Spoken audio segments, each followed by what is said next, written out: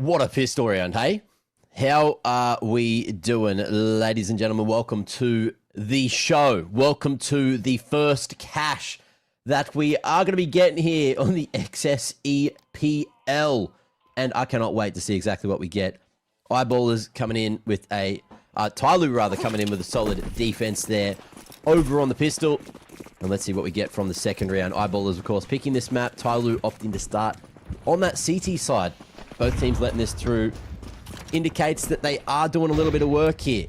And as you can see, Eyeballers coming in with the utility. Fast approach towards the A site. Zero with an M4 holding strong. Nice little lineup. Can't find the third, but Dex coming through with the Tech 9. Going to be able to instantly get that trade. But is there space to plant?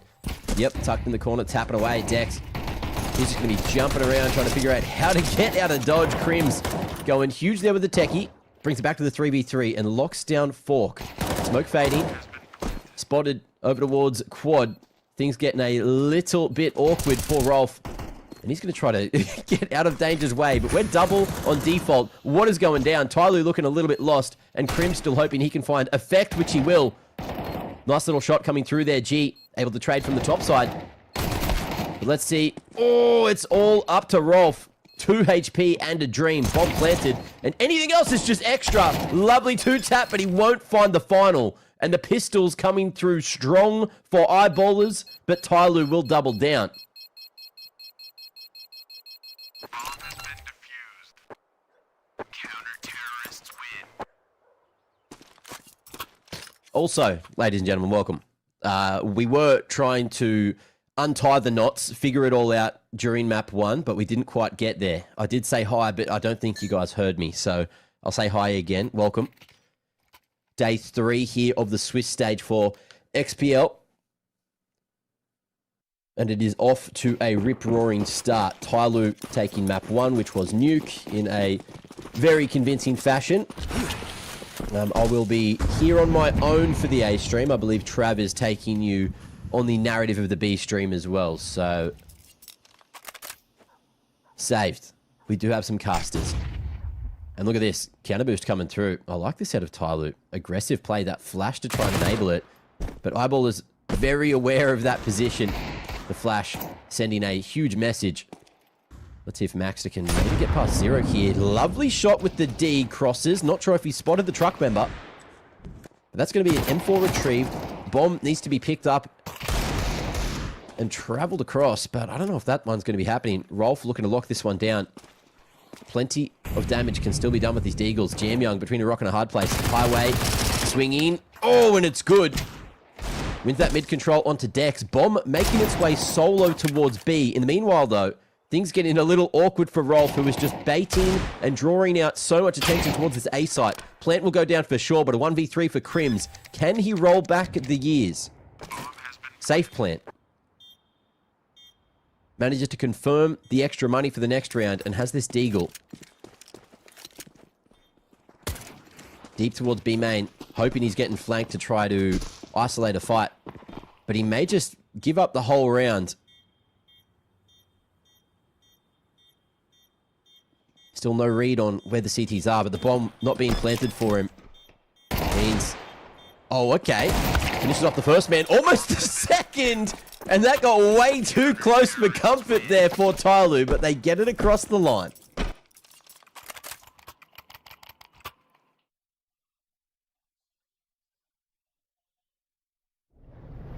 Crazy scenes. Oh, how good is it the cash is back? So far, I'm loving it. Just a change of scenery. And the confidence of both these teams to be picking it up and showing it so early here. Absolutely love it.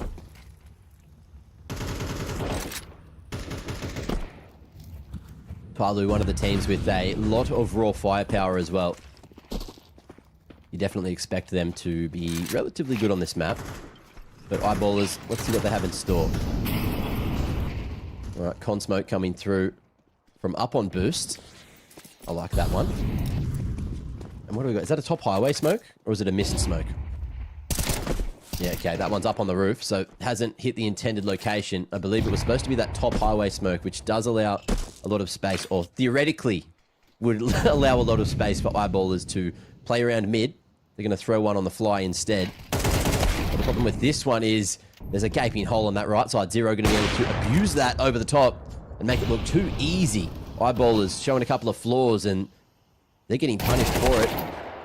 Mosaic ready as anything for the swing there from JW. Progression smoke over towards B main will allow a few more eyeballers to slot their way into checkers. But Mosaic from headshot here, just playing the off angle. Ooh, got it. Flash here. Shoots the bait. The flash was good, but the shot and the crosshair looking nice from MztrDale. Rolf in the meanwhile will hear and see Mercury making a bit of noise there at Heaven, but Rolf's position still not known. KG reveals it. Ooh, drop out of vents, gets punished. Rolf taps it, makes the swing. Ooh, and the isolated fight is not what Mercury wants here. Rolf, however, does. Gets that bomb planted, safe again. And readjusts over towards triple. 1v2. Util here for G. KG not connecting. And this is a tough position to play from, but Rolf is almost going to do the whole thing again. It comes down to inches in the round. Zero saving it for a fourth, but every single one of these rounds is coming so close.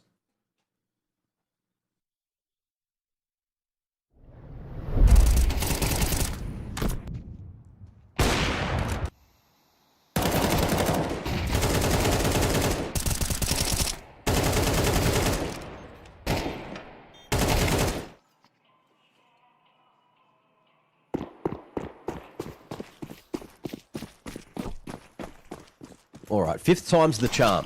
Surely eyeballers now can get that round on the board. Bomb plant with the round loss bonus means they are full board up again. Bit of mid-aggression coming through, as you can see as well. MztrDale on that lurk towards the B side, just playing the wing. Has thrown that progression smoke towards B main, just to keep the CTs guessing, and on this side of the map. Again, Cash is one of these maps with quite long rotations for the CTs. Ooh, and utility going to get adjusted. Both players tucked away on site. Jam Young allowed to make his way back towards fourth. Will flash his way forward in the cross smoke, and things get very awkward. Edging, not going to work this time. Two men down for Tyloo, make it a third. And even that fourth. A-site fully in the hands of eyeballers, and there's no way they lose this one. G, known for his vibes, known for his smile, and from time to time also known for his AWP prowess. But I don't think this is going to be one of those rounds.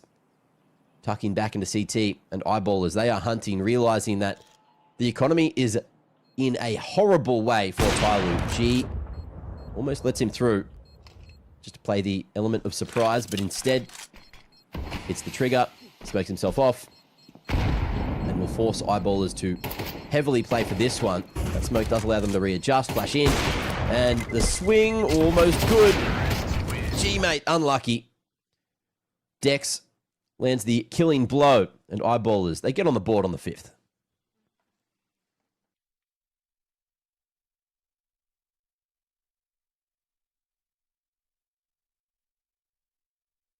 Do these young guys really know how to play Cash?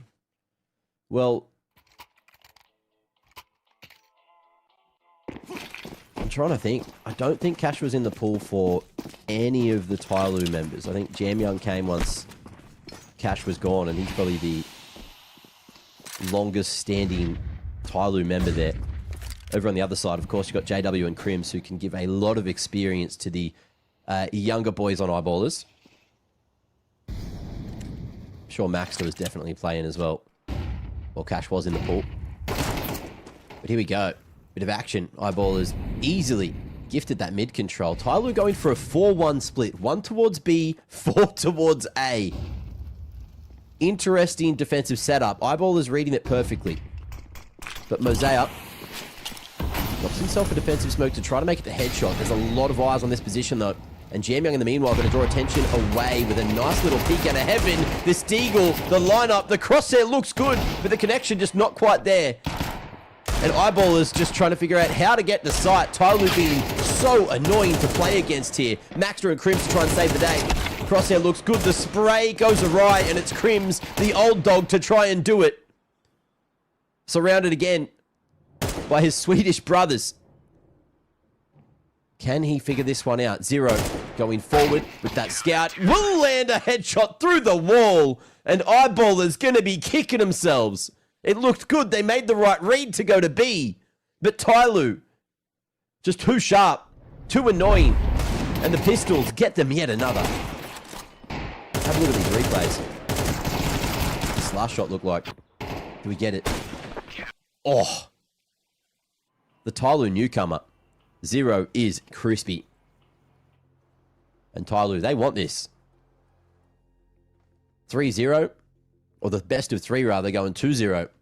Would be a lovely way to start their day. And going through the Swiss stage clean 3-0. Gives themselves a couple of days off to get ready for the playoffs. That's exactly what you want to see. Eyeballers, however, a lot of people saying they are overperforming. But it's nice. It's great to have some of the greats back and performing at this level.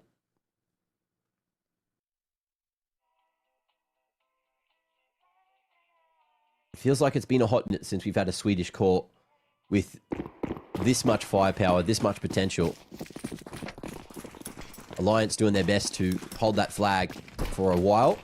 But Eyeballers, with the arguable reputation upgrade, if not gameplay upgrade, with Crims joining the fray, is a conversation that we are having. And again, looks like they're going to go for this late mid pot in position, just to go out with a smoke with a flash, or even just go dry and trade. Hard crossfire on the mid choke with 3 players here to fight. It could end up being a brawly one. But let's see if they're expecting Mercury under boost. G on the roof off angle. It's just a matter of time till this action happens. Again, shoulder to shoulder, Mosea and Maxter as well. Getting ready for this B pop. If that happens, bomb over this direction. Fake utility thrown at A, which will dislodge Jam Young to go back towards mid. Here comes that hit, but G is ready as anything. Look at that. Dealing with both those players on boost. Maxter takes down the B anchor. But the problem is the bomb isn't here. And Maxter has to go loud to get there in time. 30 seconds. And he's got a flanker, Mercury, sniffing him down, chasing him. Double tree set up as well. And the problem is, no smoke for the cross, but the bomb is tossed across JW. He's been here before. Mercury's position now known. Oh, good read on Crims. And he knows that JW is tucked towards checkers as well. And that is going to be Zero, making light work. Mince meat. Swedish meatballs on the menu for, I'd say, dinner. I guess it is getting towards dinner time over in China.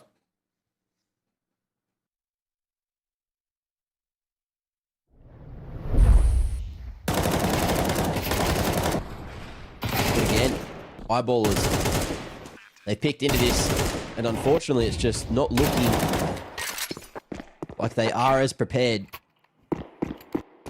as maybe they thought they would be. But that's the risk. Picking a new map in the pool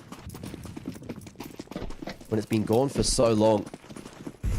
Still plenty of Counter-Strike to play though.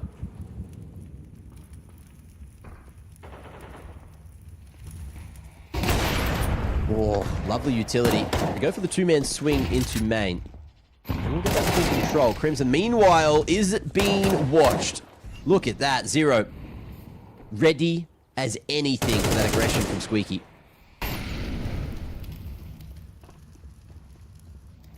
And now man down. Taylor's old as time. Group up, hit B. Eyeballers thinking about doing just that. But they've been spotted. They've made a lot of noise. And they do have a minute to play with. So mid seems to be the target. JW still here on boost. He's been peeking. Making sure no one has shown their face. Over towards Z. .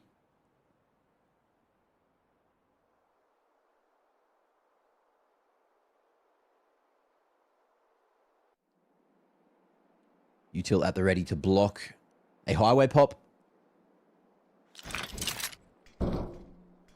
But it's going to be a top highway smoke here for eyeballers. Do we send it through the smoke or are we going Z?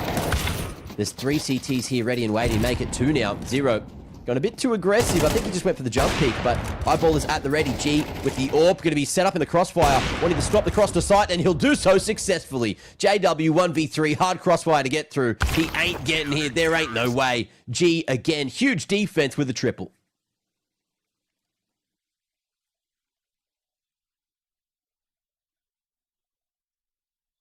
I love the idea from eyeballers, but again, Tyloo just never left that A site. 3 players. Already. And after 0 died on the jump peak, it just seemed that much easier because G knew exactly where he could be. They got the information on where all the eyeballers members were.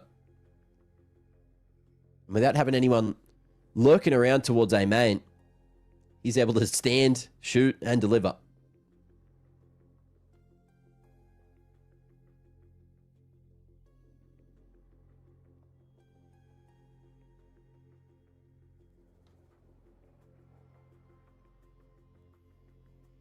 Peter getting in their ears. Just trying to make a couple of adjustments here through the tactical before we jump back into a cheeky bit more Counter-Strike. He's obviously got that bird's eye view and wants things to start going right before they go much more wrong. 7-1. Tyloo already with the majority. Everything from here is arguably a bonus. And also, Cash is only in the pool. First time we've seen a couple of teams of this caliber play it. So we still need to feel out whether this is that T-sided map like I think a lot of people expected, or if it is still going to be feeling a little bit more on the CG side of things. Utility obviously changing the game since we last saw Cash in the pool. Smokes can be broken, volumetric and larger and longer smokes, as well as a lot of changes to how smokes can be thrown, which holes are in the roof, etc. But we got some action going forward here. Look at MztrDale. I think he's been hurt in the smoke, so opts against the full push. It was ambitious. Oh, but Mosaic are going to be taken out, and that's going to be the equalizer. Crims bringing it back to the 3-on-3. 0, Jamyoung, and G. So far have been incredibly successful on these retakes. And they're going to give it another crack. Double under heaven setup.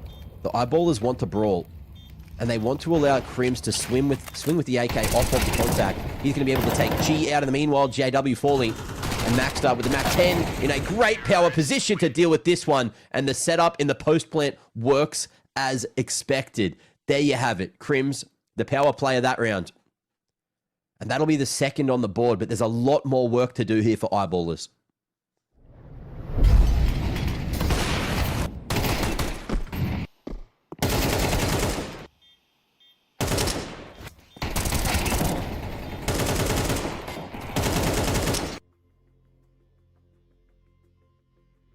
Ooh, Zoking. He's laying down the Lord of G. Look at the passion. Love that. Just making sure that Tyloo don't let this opportunity go fleeting. If they can lock this in 2-0, definitely going to put them in a better mood for the rest of the day.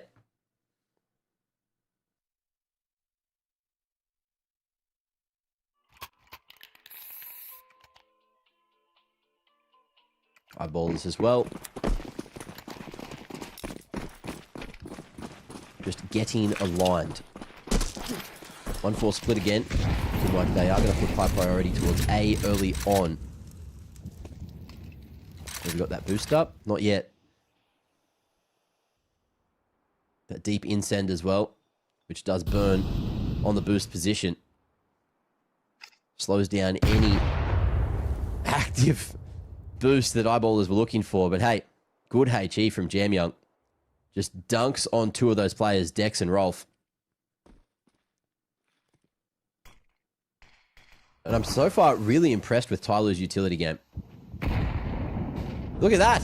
Another nade. It's just made it too easy for Mercury to dunk on him. Tyloo. Full read on what eyeballers are throwing, but in the meanwhile, they're going to try to make their way out. A defensive utility there on site will stop them from making their way in. And look at that. JW and Crims. The Bash boys are back. But can they make the 2v5 happen? Maxter and Crims doubled up at the back of Fork and waiting for Tyler to make the first move. Bomb down in front of Squeaky is going to be so hard, theoretically, to grab. And that's the problem. Gee, he's the problem. My lord. Bit of a slow start on the AWP, but once he's got going, he's hitting some absolute crackers right now.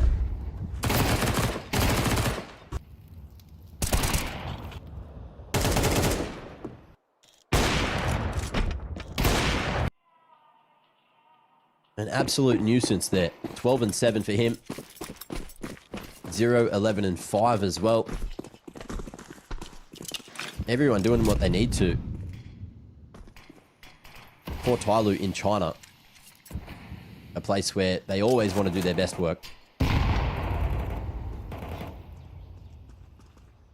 No one getting caught off. Not on the first time. Smoke gets broke a second time. And Mercury makes a lot of noise his way into checkers, and with a couple of pistols and Galil's up in his grills. Oh, you'd think he'd be in trouble, but the reposition to Snacks is beautiful, and the crossfire, it is the perfect read. Look at that. Eyeballers go in the front side. They don't swing checkers, and they get hard punished for doing so.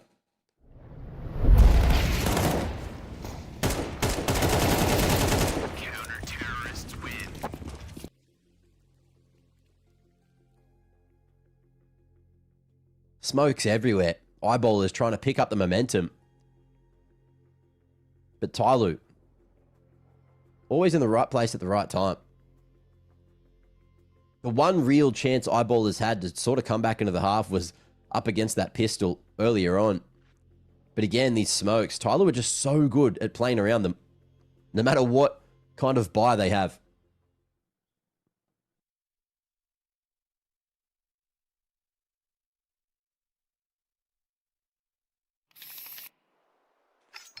You say it's CT-sided. I'm seeing people in chat saying it's incredibly CT-sided. But if you go back to the start of the game, Eyeballers had 3, 4 rounds back-to-back where it was like 2 and 1 players alive, and then when they won that round, they cracked the economy. So they did do everything correctly, and they could have changed the narrative completely of what we've seen so far here on Cash. But final round of the half. Let's lock in and see if Eyeballers can find that third to give themselves just an extra breath, an extra chance in that second half. Gee, missed opportunity. But the 2-for-1 puts Eyeballers in a good position. Dex has been heard burning in the molly. He thought he had the timing, thought he had the pace. But the flames keep burning, and gee, he's got that passion. He's hitting them shots, and Mercury is not expected up on site already. JW 1v3 back up top, but the trade is swift. 10 to 2. Is going to be the score at the half. Tyloo off to the races.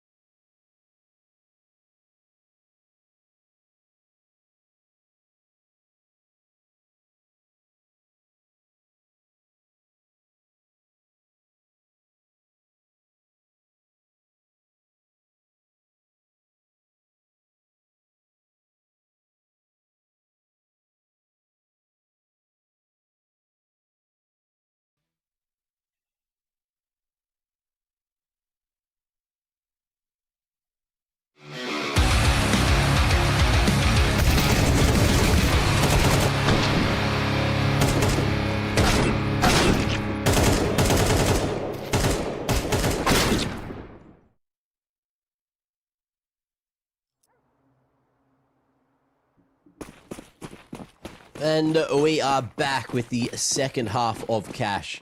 Tyloo running away with the game, but if Eyeballers can somehow manage to turn this around and show everyone that it is in fact CT-sided, then we're all in for a treat, aren't we? Maxed up. Julie's at close range, position to try and be hidden from Squeaky. With JW as well to try and draw attention away with this line. I like the setup, but the other defenders are a whole mile away. Flash in. Maxter going forward, finding 3, almost the 4th. And that should set them up for success, but 0 out of Squeaky. He's gone in with a nice little pop flash, and that has opened up the A site completely. Up at heaven, Rolf going to be able to take another name, and now it's all up to G, who was phenomenal on the AWP towards that first half, but the second half, oh, he's now found himself some space, but not the package just yet. Slow rotation in from Dex, who's here at the door, and it's just a matter of moments. Crims isolated in the fight, and they'll try to swing together. G doing a great job to keep himself alive here, but Dex with the Julies gets it done.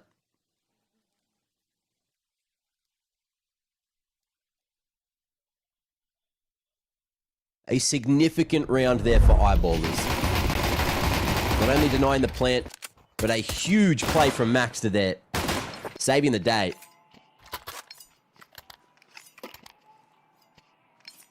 And Tyloo. In this position, it looks like they're going to play safe. Even though there is the world where they've got that huge lead, they realize that if momentum swings too far back in Eyeballers' favor, there could be trouble on the horizon.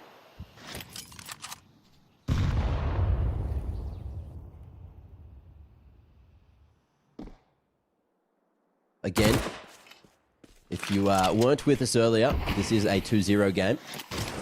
Eyeballers and Tyloo having success for day 1 and 2 so far here of XSE Pro League. And the winner here will make their way through the Swiss stage successfully into the playoffs. Loser still has 2 lives, 2 chances. 2 more best of 3s to play to qualify to that next stage.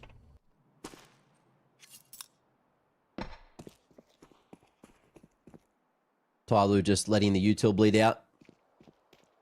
Going for a little death ball approach towards the A site. No utility. But obviously, this is going to still be a difficult one. Oh, some of the molly could have been a little bit better. That being said, splits the wickets and makes it look way too easy for that M4 crossfire. Bomb now out in the open in the front of red. And the CTs all swiftly making their way across. Crims gets another eco in the mix. And that will be that. Confidence coming through for the Eyeballers, boys.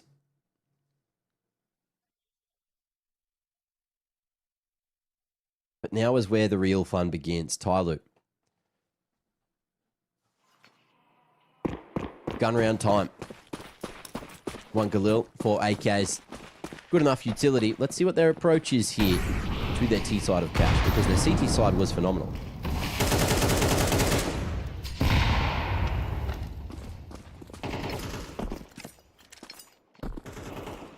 Right, Eyeballers backing off. Triple lane at the moment. Speedway, rather.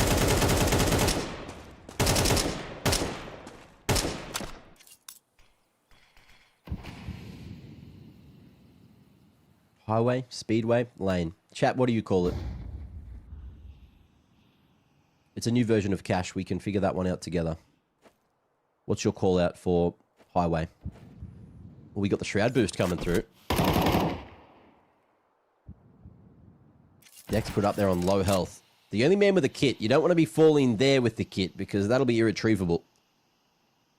Eyeballers as well towards B. Rolf and JW. Trying to set up an aggressive trap. You want to stay close as possible, of course, with these SMGs. And Tyloo slowly bleeding through their utility as well. Becomes a util. Both ways. Oh no, timing of the flash could have been better. It does allow him to get out of dodge. Rolf now in checkers. With that incendiary to just try and buy some time. You've got Crims looking to make his way in, but at the same time, it's all a ruse. It's all a trap. Dex gets the info for 1, but won't finish him off. And the bomb now going to be spotted over towards this A side of the map. But the CT's winning all the picks that they needed to. However, G almost doing it again. Bomb on the ground and 10 seconds with Mosaic nowhere to be seen. Eyeballers get through the first gun round. Counter-terrorists win.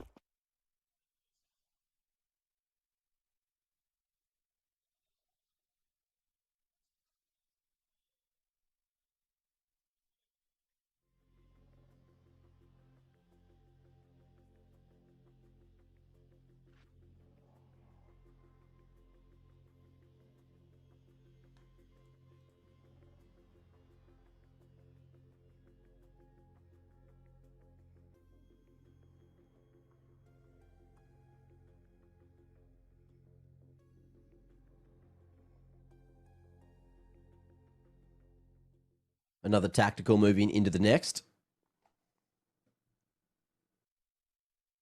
Zo King trying to inspire the boys. Now just 5 rounds in it. Mosaic going for the Hero AK with some upgraded pistols and okay utility around it.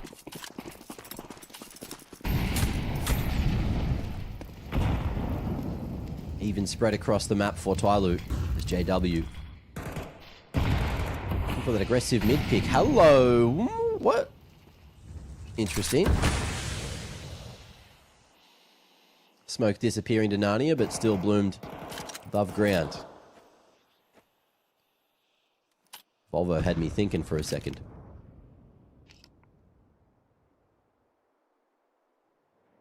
So here's that lineup for the Z smoke from Boost if you want it. Left click looking at that. Couple of flashes. JW here at jail. Not going to be spotted straight away. 2 easy picks. Tyloo not even reacting to that position. Mercury. He'll fall as well. And JW rolling back the years for this round in particular. Hero AK yet to get activated this round. But we'll see if that one gets late boosted here. Maxter, you can see he's up on the top of the garage roller. Well, I guess it's an awning now. But spots the info, spots the head, and they know where the final man is. JW's heard him drop. Placement doesn't connect, but there's many men coming in from useless. And eyeballers have now successfully shifted that momentum back in their favor. Tyloo maxed out round loss bonus. Should be able to get at least 4 rifles, if not a Galil or something there for Mosaic in the next.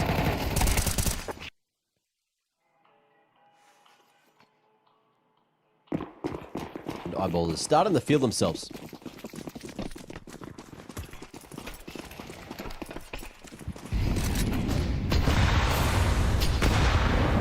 Oh, hey, geez. Cracking open the smoke, but Jam Young believing in the speed. However, he gets taken out by, okay, early boost into vent. Maxed up, playing from that approach, but not expecting the second man there. Already out mid as well. So 1-for-1 trade leaves Rolf solo here on the B site for the moment, and Tyloo, they've got a good read on this. They just can't quite figure out where Rolf is. They know that someone was aggressive in checkers to get that early boost for Maxter. But Rolf's going to a safe position, all the way back on site. Missed spray. That flash just denying his vision for slightly long enough. Backside plant. Open for main, open for checkers, and Tyloo with the man advantage. Maybe finding that first round that they've desperately been looking for.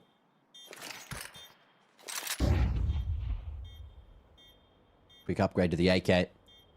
Eyeballers going to have a cheeky look, see if any of the Tyloo individuals overstep. Hang on. They're going in. They got all that util dumping everywhere. Pick on a G. Time ticking. About 10 seconds to get on this defuse, but, oh, first man out of tree ain't going to make it.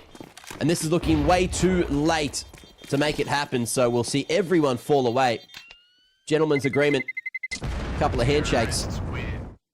And Tyloo will find that 11th. First round of the half. 2 more necessary for that 2-0 here in the best of 3.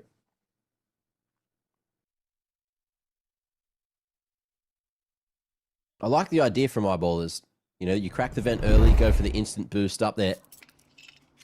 But they just were not ready for Tyloo to be so aggressively out mid. Con player smoked off, forced back. And then you just don't have any of that information. Tyloo back to the default. GM Young, early A main presence. But JW's gone through Squeaky, and I don't know if Zero has heard this, but he is aware. Very cautious with the push in. Tight line. But a deep corner the play around, and Crims was there to help and swing off that contact. Jam Young trying to deny the escape, but it ain't happening. Supportive utility coming from the site there. Was beautiful to see. Flashed him off, forced him back. Dex, in the meanwhile, going to be able to deal with that mid pressure. And Tyloo now between a rock and a hard place, but they will just group up and set their sights on B. Eyeballers aware that this could be the situation at hand. They will go together to re-clear mid as 3. And if they can get themselves into the vents here, or even fashion a fast flank from mid, this is going to look very difficult in the post plan. If Tyloo even get to sight, Max are going to make that hard for them. G, stepping one step too far forward. That tree smoke. Sometimes a hard one to get going. And there's that flank activated. Bomb planted, money's there for Tyloo in the next. But Mosaic has a lot of work to do. Spotted here in front of the tree smoke. And there's just not enough cover for him. Eyeballers clean. 5 alive. Fashioning the comeback again.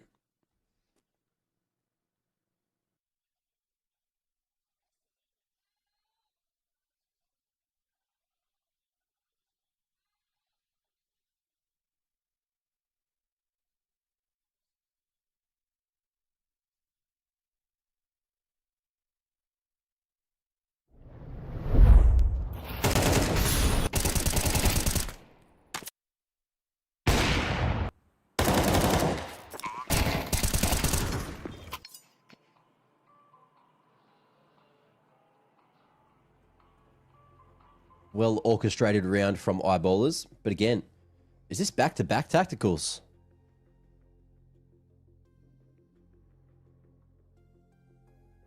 Zoking just wasn't done talking. Wild. Now, a question that I need answered at some point. If maybe I can get Banks on the case and check this one out. So, Coach Peter has the Bosnian flag. But the rest of the boys are Swedish. So what I'm assuming, my assumption is, in-game, eyeballers all communicate in Swedish. Peter might speak Swedish, and I could be an idiot. But the tacticals, just like bird's eye view in English, eyeballers all understand it, but then communicate in-game back in Swedish. That's what I want to know. GM Young, however, communicating in AK, the best way that he knows. Crim's going to be able to at least go for the refrag there. And Tyloo starting to shift that attention back towards A. Dex trying to make a play through mid. And we'll reposition close, which is a nice place to be. It allows you to get any of these sound cues and forces Tyloo to try and stay silent on these rotates. But yeah, he's heard those footsteps. You can see he's looking at him through the wall. Can hear the sound cues. He knows that they are leaving A, but no one's shifting over towards B. Maybe he thought that they're still behind A main. A misread, a miscom could cost eyeballers potentially the game with this one. But Dex at least in a position where he can go for the fast flank. In from useless. There's that flash at B main. What do we got? Just a smoke and the AWP here to try to buy some time. Yeah, smoke down the headshot side is a nice place to put it. But, oh, the repeat, the play around ain't happening. Mercury running and gunning.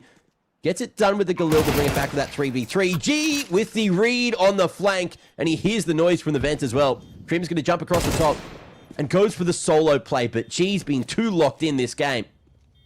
Gets his 19th, might find a 20th. As JW 1v3 with the AWP. Drops out event, that's heard. And the slow peek into the crosshead. G with a huge post-plant triple. And a large smile on his face, as expected.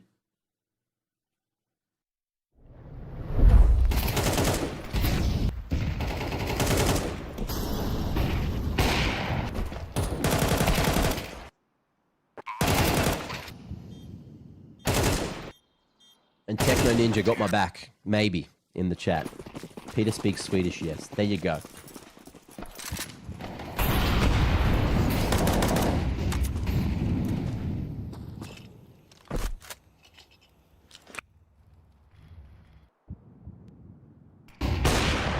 Flash in, almost placed perfectly, but JW here. Oh, look to lock it in. It's a little bit more done here from NBK, and we'll start to try and play around the smoke. Zero just waiting for the perfect moment to make his move. Pushes forward, it's awkward, but he gets the job done. Jam Young as well, one on the decks, and we're down to the 2v2 with plenty of time to play, but the bomb needs to be retrieved, and now it's just Rolf in the open. GG, Tyloo 13-7, winning their first foray on cash here, and taking it 2-0 in the best of three. What a performance, especially from Young G. Mate has a huge smile on his face, understandably, and Tyloo going through the Swiss stage 3-0. Now, I believe we do have an interview coming up shortly. I'll try my best not to talk over it. We'll get Banks on the stage to have a little chat with the boys and see exactly how this one feels. But it's not all over for eyeballers. It is today. They get to go home and figure out what went wrong. Big smiles on their faces as well. But yeah, Cash just not going as expected. A few of those rounds, we saw some crazy clutches coming through from the Tyloo individuals. Those 1vXs, 1v1s, 2v2s as well. Just constantly going in favor of Tyloo. And I hope we get to see a bit more of eyeballers. We certainly will be. But I'm sure everyone down in China are going to be ecstatic that Tyloo have made it to the playoffs. One Chinese team already making it across, and a second not too far away. Let's have a look. G looking like he's going for the interview, and we'll let the boys have a quick chat.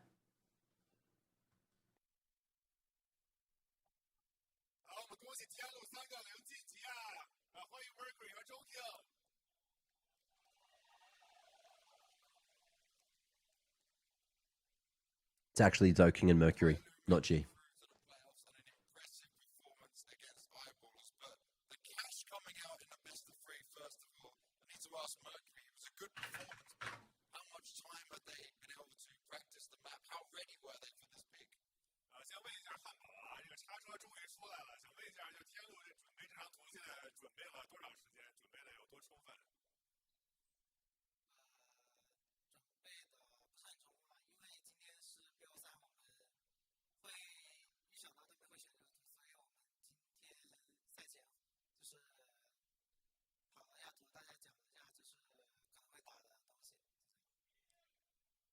So we're actually not very prepared for cash, but we kind of anticipated that they would pick cash. So today, like before the matches, we just we practiced a little bit.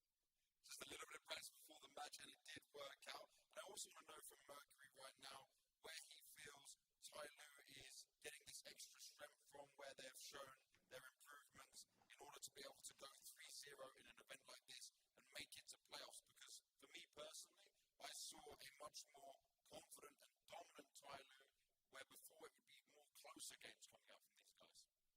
就 Banks 本人就据他的观察，感觉天路目前的战斗力是增强了。然后其实你们这个小组赛的对手其实都非常的强大，但是你们直接3-0出现了。那么汉堡，你觉得就你们就最大的提高在哪里？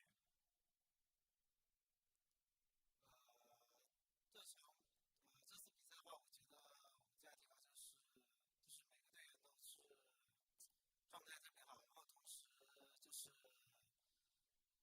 赛前的话，我也会就是讲好我们这场的对策，然后他们也会执行的很到位。Yeah, so basically everybody on our team is just the individual's form is just tremendous, and also that before the match I will kind of go over like what are the key points, win conditions, and everything, and the players were able to execute did execute perfectly to go this way, right, without dropping a map to make it into the arena and make it to the playoffs. For Zoking, first thing I want to ask you, in front of this crowd in China, and also you've got your son there, you've got your family there, how much more special does this make this moment for you?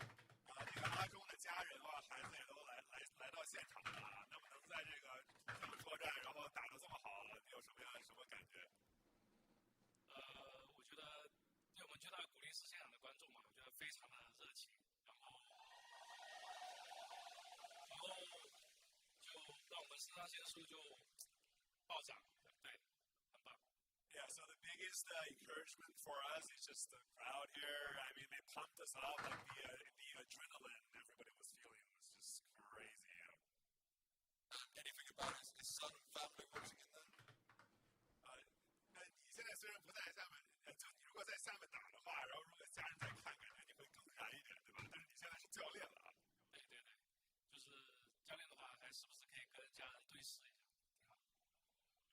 So, like, if he were playing, like his family being there, we even like get him more pumped. But now, as a coach, he would kind of, exchange eye contact with his family, so that's always reassuring. Oh, I love that. That's very nice as well. And also, we saw, even though you guys were 10-2 up on cash, you were looking so good, you were very animated during the break. Was there something you just needed to make sure the players know? What was happening? What were you telling them? Can you give us some insight? 就是他说上半场你们是10-2大比分领先的，就大家感觉都挺稳的，但是感觉你后面，就是你站在后面，你还是非常的这个燃啊，然后就动作也很夸张的或者这些，就是你当时想跟队员们说些什么呢？我们上半场其实是非常顺的，然后对面的进攻意图其实我们也判断的挺准确的，因为他们的一些动静，然后所以上半场我基本上都没有叫暂停，然后下半场的话呢，首让局输了之后，我发现大家好像有点太想赢了，然后有点畏手畏脚，然后我就叫了个暂停跟大家说，我们这下就要输了，要被人家扛下了，我们要放开打，要补枪，因为这个图其实大家都半斤八两，就补枪，靠抡进残局，对，就这样跟大家说。Alright, so the first half, it went by pretty smoothly, so I didn't really call a timeout, and we were anticipating what they were doing very good on the CT side. But then on the second half, we lost pistol round, and I could feel that the momentum shift a little bit, and I could feel that the players were maybe losing some of their confidence. And so I just called a timeout, and I was like, hey, this is a map, nobody's familiar with this map yet, so just go trade, go win your duel, and just, play with confidence, and we were able to get the win now. Well, confidence is key, especially in Counter-Strike. And my last question is just going to be for Mercury on this side, and just understanding, you've been 3-0. Your players are playing with confidence. They're looking so sharp. Does that fill you with confidence that if you can keep that level, you can lift that trophy next week? 最后这个问题给这汉堡啊，你能看见就大家目前的状态这么好，每个人都这么有信心。那你觉得如果每个人在淘汰赛大家还打得这么好的话，是不是有机会能捧杯啊？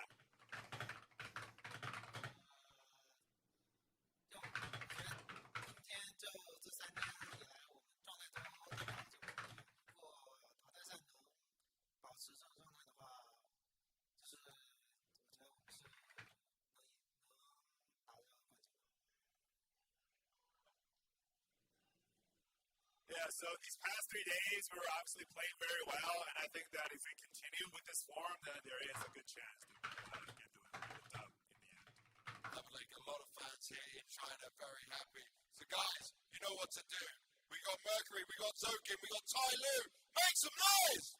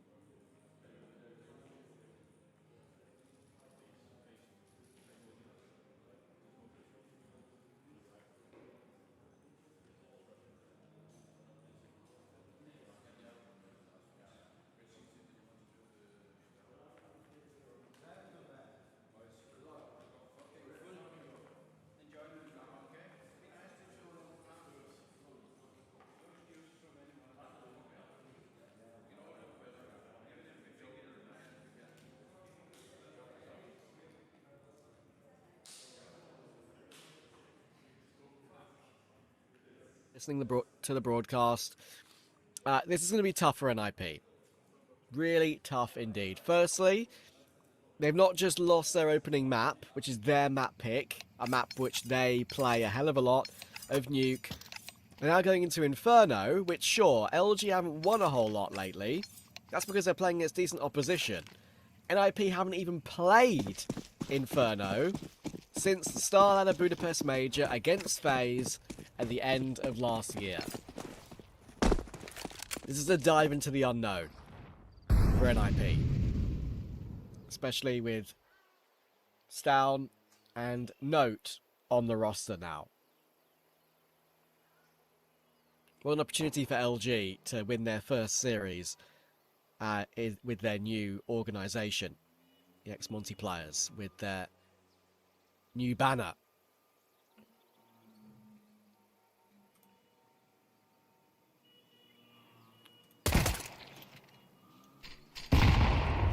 So opening click from Note.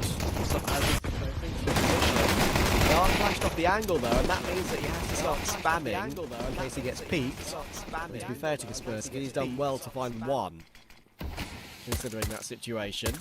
There is one more player on the site though. Will Snappy get overlooked? He absolutely does. Needs to connect with the shot though, and he's going for body shots. And that ain't gonna work.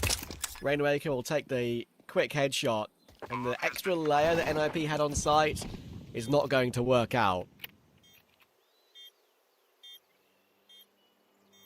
Stown trying to creep in with Shush. But the setup here for LG is good. You might have two players low HP, but they're playing headshot angles. Lux in full. There's Rainwaker, and there's Rainwaker again. A huge quad kill from Rainwaker. How good is this guy? Everyone speaks about your time on NIP does not count. Well, your time on Liquid certainly doesn't count either. Ever since he got added to Monty, he has been superb. What a career renaissance he's having. Everyone knew how good he was playing in Tier 2 with various Bulgarian teams. His quality was never a question. Liquid was just a bad time for him. It's a great start to the map for LG. We do need to flick the names at the top of the screen to get LG over on that T side.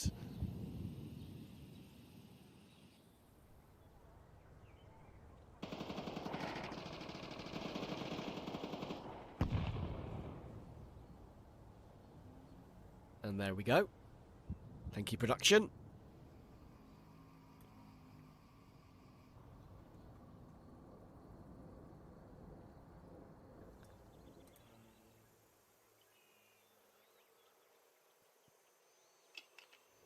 Now, Note has disconnected, and unfortunately, he is disconnected when there's been damage done.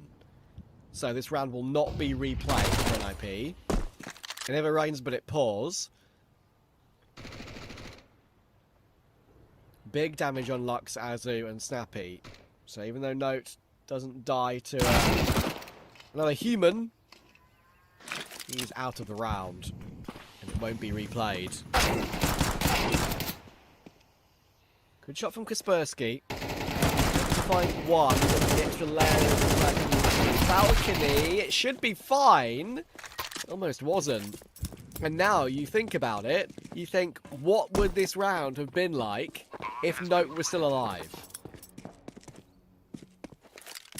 NIP will be feeling aggrieved because of that.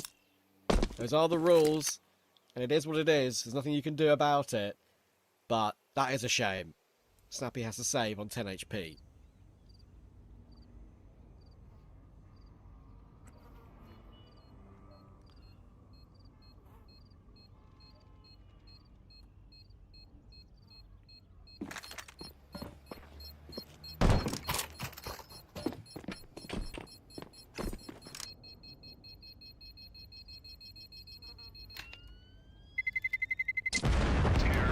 Ludair in chat, we have a caster. You do have a caster.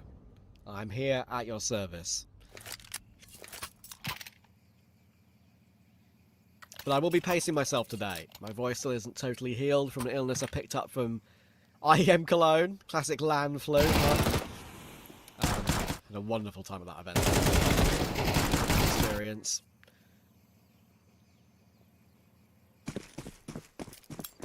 We're just getting over that. And now you guys are my company for the rest of the day.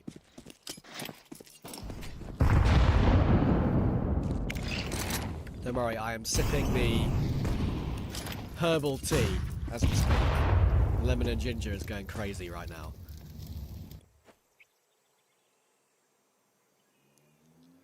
And LG are going crazy too. This is going to be the eco for NIP. Be a 3-0 lead early on T side.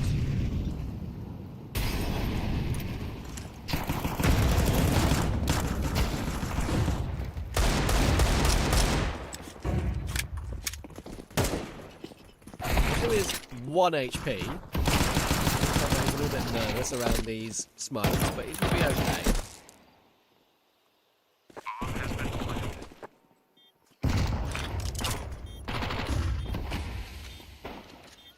Trav, can you hit the Sue? God. I mean, if my voice was at full strength, I feel like I could. Sue! Is that good enough? Nothing like Trav after Ronaldo piercing last night. Nice shot from that throw. Risk up against Stan on that angle. Decent damage here from NIP. Look at the health of LG, would you believe it? I mean, Lux is definitely dead.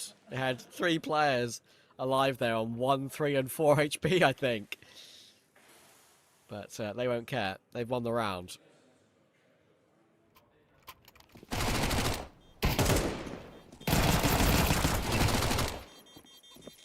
Is that Trabicular?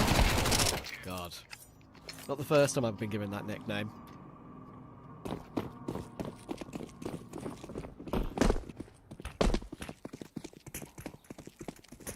You just stick some whiskey in that lemon and ginger tea and you'll feel 100%? True.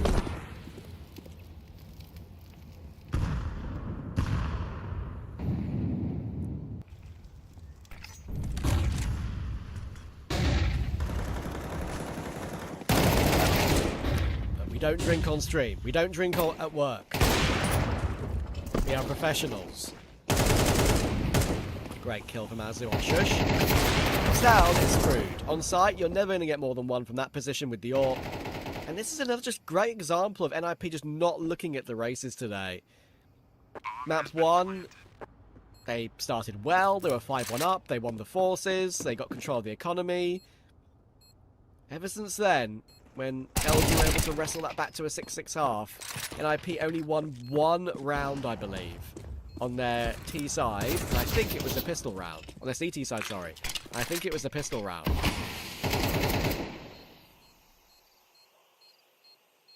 Beamus knows that if we can't have gone too far, we will get the kill in the end. And as the storyline I've been developing the entire broadcast so far, the fact that NIP have not played Inferno since Budapest in November 2025. That is a whole 8-9 months ago. Even though LG don't have an amazing record on Inferno lately, you might be looking at it and thinking, well, come on, Travis. They've only played 6 maps on it recently, and they've lost 5 of them. Well, look at who they've played. Sure, NEMESIS at this very event, bit of a question mark, but that's, you know, with their brand new in-game leader. With Monty, they played Mongols, Falcons, Paravision, and Heroic. And they managed to beat Paravision 13-5. So there's a totally reasonable explanation for why those results are the way they are. For NIP, if they lose this map, there's also a reasonable explanation as to why they've lost it, but not map 1. Worrying times for this organisation who really needed good VRS points from this tournament. They might not get any. Could be going out 3-0-3. Good couple of pistol kills to begin at least. Shush and 5-7. Getting one more there for Stan is good. With Azu again 1 HP, would you believe? How often has this kid been 1 HP in this game? It should be an NIP round, even with pistols.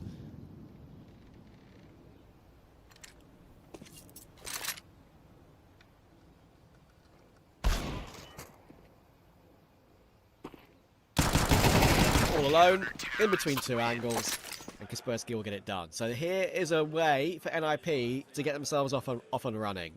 It can't be a flash in the pan. If you're going to win on a half buy like that, you've got to press the issue and make the most of it.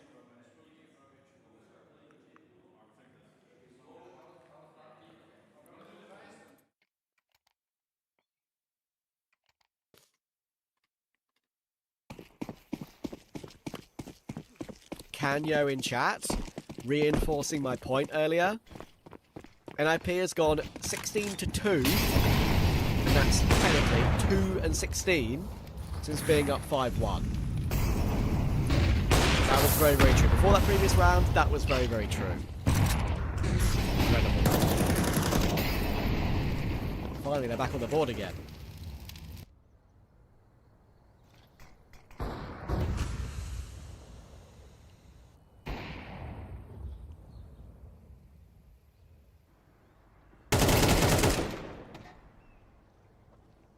Good reaction from Bemis. Could argue that's a little bit of an overpeak from Shush. Maybe he felt stuck in apartments and didn't want to fall back the normal way, thinking he was going to get caught either way. Bemis will punish.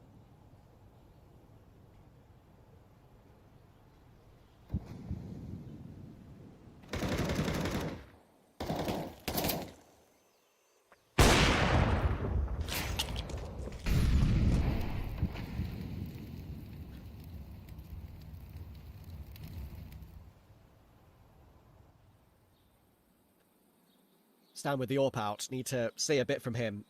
He was... I won't say he played badly on Nuke, because he wasn't allowed to even play. Especially in that CT side. Good kill from Note on Bemis. Now Snappy off angle towards CT. Needs Azu. Gets the 1.5. That's okay. Especially considering there's one more player around the site. They're not going to expect Kaspersky here as well. Good find on Lux. And Afro needs to try and find a way out. He should be allowed it. Only 5 seconds left. So he'll keep his AWP.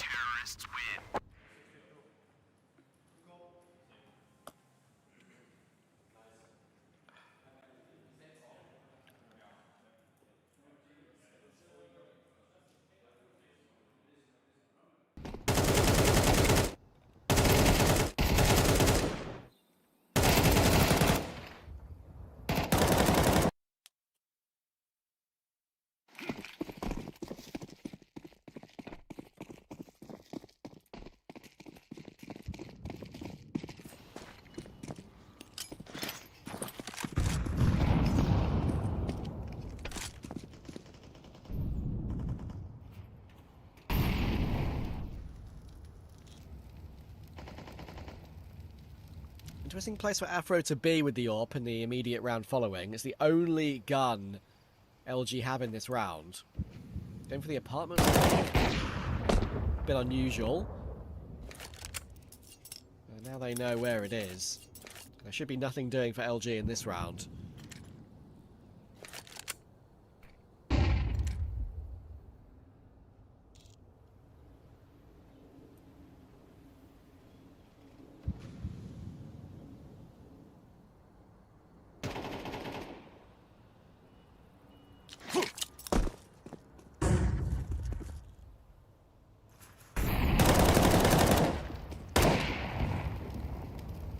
Bit awkward for Shush.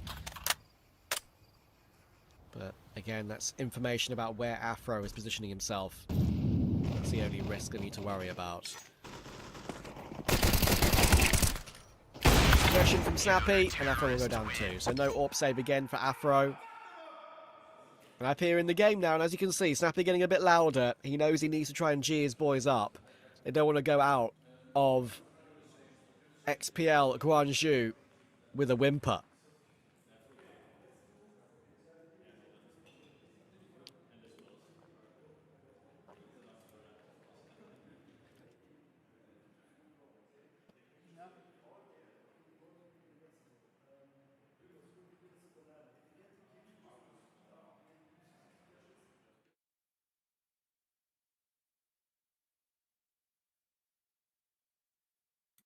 Thanks for all the comments in Kick Chat, by the way, guys. I'll be with you throughout the entire day. Big versus MIBR, BO1 to follow. This series, Bait versus Alliance, BO1 in the 1-1 game to follow as well. And then BETBOOM versus Nemesis in the BO3 to qualify for playoffs later tonight. So later tonight, it's 8:51 AM where I am. There's a chance it could be tonight, huh? Definitely will be tonight in China.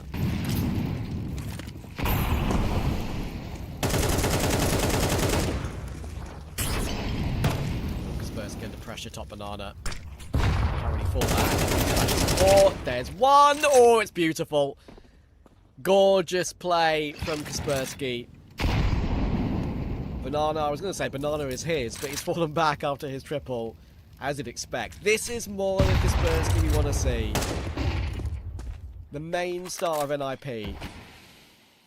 He's not an upcoming star really anymore. He is a star. He should be performing as such. And that is more examples of what he can do.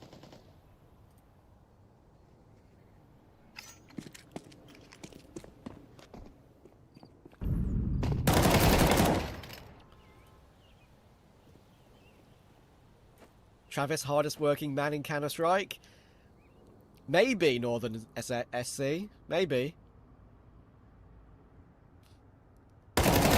Basically didn't have a day off casting between like my trip to before my trip to Cologne for the major.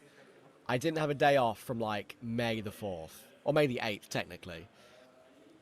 I was on BC Championship, CCT, Nodwin, Thunderpit. Should be a fun month as well.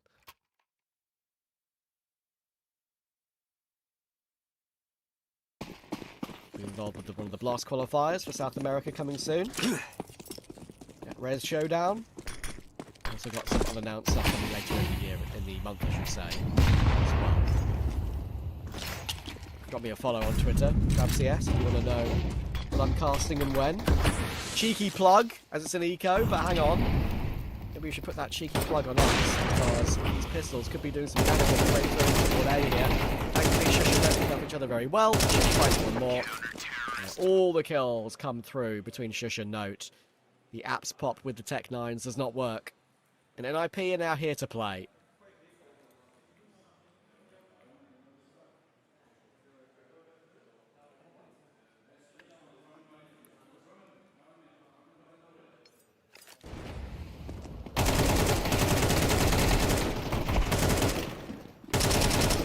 Casters are only good if they are bald, says Scrome. I will shave my head at this instant then.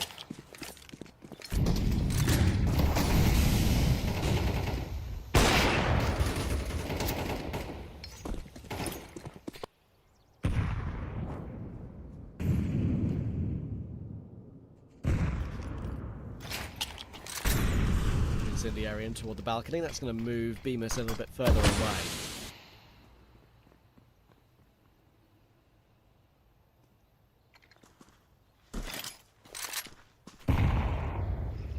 Down 34 to begin this round.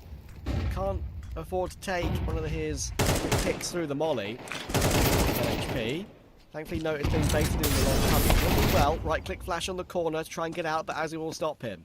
Sam now moving forward, looking to try and take that pick in toward the apartments. But Rainraker hits the shot nicely. Shush finding Lux is good though. It keeps NIP in control of the bomb site. Azu with a great trade though. Kaspersky needs to activate, but he's activated too late. He's let the first player in Azu get onto the bomb site, and because of that, he's not able to get his headshot. It's Azu who'll find a triple, and Snappy has no say anymore. Kaspersky missing his timing, missing his chance.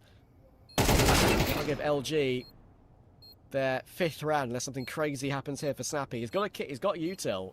He's got the perfect angle, and it's the easiest headshot of his career. Good work from LG.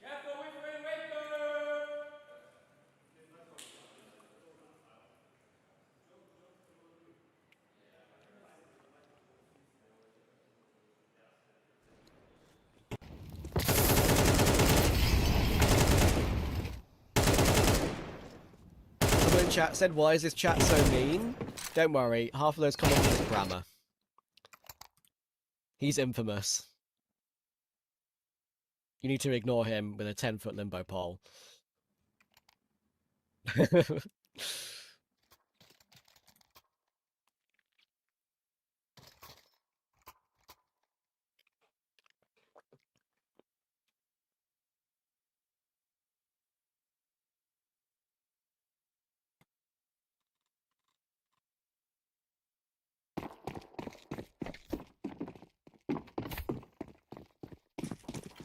Another example in that round of how decent Azu has been playing lately. Critical triple. The third on Kaspersky being particularly nice. Sure, advantageous angle, but still.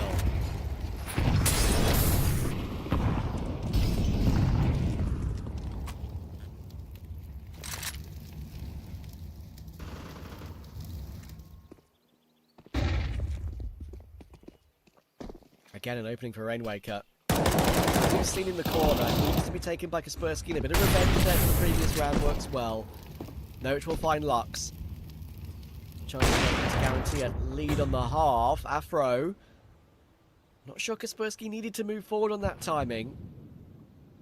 May as well just reinforce the 4v3. And look where Rainwaker's got to. He's almost flanking Stown. Will he see Stown before Afro makes his way up middle? Surely he will. Look how far Rainwaker's pushing forward. It's going to be a freest of free kills. Stown grounded on. No, it's got the timing this time to at least grab that one kill back. The back and forth continues on Inferno here.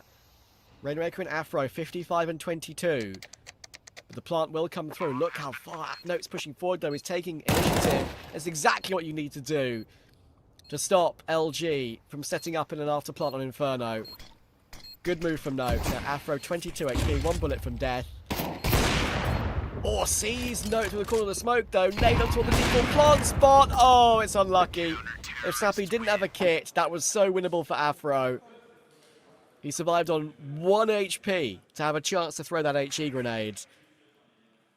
NT in our kick chat for that one. But Snappy does the right thing.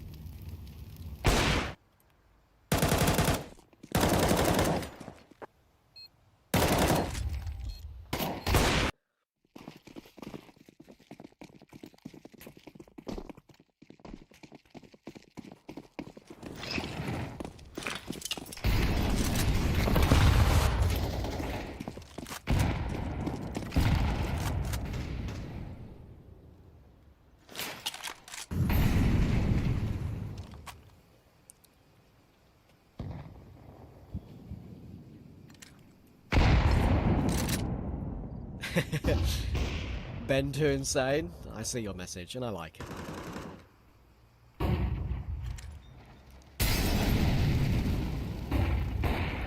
Final round of the first half of Inferno. Can NIP scrounge a lead? They need anything they can get to avoid the possibility of elimination in Guangzhou.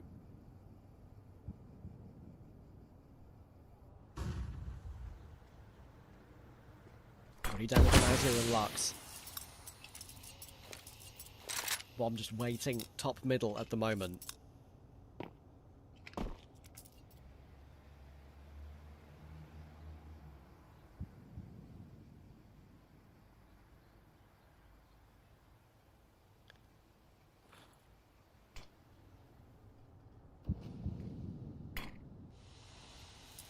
Smoke will block off Note in Library. Decides to break onto it.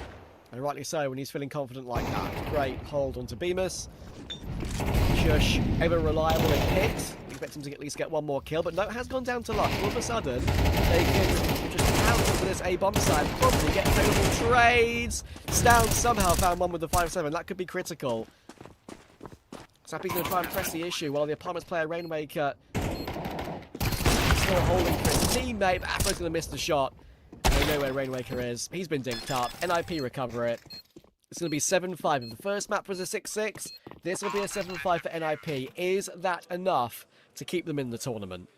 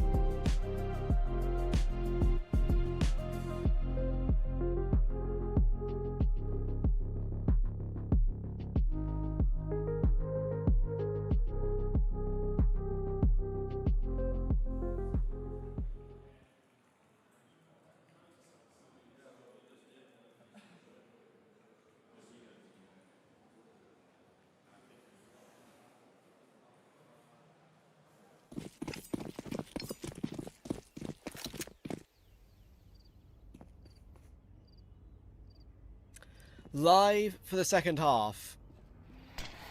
Oh, big damage from Kaspersky on Azu already, he's down. And I think because of that, LG are going to decide to fight, and I don't blame them. Guess we'll look for something, but they do fall back in the end.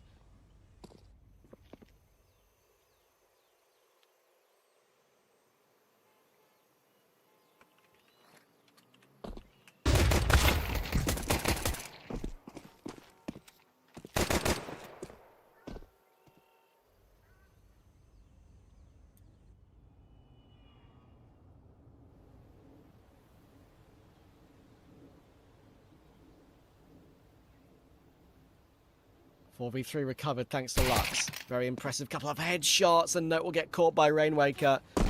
Well, recovery. But they lost Azu early. It's a beautiful click from Bemis on Shush as well. Now, off the back of that opening kill on Azu, LG have not looked back.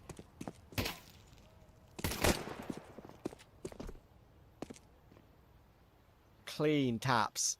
In general, just looking slightly better individually today. LG across map 1 and map 2. Sappy can't do anything. LG will start the second half well, looking to try and eliminate NIP in 2.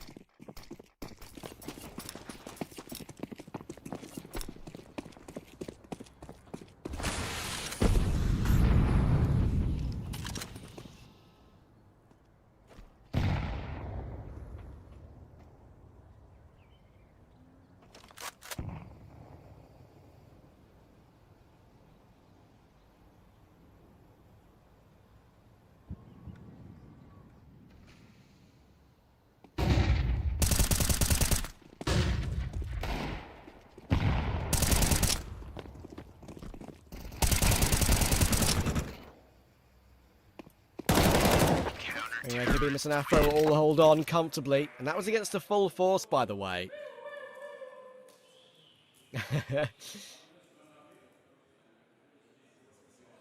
Those sirens are coming for NIP, I think. This leaves NIP with the full eco to come. Going to be a 3-0 start to the half for LG.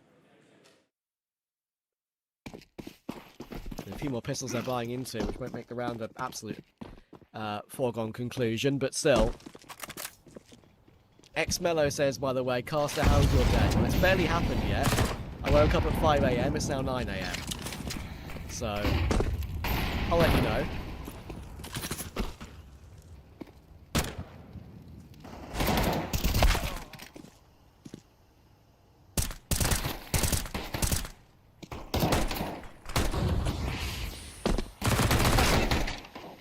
Good go from Shush, considering he's being leapt at by Azu. CHE. That'll close things. Snappy has a chance to do a bit of extra damage here. He's picked up the FAMAS, he's got an open B bomb site, but no smoke for the cross. He's going to have to win this door heads up. And he... Oh, we might get a plant, actually. That's pretty good, considering.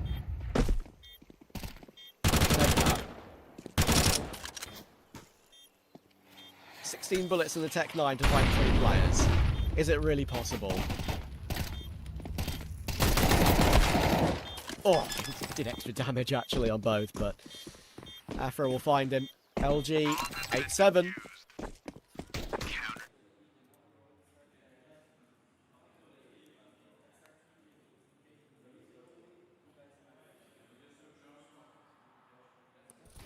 MztrDale says, how much does casting these events even pay? Now look, I would tell you. That is like one of the #1 unwritten rules. You don't spread that information publicly.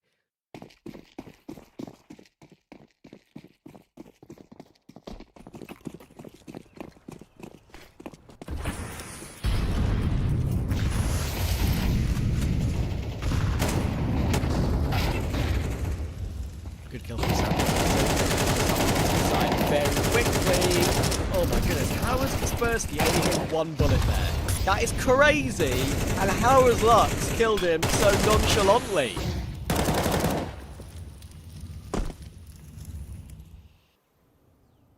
Great recovery kill from Lux. Again, having a good series. I've always been a Lux enjoyer, I can't lie. Even when he was back on Pain, I thought he was kind of dropped a bit unfairly. I think it was probably time for him to go, considering the fact that they did improve when they got rid of Lux. But Legacy went very well for him as well, winning a Tier 1 trophy over at CAC last year. And look, Lux isn't Gizmy, and these 4 players are used to playing with Gizmy. But Lux is not a bad in-game leader.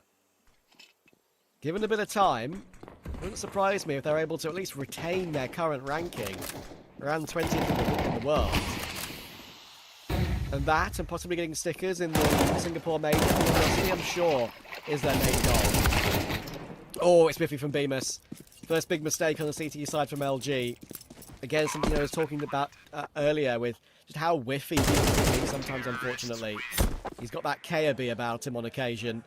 He'll miss his shots there pretty badly, and NIP are going to be able to wrestle their way back through into the B-bomb site and take an 8-8.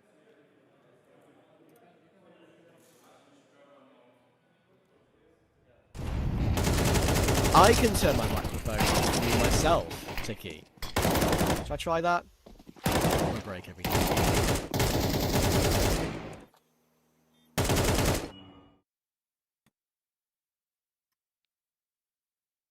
Okay, from now, I've raised my mic volume by 5.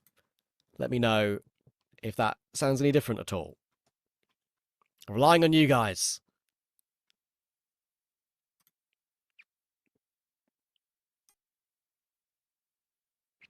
For clarity, I'm also not trying not to speak too loudly, because my voice still hurts a little bit.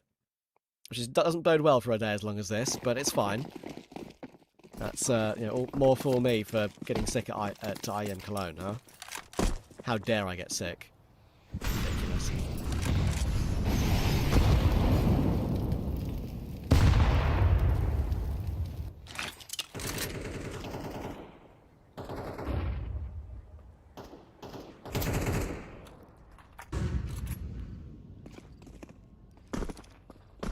Much better? Fantastic.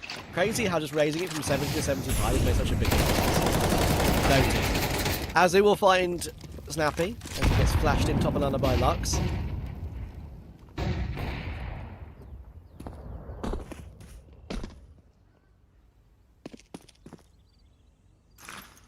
Quick 1-for-1 early.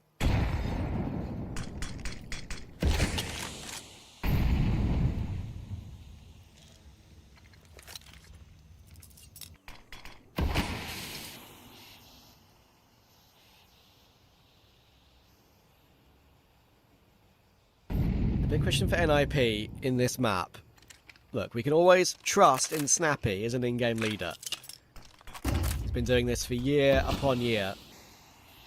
But how do you play a map which you haven't played in an official since the Budapest Major in November? 9 months ago. And when you're on T-side, that can make things difficult. Rainwaker again. So reliable. Kaspersky's somehow been able to get a plant out of that, and that is actually relatively important money. But Rainwaker with 3. Ever the monster, apparently.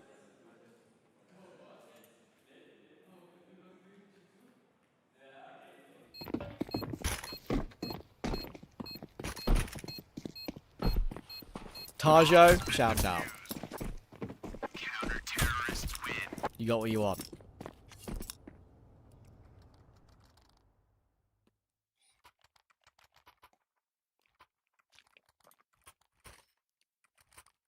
Can we trust Snappy on a map that he hasn't led for 9 months? That's the real question. Unfortunately, we couldn't even trust him on you, which is definitely a killer for the books. SNIP is not all there at the moment. Sure, new player in Note from the Academy. I followed Note's career for a very, very long time, ever since he was playing in the Benelux scene. For KRC Genk. If you guys remember that that squad, tier 3 team. I covered him in Monty Gen as well. I think even in Nemesis for the very short time he was on that team. That was more recent, obviously. No, it's definitely not a bad player, but he's coming into a little bit of a struggling team, and that can never be good. Unless he really picks up the mantle. At the moment, it really is only the Kaspersky show. And Shush. I think Shush has been ever reliable for this NIP team. If you remember when NIP were coming through, when they were unranked on the VRS, they were having to play with Jax in the CCTs as a stand-in. Shush was unbelievable. He was almost a star player. And I've been a fan of Shush for a very, very long time. I just think he's such a smart player. Lux taking a big gamble there to try and pick up extra utility off the ground, I think, and almost cost him his life. Kaspersky does get an entry top banana. You need to see a little bit more out of Stown in the second half, especially on the rifle. But if you can't rely on the AWP, you can rely on the rifle with Stown usually, and they will burst their way in toward the B-bomb side. That throws them very well to find Shush there. I think he just realised at the last second that he was playing close. But it will be a save, and Afro won't even be allowed to save. Only Rainmaker can. So a good round from NIP. Able to win their duels in Banana, take B, and make it 9-all.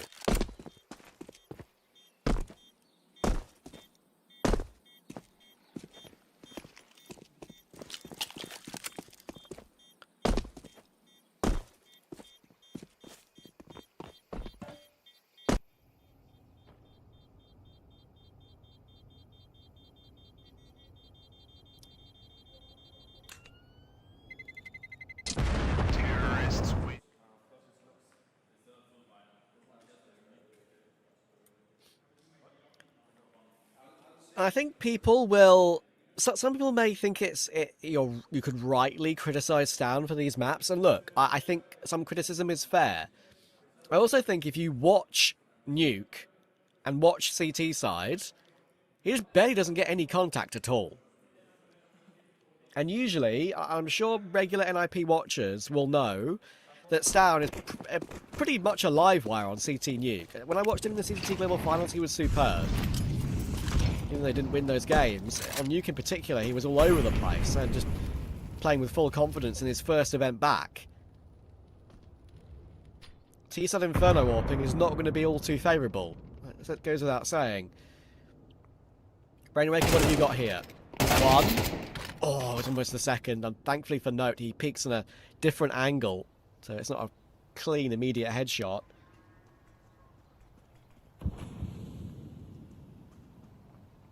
Thankfully, he gets one in return.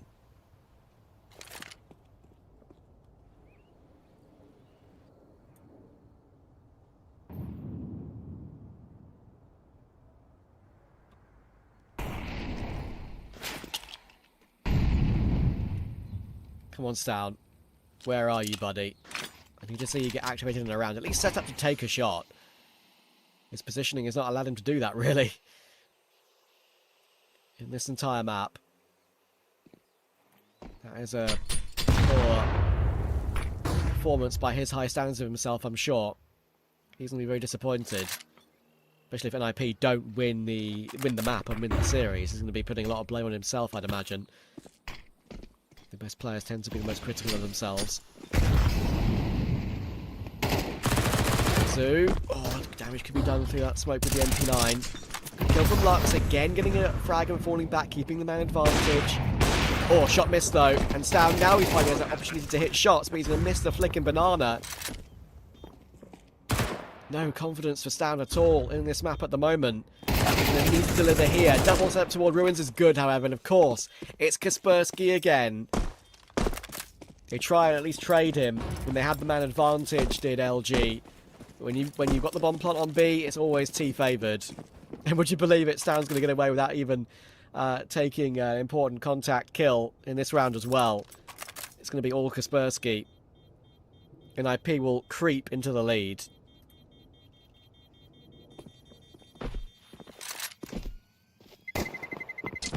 Terrorists win.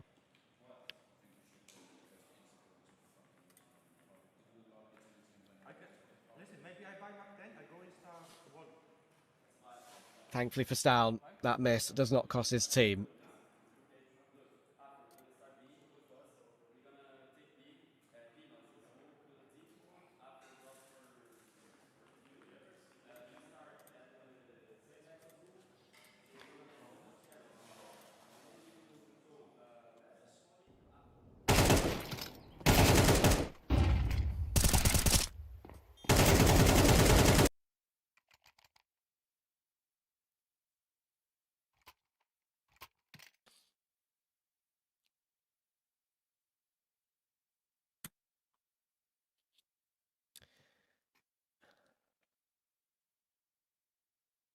Buy is still available for LG. It's okay. You've got the AWP on Afro, you've got the two M4s. Especially the one on Rainwaker is what you're going to want, and Lux with the 5.7 is totally fine. As do MP7. Can NIP win their first Inferno with this lineup?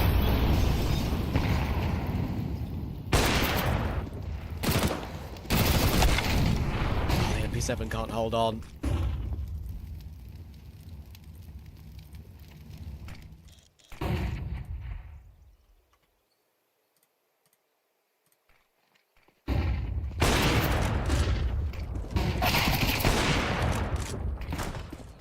Afro is going to hold on beautifully, though.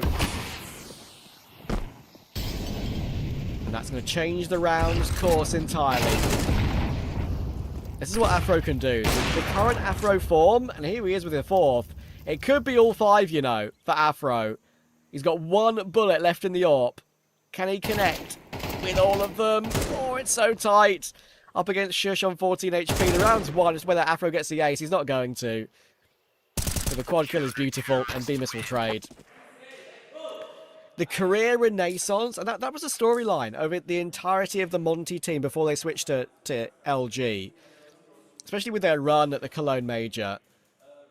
The renaissance of nearly the entire team is remarkable. Rainwaker after Liquid, Afro after Fnatic. People remember how bad Afro was on Fnatic. Look at him go here. Look at him go on the entirety of his Monty/LG stint so far. He's been unbelievable. Look at Bemis when he'd been frozen out for the entirety the last couple of years of his career. After he played for FaZe and played for Mouse and played in some big events. Ill-fated into the Breach stint, did not work out.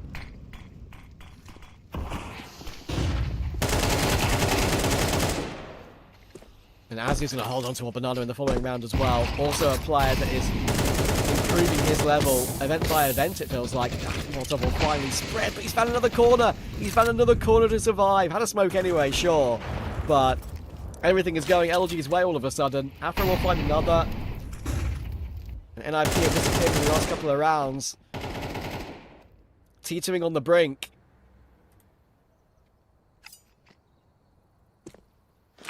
And I will list a very important stat for you here. For NIP's Inferno. It's not just the fact that I haven't played it since the Budapest Major, where they lost to FaZe. I've just done a little bit more digging. They haven't won it at all with this core. With the Snappy, Shush, Kaspersky core.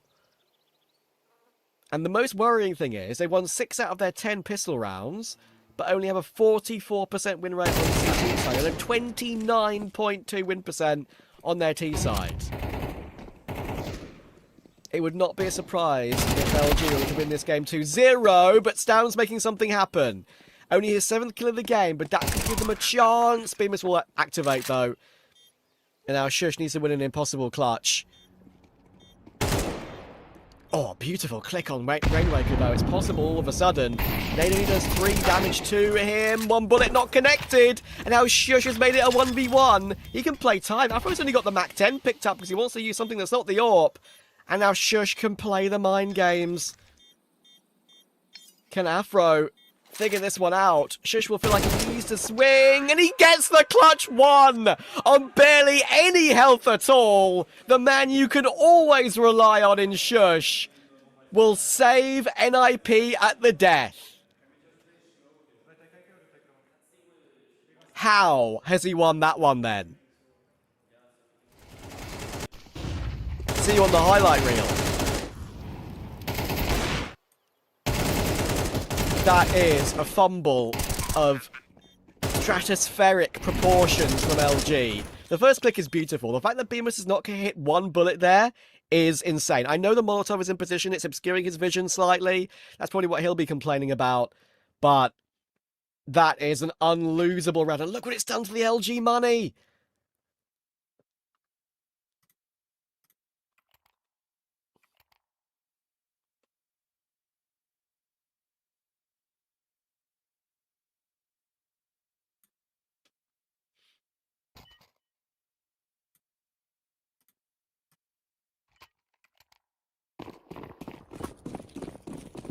Aye, aye, aye.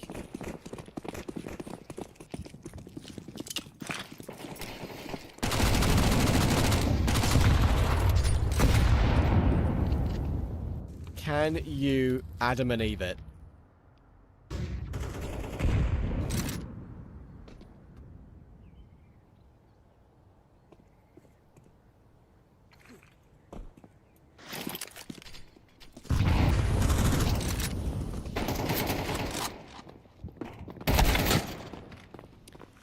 Good catch from Shoshin toward the apartment. Afro will go down.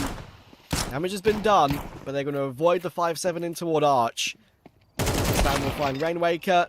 Low HP, not able to avoid Azu. But the bomb can be planted on A, and NIP are finding a way. And as I was, talking about the stats for NIP on the map, that is when Shush pulls off one of the clutches of the tournament. And look, I should preface the numbers of NIP on this map. They are playing very good teams. They played Na'Vi twice at Star Ladder last year. They played Na'Vi at Cologne as well. And they played FaZe at Budapest, which were inspired FaZe, obviously, with some Carrigan bullshit. They did lose to Gentlemates too, but still. 4 of those 5 results are against good teams. This is only their 6th time playing Inferno with this core. And obviously first with this lineup. And they could be about to win it. It's taken a ridiculous Shush moment.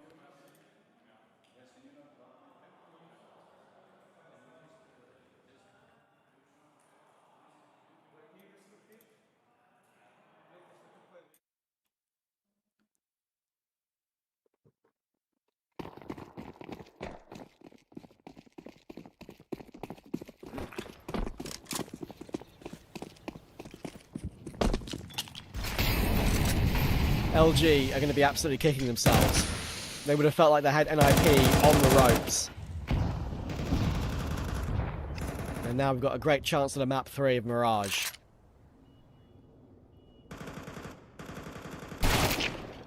Oh, another great clear from Shush. 24 and 15. Destroys Rainwaker in Boiler. He'll at least hold on to Kaspersky, but Snappy will not allow him to get away. It's only the MP9 for Lux on B as well.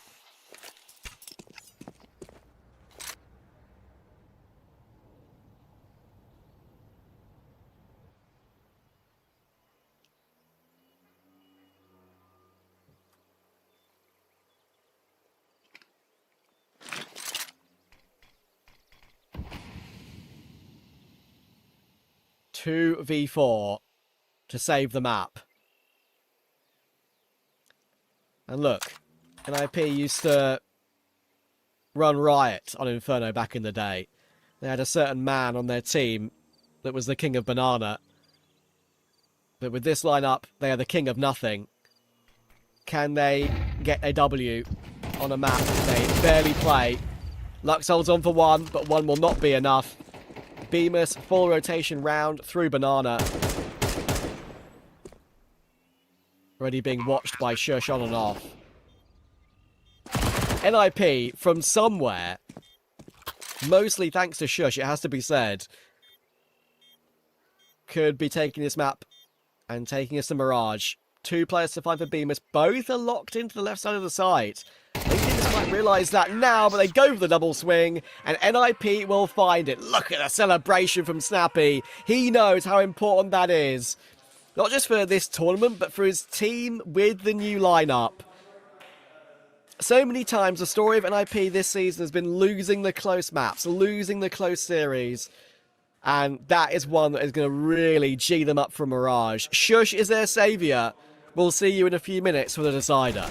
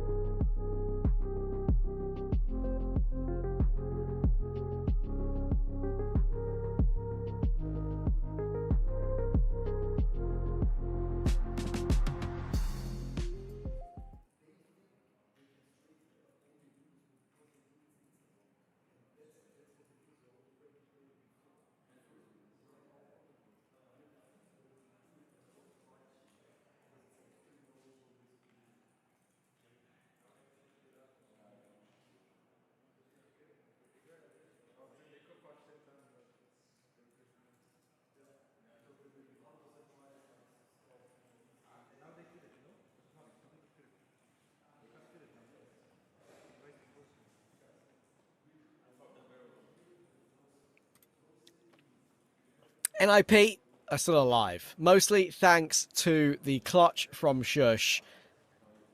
See the highlight of that tweeted by NIP's Twitter.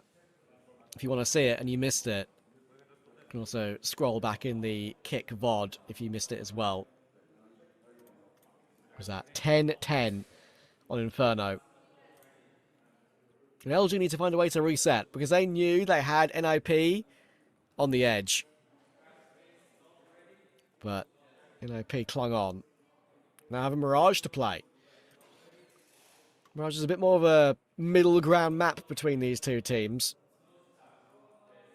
LG have not played it at this event yet. Haven't played it as LG yet.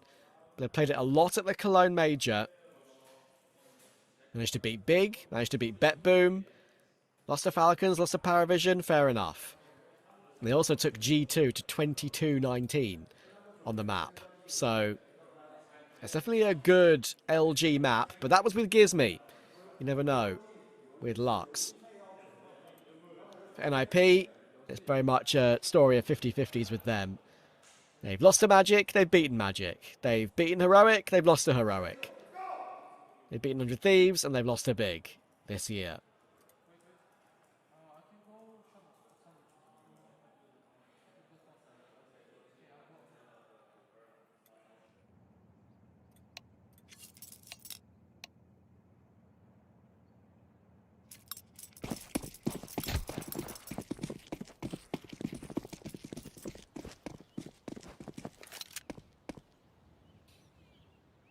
And here we go. Third map decider.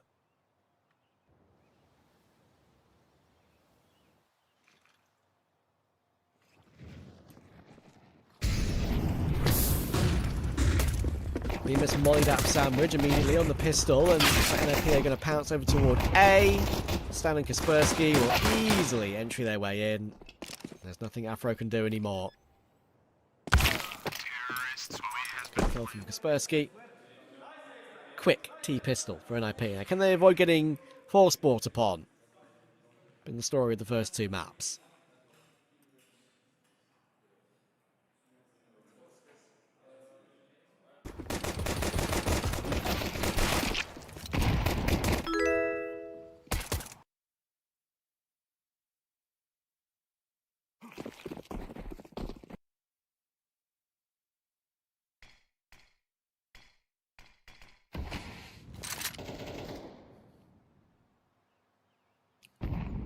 Push for Rainway Nemes. And a great hold from Stown. Good start to map 3 is important for him. He's kind of been absent in this BO3 so far.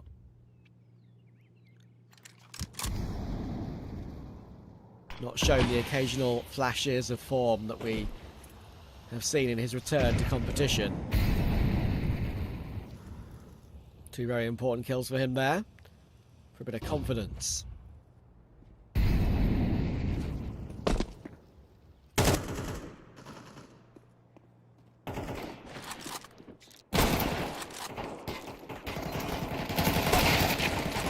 nice kill from Afro, but he's getting pummeled through ticket box.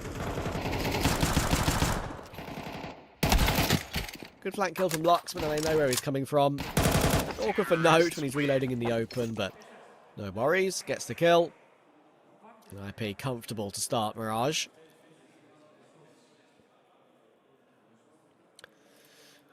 Don't forget this is the 0-2 elimination game.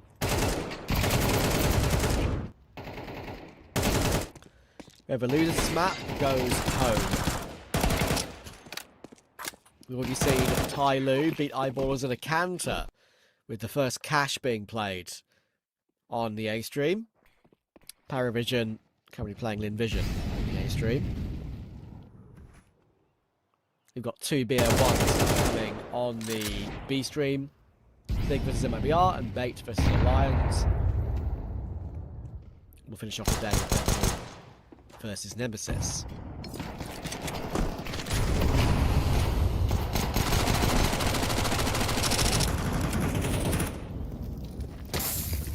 Ken does some damage through that smoke, and Afro is lucky not to die. This is the full eco. No problem here.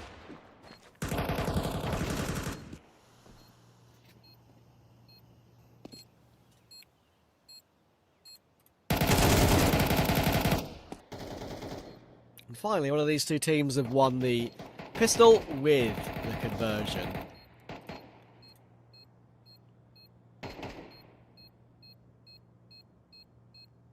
Let's make a big difference to NIP's T side.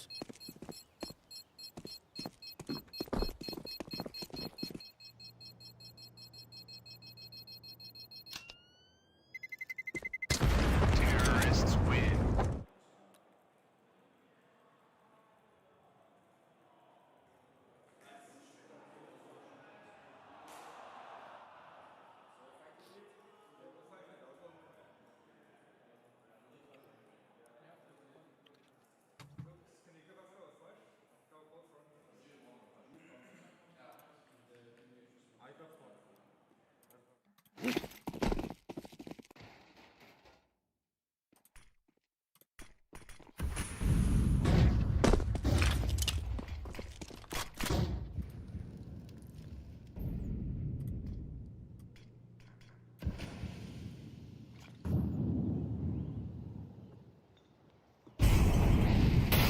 Rainmaker holding triple for the A side execute coming his way. Up, and the issue is blinded up and not able to find the kill before the first T player drops in from Palace, and well, it all collapses from there at the blink of an eye. Triple kill entry for Note. 7 kills on the board with 7 HP left. Great round from him.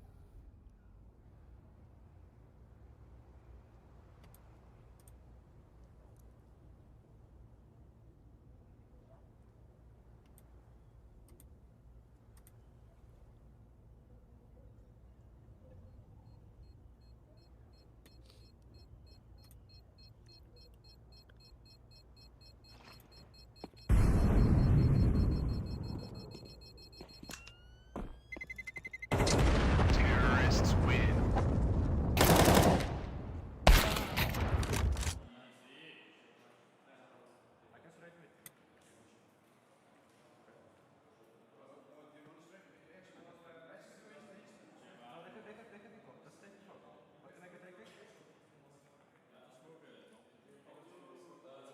Incredibly clean start to NIP's attempt at saving themselves in Guangzhou.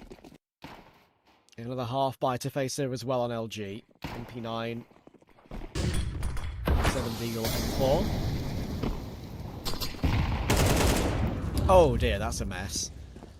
An absolute mess. As he thinks he's saved and covered by that smoke, he is not. It's blown open. Stan gets the entry. Kaspersky will finally find Afro. That's going to be a comfortable start to the round for NIP. 5-0 is but a few seconds away, you feel.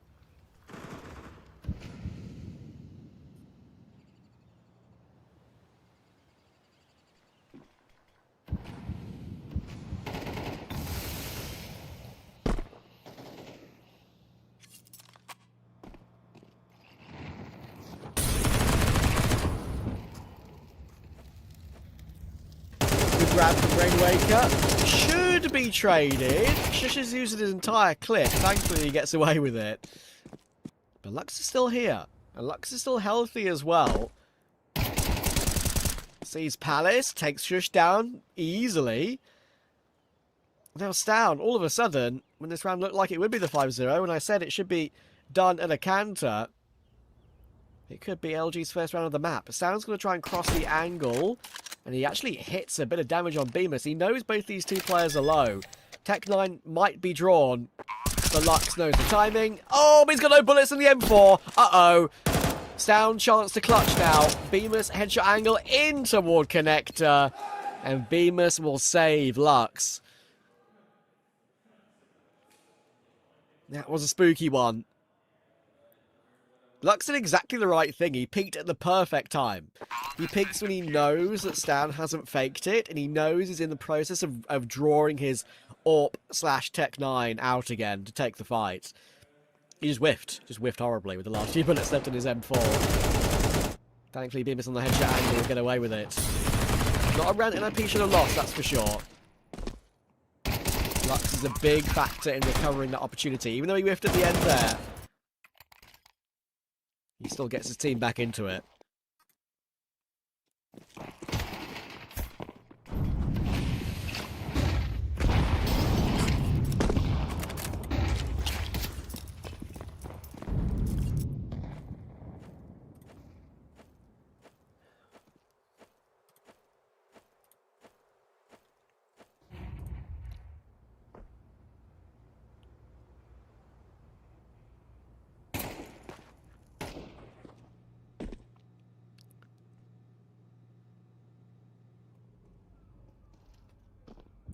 Could be a very important opening round for LG to grab.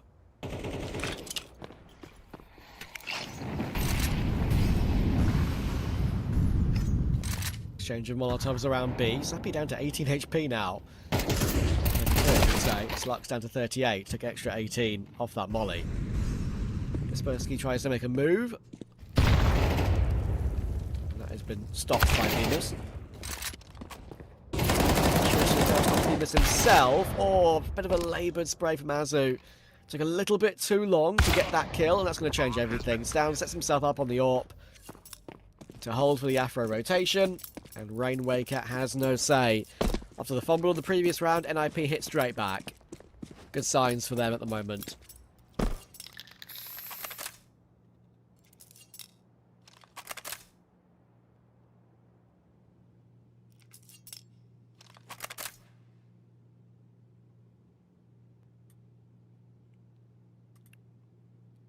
Reminder, coming up after this game, we've got 2 BO1s in the 1-1 bracket to cover.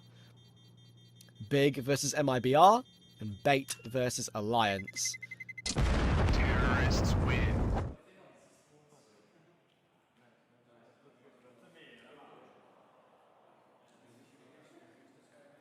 I would say I'd favour MIBR ever so slightly. I think NQZ is a bit of an upgrade. The Alliance would have to take Bait. Alliance still have the ability to cause a bit of trouble there in a BO1, that's for sure. And more BO3 to come later tonight as well with the BETBOOM Nemesis match to qualify for playoffs. Misnade from Rainwaker. Bit of an annoyance there to catch it in corner of default. Could have done some damage. Here, once again, going to focus A. Rainwaker's in a very good position there, especially with that smoke moving into Lord Palace. He gets himself both those 2 kills on Note and Shush. He's the only man to get a kill at the moment in this round. And look at the transfer from Kaspersky. He almost finds Afro in the smoke. In the end, Snappy finishes him off. And they need Azu. They need Azu badly. How many can he get on this big flank? There's 1. Default player has been destroyed by Lux's MP9. Kaspersky's close though. They don't. Quick headshot, and he's been able to get away. Away from the grasp of Azuwu.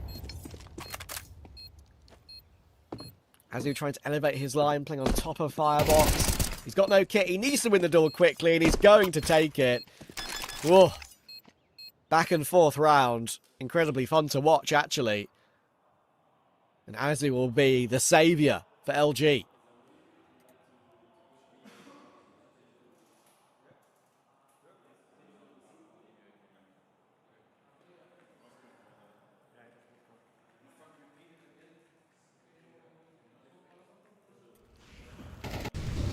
That flank coming at just the right time. Fair play to Rainwaker for getting 2.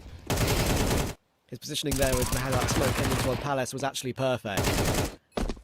I thought Kaspersky may have had that clutch 1, but Azu will best him.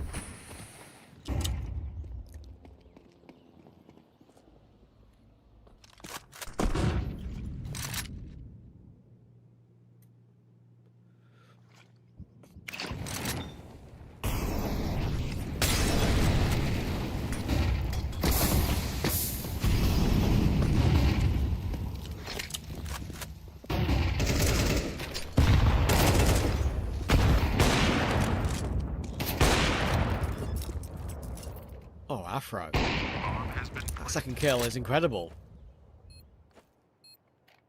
Once again, NIP have an A-site plant. Afro's going to look for a reface now and still finds his third.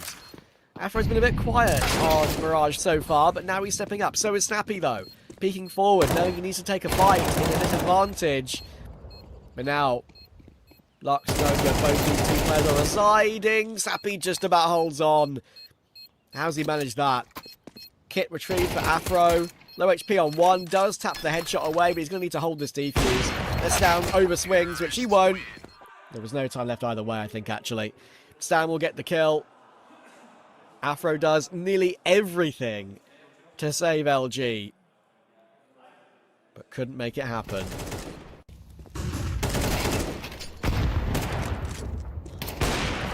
Yeah, second kill from Afro. Just a glimpse of the leg. Flicks up nicely. Third kill was amazing on Kaspersky.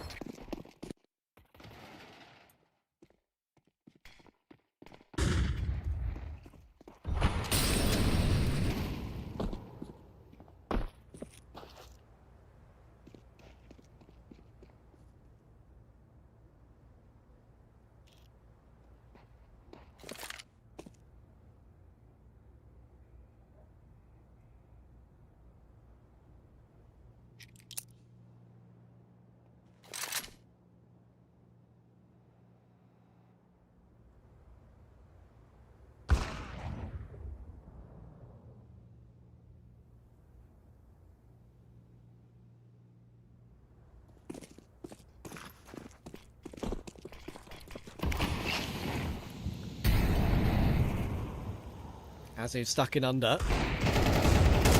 Does he activate with MP9 only? The answer is probably not at all. And there you go. Kaspersky's going to find him.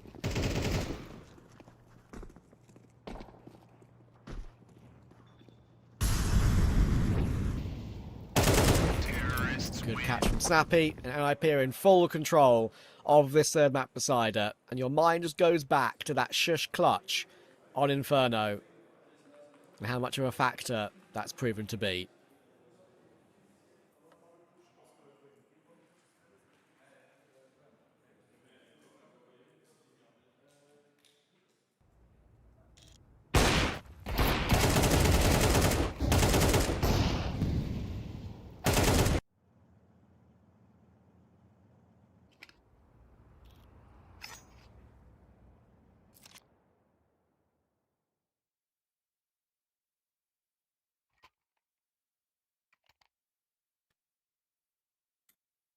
Mr. Pugsy in chat said that Lux looks like Hugo from Temu. And I can't lie, I really see it now. What have you done?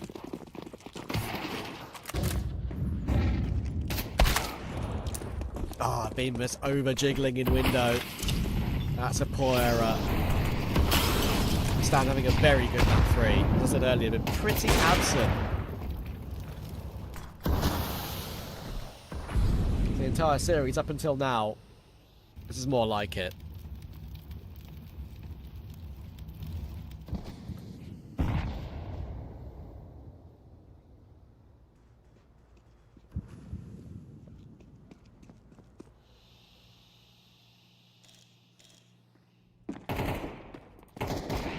Good tap from Note. Afro will find the trade, but he needs a recovery kill immediately.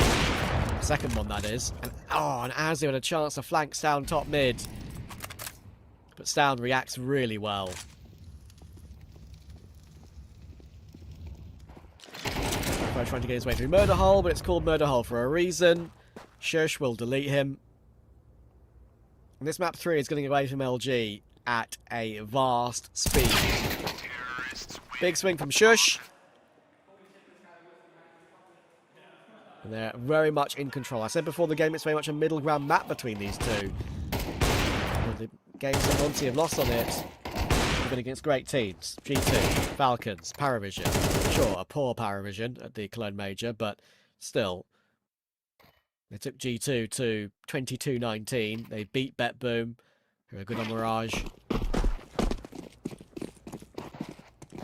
I'd argue NIP have not played against better opposition. Playing against Magic, Heroic, Big, and 100 Thieves. But today, in this moment, with LG playing their first Mirage with Lux on the team. It's all NIP. Kaspersky will stop Azu. Oh, bad jump from Note will actually mean that Bemis catches him, but no problem. Snappy, quick recovery kill. 4v2. Oh, nice shot, Afro. But it should be at least a 9-3 on the half.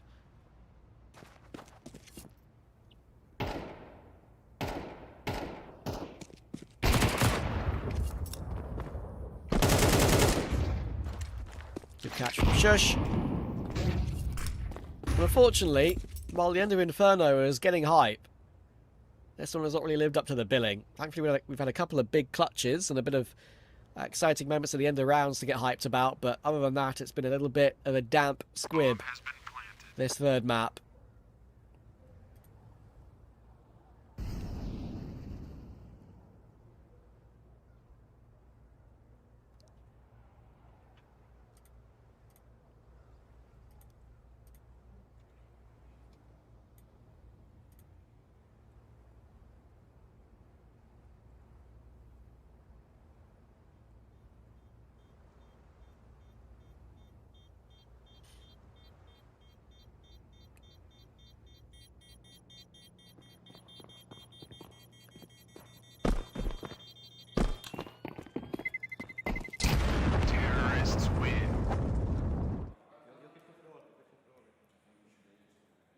Not sure LG have a whole lot left.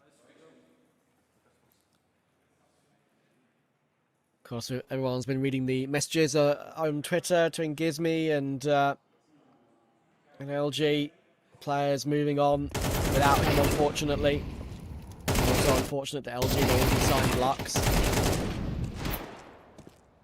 Gizmi's gone into a great home, it has to be said. Relieving reign of his IGL duties in 100 Thieves. That could be a very fascinating project to watch now with Gizmi at the helm. With some legends to work with.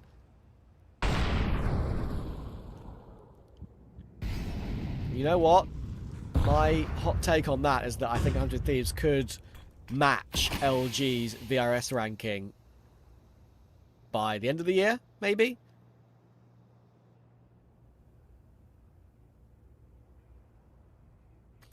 LG are currently 20th in the VRS. Just above Magic, just below Tiger. The Thieves are down in 44th. More land results for a Gizmi 100 Thieves and they could get pretty close. But obviously Lux needs a bit of time with LG as well.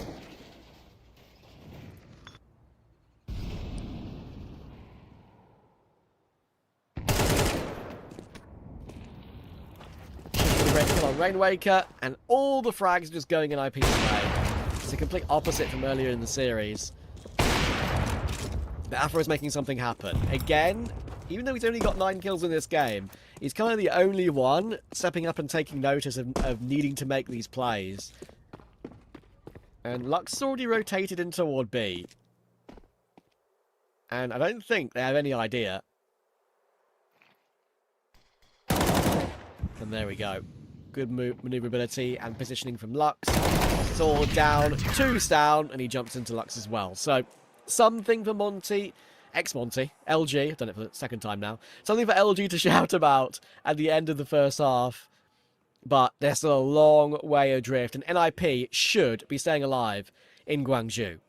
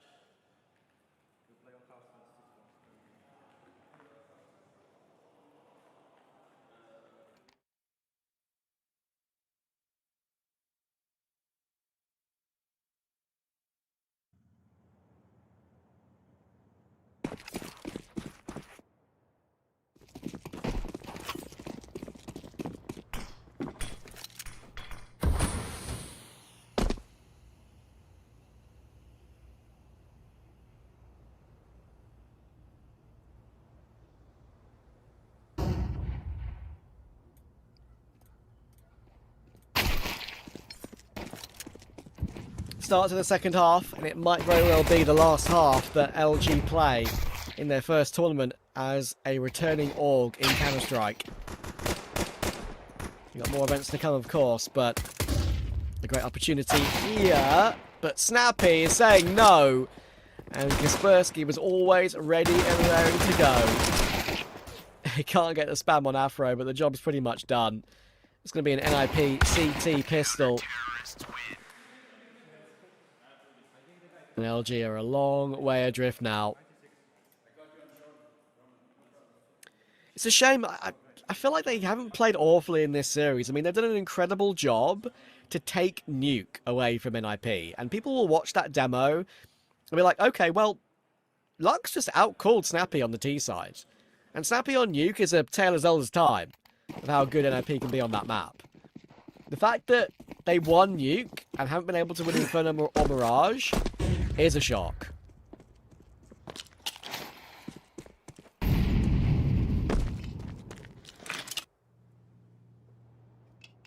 Inferno being the biggest surprise, obviously, with NIP having not played it as a core since November last year at the Budapest Major.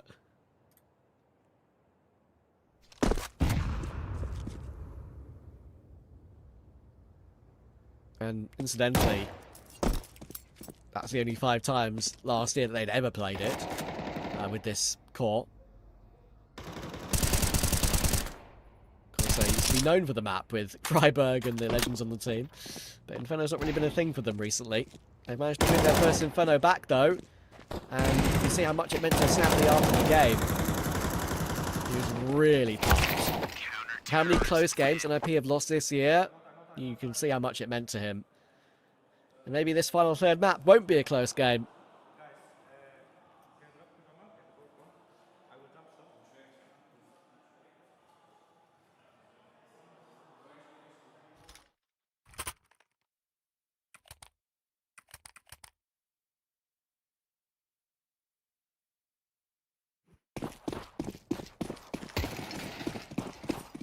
Appreciate all you guys in chat for sticking around for this series. I'll be with you all day. Big versus will be able to come. Lake versus Alliance, 2 BO1s. Should be quick fire. And BETBOOM versus NEMESIS to come later on tonight. That should be a really fun one, actually. Very much looking forward to big MIP as well. My voice stays alive for the whole day. Snappy and Kaspersky will push aggressively top middle. This is the opening gun round for LG, and it has gone awry immediately.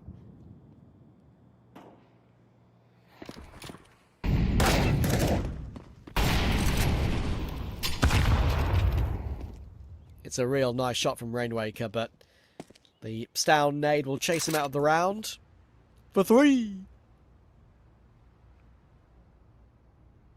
And Azu and Bemis have not got much to do. 8 kills between them in the game. Not a single NIP player is below the 8 kill mark. Look at the team performance has actually been from NIP in this map. 14, 14, 14, 13. Snappy, 11 and 4.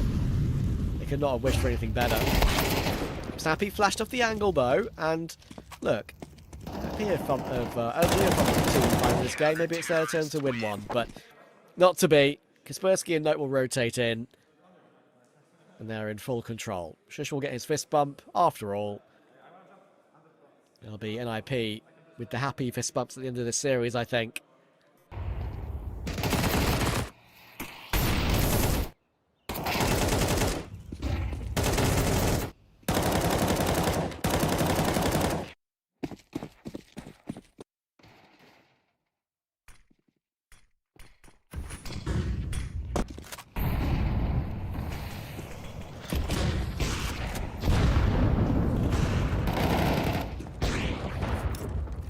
Kaspersky will find Afro nicely, and then Note finds Rainwaker. Finally, LG are going to break in for a 3v3.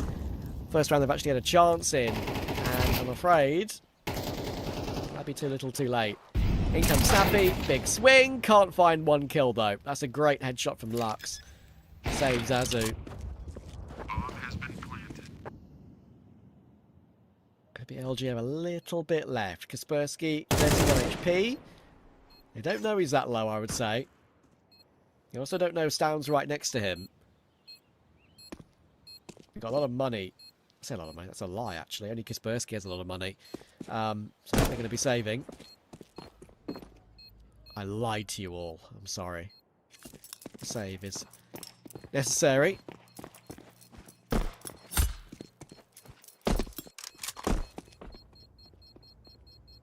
But it feels like it's only going to be consolation rounds for LG. Terrorists win.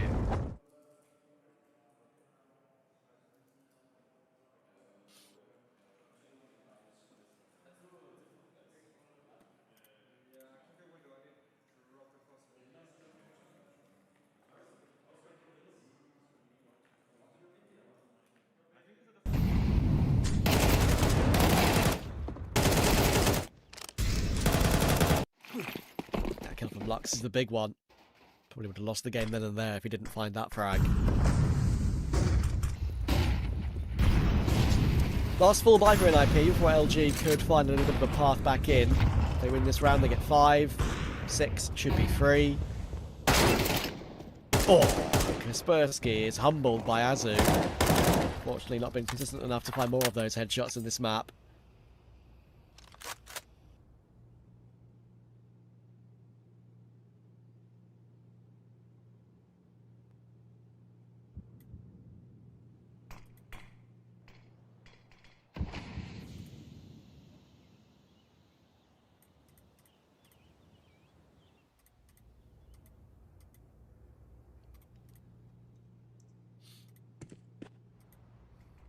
Paravision have won map 1 over Linvision 13-3.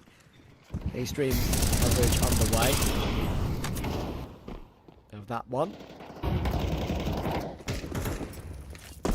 When I say first map, that was one of the BA ones, I should say. So that is a W for Paravision completed. Will this be a W completed for NIP? Maybe not yet. Rainway can pick up the orb and found 2 kills. Then Afro will stop Snappy from working his way back in. So here we go, LG. A chance to work your way back a little bit. Only a little bit, but it's something.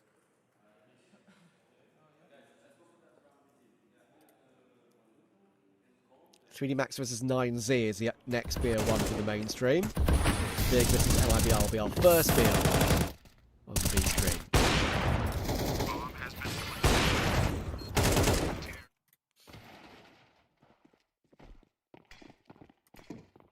NIP need to win first.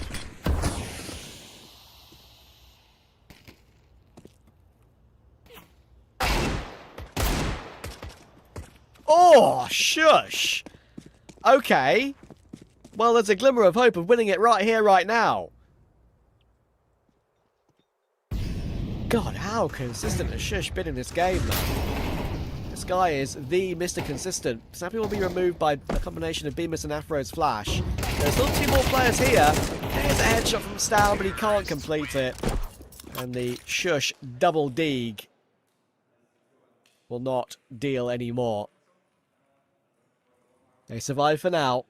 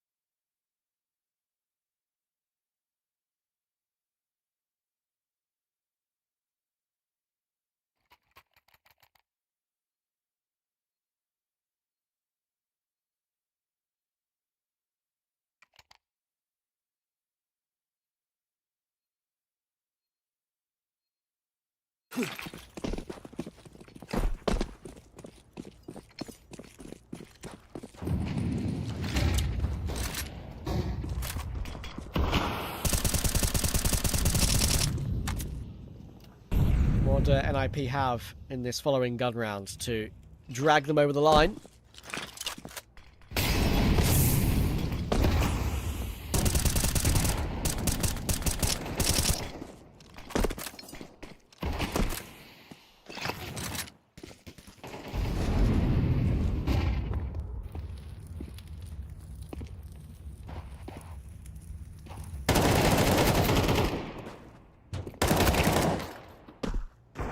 Note will find Lux eventually. Now Shush, or maybe not necessarily needed to push through the corner of that smoke at that time. And again, looks like they're going to shift away. LG are finding answers at the moment. This would be a generational NIP choke if this one got out of hand. I'm not worried yet. If we get to 12-10, I'll be worried. What did I say about this season and NIP losing all the close games? Found a way on Inferno through Shush Magic with a 15 HP 1v3. You have to see that to believe it. That was at 10-10 on Inferno if you want to scroll back through the VOD or find it on NIP's Twitter. Crazy clutch.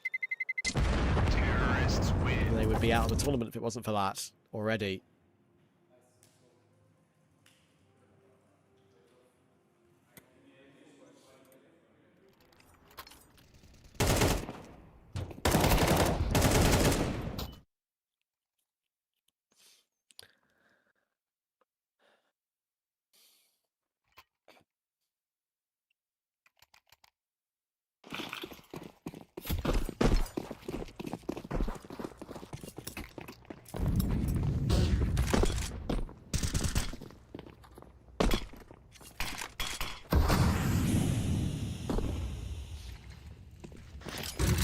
Set up here for Stan and Note toward under, but that nade's going to move Note into the open. Ooh.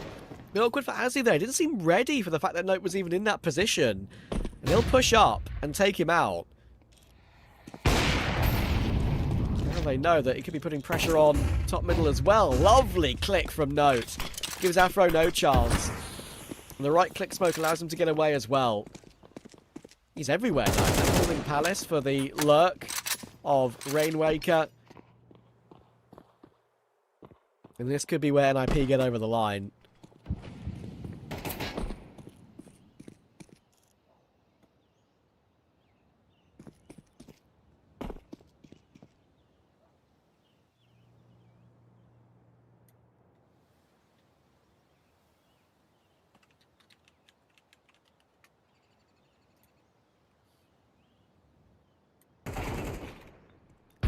Kill for Messes into his own hands in this what could be the final round of the game. Lux wants to try and keep it alive though. And Rainwaker is posturing aggressively out Palace now. Kaspersky, you need to find this, and Lux finds another on 5 HP, and Sappy can't trade that one either. Oh my word. He only just finds Rainwaker. There's still a glimmer of hope for Lux, you know. 5 HP 1v2. There's an HE on Sappy though, and for 3. It's going to be a map win on Mirage for NIP and a series win as well. That one nearly got out of hand with Lux trying absolutely everything to scramble the game back. But LG, unfortunately, in their first tournament as an organisation back in Counter-Strike, will exit winless. NIP stay alive. They go through to the 1 and 2 bracket tomorrow. And LG will have to lick their wounds. At least they found a really impressive map. Winning Nuke over NIP is no mean feat. They should be proud of that, especially with these 4 players with a brand new in-game leader. But this is all she wrote for Guangzhou for LG. They'll come back refreshed. They're still a very relevant team in the top of Tier 2, around that 20th position in the VRS. But this is a huge win for NIP. They needed this one badly. And from a 0-2 position in the groups, they probably need to make playoffs from here to feel like it's a job well done in this tournament. Very entertaining game, it has to be said. Crazy moments, and I think it has to be said, the Shush 1v3 on 15 HP on Inferno turned everything around. That was NIP's first Inferno win ever with this lineup, dating back to mid-2025. Lost all 5 they played with this core. So it's a rare playing of Inferno. That's what happens when Cash is in the pool, obviously. Cash being in the map pool will expose some teams' map pools to other possibilities if they don't want to play Cash yet. I think NIP deserve credit for finding a way to grind this series through. That's it from LG, and we'll be back in around, I don't know, I'm hoping around half an hour or so for the opening BO1 between Big and MIBR. See you in a bit.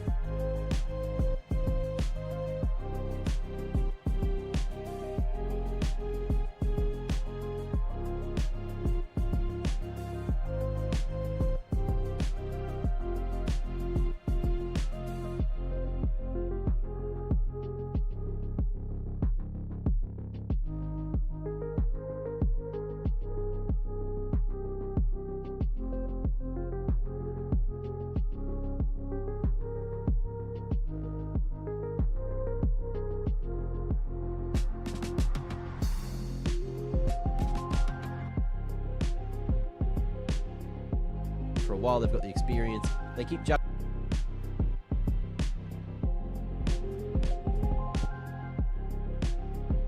win, and that's why they're in this 1-1 bracket. 9Z, in my eyes, definitely looking like they should be the favourites here. James with a whole different haircut and a whole different jersey. So we'll see what goes on from here, but at the same time, it's a lot of fun. And with this screen, does that mean we are ready? We are potentially jumping straight on in?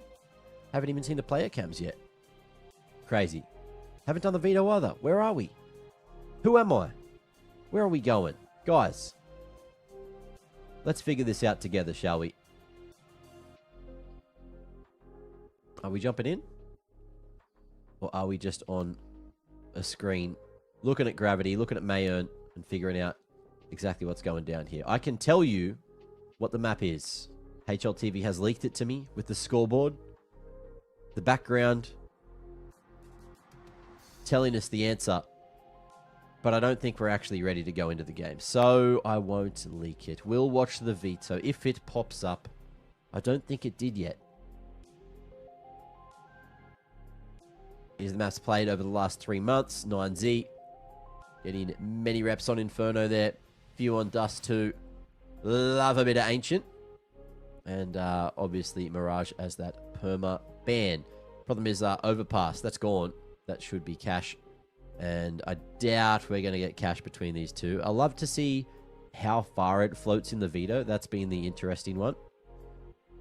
Everyone's sort of playing veto chicken with it. Except earlier where we got to see eyeballers pick it, and we got to see it for the first time in this tournament. Good match. Interesting. Tyler as well in the interview afterwards, letting us know that they did put in some work today earlier, expecting eyeballers to potentially pick it. And that work paid off. You know, utility wasn't necessarily at the best it could have been, but it was brawly, and they were defensive with it, and it worked bloody well. And looking like we are having most headsets on. Most people there. Not all 10 people. So I dare say, let's just chill the flip out, because I don't think we're jumping into this too soon. Maybe 5 minutes. Someone couldn't hold their bladder, I guess. Let's have a look at where we end up here.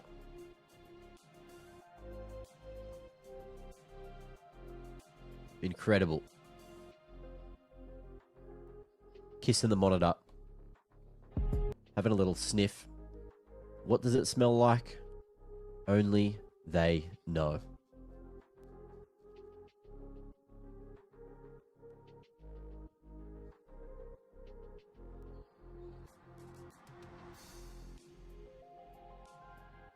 Bit at the back, studying the notes. Making sure all the boys are ready to get on into this game shortly. And 3D Max standing up, hyping up, and getting themselves excited.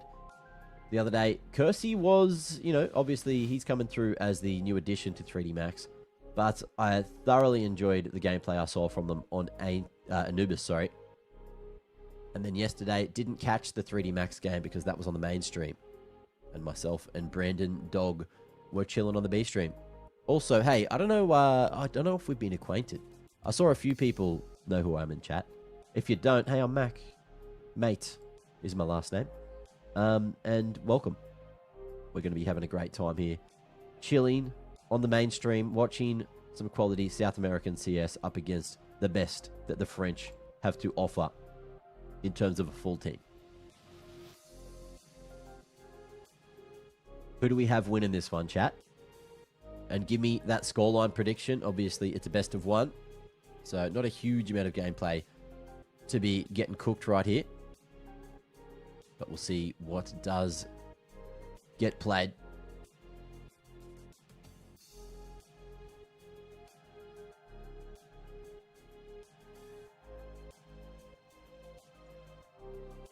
Oh, before we jump into this as well, I want everyone to quickly, have a little stretch out.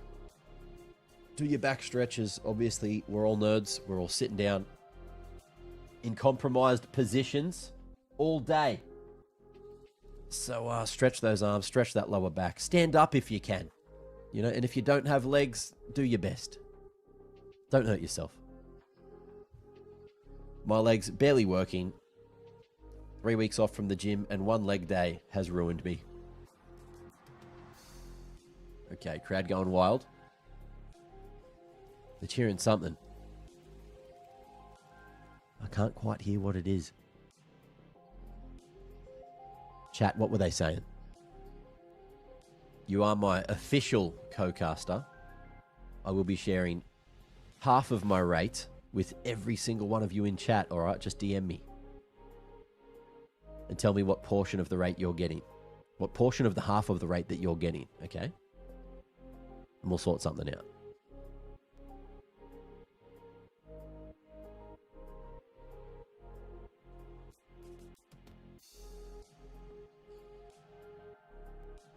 All right, here's the predictions. They're coming in. 13-11 9Z. 9Z 13-8. Okay. 16-14 3D Max from Gogolo. Okay. 13 3D Max, 2 timeouts, 100 pauses. Let's hope not. Today has been much better. Today's been smooth, guys. Let's just not say too much, all right? Everyone touch wood. Everyone just get yourselves ready. But there's smiles on the 9Z individuals. Obviously, they had an unfortunate situation and an unfortunate pause yesterday. But I believe that's all been patched up. The duct tape coming in hot. Let's see what we've got moving into the next one.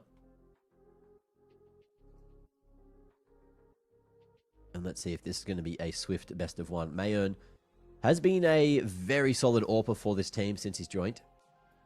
And has drawn a lot of attention to himself. Very crispy on the flicks. Cannot wait to see what he's got going head-to-head with Macca.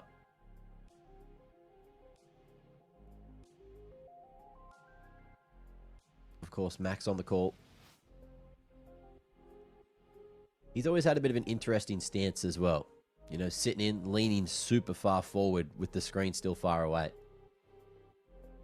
But they do it different in Uruguay.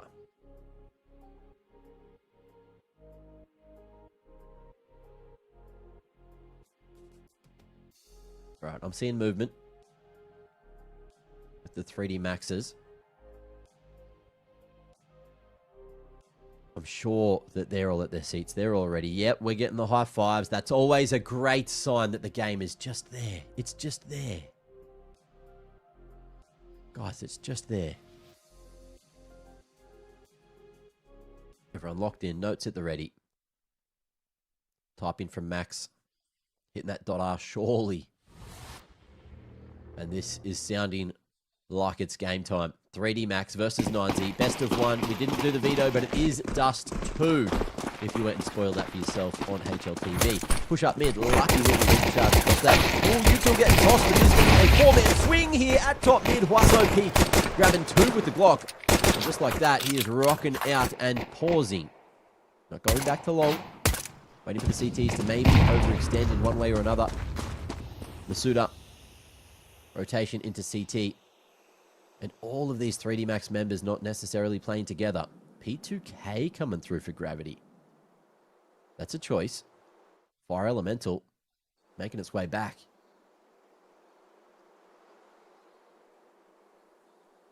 Got Huaso Peak there on the lurk at top mid at green box and should be able to activate late. Yep. Good timing on the push here.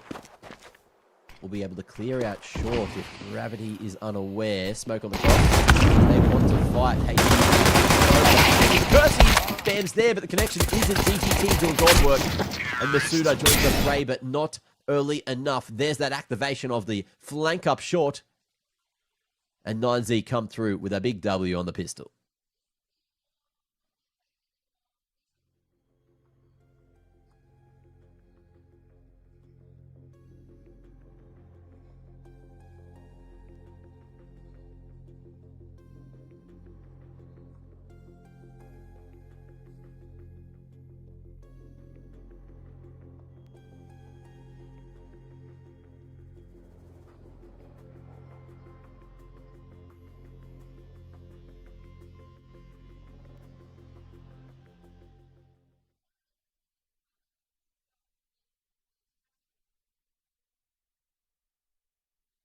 I don't like this.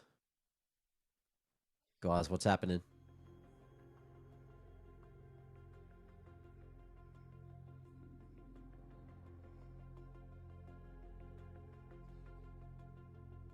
Mic's up. Translators in the fray. I saw a thumbs up from the coach, though. That's always positive. And Nanzi probably not super happy that the momentum from the pistol is going to be stunted.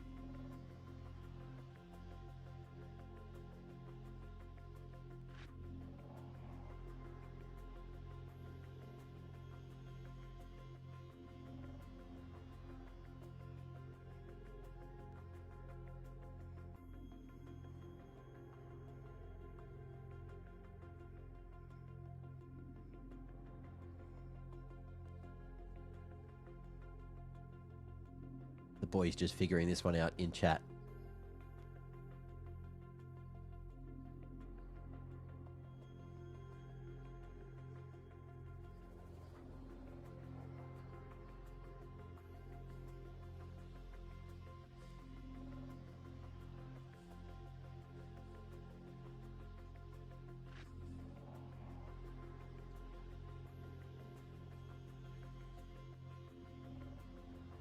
Does anyone hate when you have to verify that you're human on HLTV? That's crazy. Nonzi loving the crowd.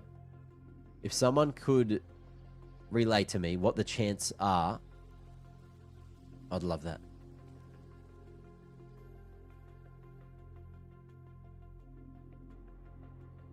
My Mandarin is beginner at best.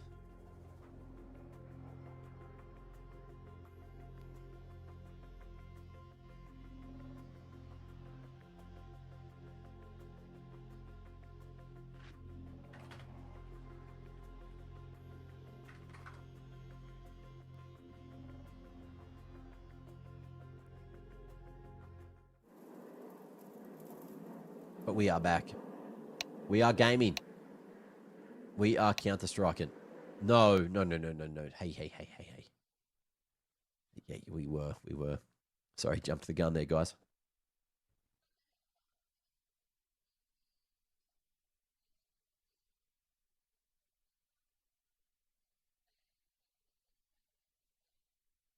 Right, the time is currently midday. We've got one best of one and another best of three to get through. Australia plays in the World Cup at 8 p.m. Yep, good. The admins remembered that. And we are live. Places to be this evening. The Aussies are on a bender. Something about Donald Trump. Let's have a look at what's going down here. Jump peak to clear lowers. Ooh, and Mac are going to be able to slide that onto Mayern. Okay. Mayern just not getting the timing he would have liked. Lovely shot there to back. The force buy from 3D Max is sending a message. Kersey up mid. Deals with Max like nothing. It's back with at least a single pick. But is there more on the agenda? Is there more on the menu for them to take? 5-7 at this range. Probably not the best tool for the job, but in the meanwhile, they've left short. And 90 cautious to move. Quick regroup towards upper tunnels. But Maka is here with this scout in hand. Already hitting a nasty one this round. In a power position. And no mollies to send him out. That's going to have to be frisky from 9Z. Body shot on Huaso Peak. Gets the damage done. And now it's all about buying the time. But the CTs are so far away. Poised. Huaso Peak. Lovely shot to deal with it. And that's the 3v3. But they know that there's at least that one body tag onto Huaso Peak. DGT as well has been hit. 3D Max. They've got two options. They're choosing option one, which is going to go. AG pulled out at the very moment. Luchov AG trying to fight for this control. Has to go for reload, so things get real awkward. Gravity tries to help himself. And on the top, Luchov seems to have saved this one. Fight someone to Gravity. And everything's working out until Halla. Whoa. Hello, guys. Kirsty keeping everyone guessing. And keeping it very expensive there. For 9Z. Regardless, 9Z winning it. 3v5 to 3v4. How are we doing today? 9Z versus 3D Max. So much damage. Round 2. Fair amount of kills. That's good. This is best, BO1. Best of 1. That's exactly what you're going to see for How you doing today, two guys? individuals. 2 M4s there, one for Kersey, one for Lucky. We have upcoming matches. Big versus MIBR and Bait versus Alliance. So we have to wait those matches. This match is only best of 1. Coffers. Testing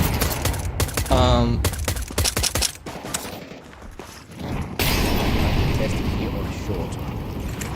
For Big and MIBR, it's also best of 1. And also Bait and Alliance is also best of 1. So we have 2 matches left for best of 3. BETBOOM versus NEMESIS and Face versus Sinners. So those are the 2 teams, or actually 2 matches And it's just a matter that are of best of 3. come through. So I have to wait on that. I'm looking forward to the BETBOOM versus NEMESIS, and also FaZe versus Sinners. FaZe has to win 3 matches in a row to be able to qualify for quarterfinals or playoffs. If they lose 1 round right now, goodbye. They're Here out. comes the util, the players. Everyone looking to thunder through, but for 20 seconds, 9Z. They've got that site, they've got that bomb. And it's planted successfully. Lucky at long, just holding onto the space, expecting to be flanked. But in the meanwhile, every single individual fight that 9Z are finding, they're winning. Kersey, M4 into the next is a safe decision. And 3D Max will move to their first full gun round. 9Z with 3 to kick things off here on D2.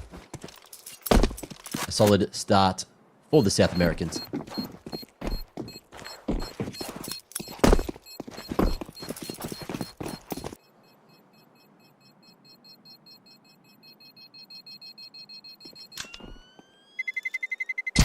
Terrorists win.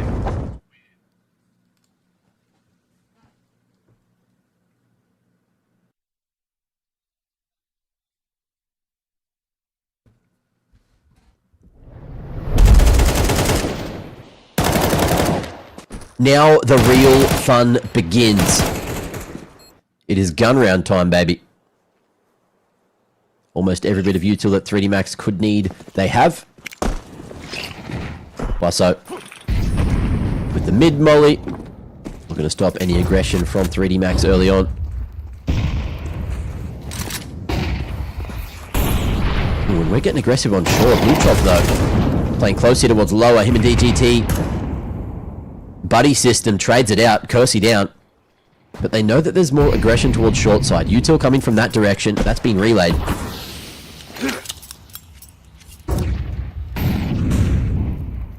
Luchov. Just with the flash to bait out more utility. And look at this. 3D Max.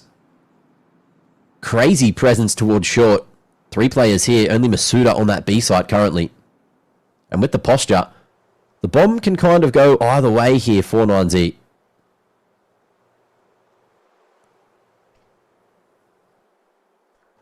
Mid B smoke coming through. 3-man regroup towards tunnels.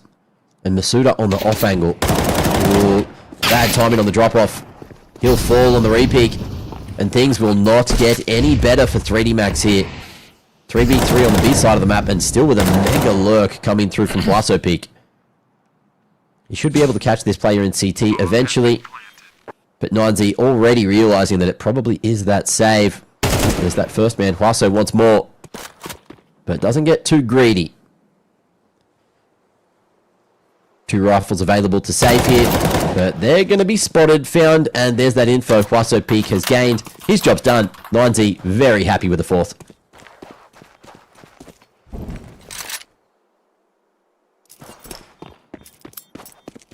Max forms That is really tiring, man. Wait, turn the mic Like, he's gain doing down. this. Someone said turn the mic up.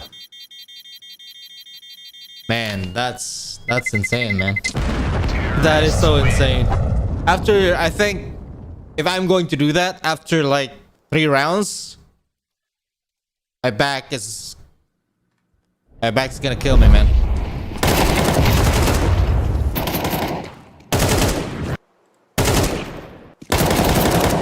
Maybe he should like move the monitor close to his face so that he won't like, you know, Turned up. Okay. Kinda So crouching on the table, you know? Big boys, girls, adults and children. Turn mic and gain up. Mic down.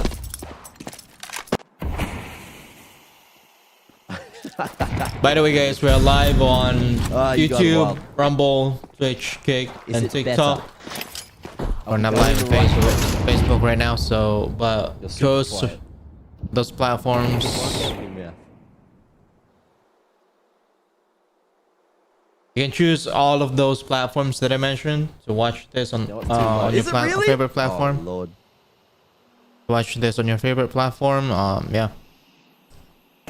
We're almost there. We're almost there. Counter-Strike is paused for the moment. There's nothing happening. We're only at the minute mark. No one's done anything. It's okay, guys. It's okay.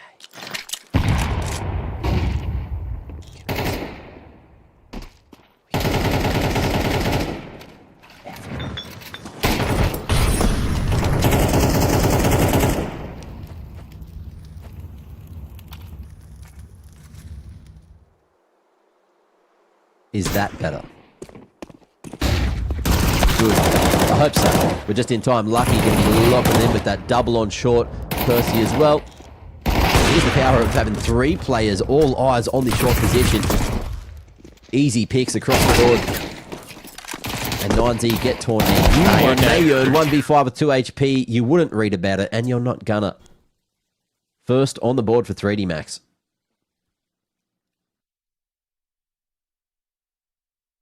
$9Z.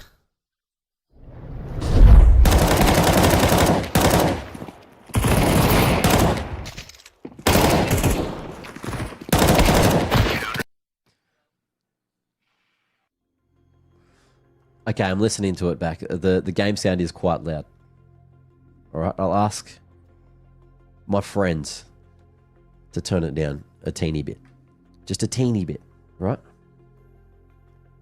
But the microphone's okay. We're good. I'm glad that you guys have my back, chat. Thank you so much. This is why you're getting half my day rate.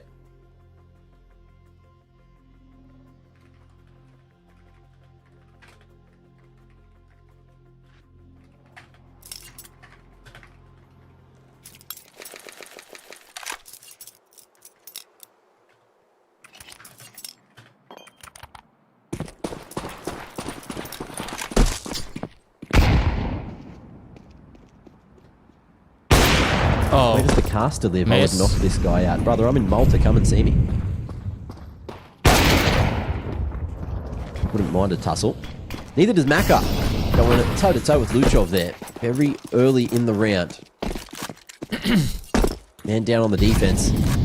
3D Max with the readjustment. 1-3 split. Masuda again. Full control of the B site for him. Gravity locking in one of them. They earn the trade game's good. Huaso peak. Nice wide swing. Catches out Gravity there.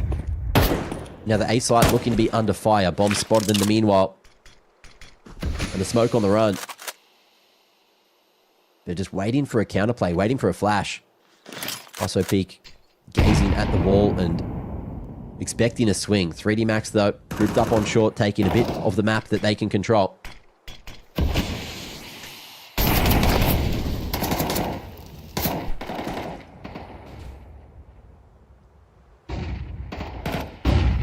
Flash into CT. There's the swing.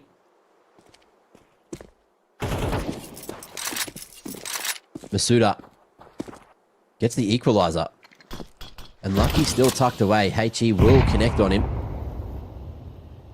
But a bit too much arm on that HE. Blast over the info bomb pulled out just at the wrong moment. Flash. Nevil's lucky to swing, and there you have it. All the Oh, info's boy. there, but 3D Max, they Oh, fight boy. together, and that'll be the answer.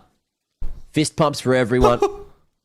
Second on the board, 3D Max getting it done.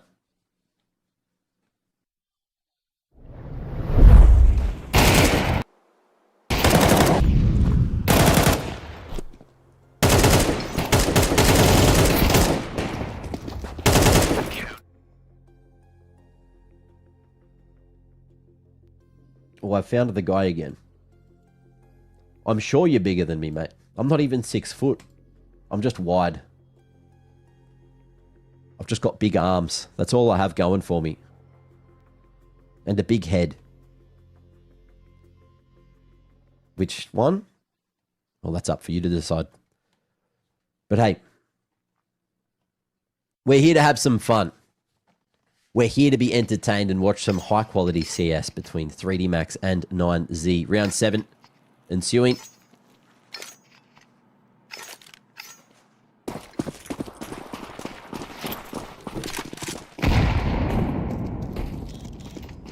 Back up. Ooh, slightly slow this time, but gets that second chance. Max not fast enough to escape.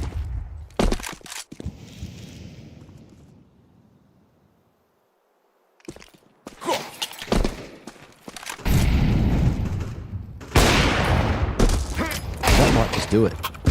Oh, Huaso peak though, up in the grills. Going to be able to find Kersey getting very aggressive in lower. Maybe overstaying is welcome when you've got that man advantage. And that's now an AK picked up for Huaso Peak, who has been the killer of 9Z so far. 9 and 4 for him. And a chance to cause more chaos. Smoke at the mid doors. And 1 minute to decide where 9Z want to go.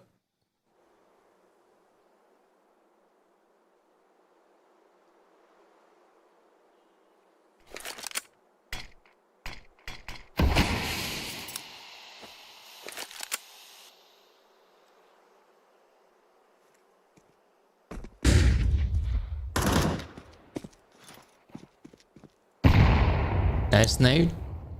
Chunky. Tucked on sight, 30 seconds. Raps done coming from that CT side. And eyes look in the wrong direction, but gravity will readjust. He's alive, just barely. Sight player down. And 9Z have just hit him with the Eco Mega Lol.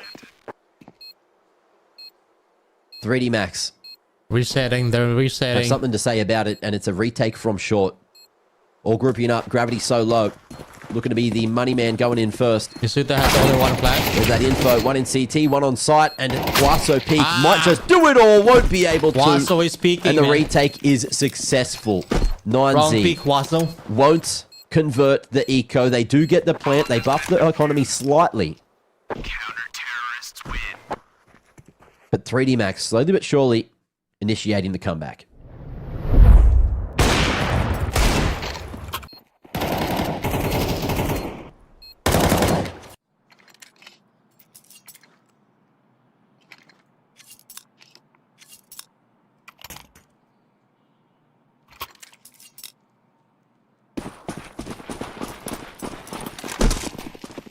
Caster, what is your name? Oh, Mac, mate. Mate? I don't know if I need to say it twice. I'm still confusing myself with that one. We'll workshop it. Maka, though, down early. Luchov takes another. And surely 3D Max won't be able to get back from this position. 3v5? No.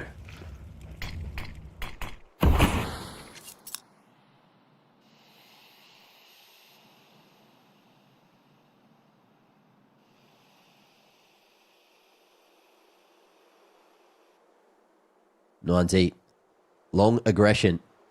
And 3D Max arguably are in the right position to win this round. If they can get this short control, if they can deal some damage to the long individuals, then there's a way back in. Paso Peak, trade onto Lucky, Orc goes down. And that molly splits the wickets. Masuda going to be forced out into the open. Stuck here over towards Wizard. Plenty of time for 9Z to wait for this flank to activate up short side, but they're not going to wait. Not long enough. Masuda! What?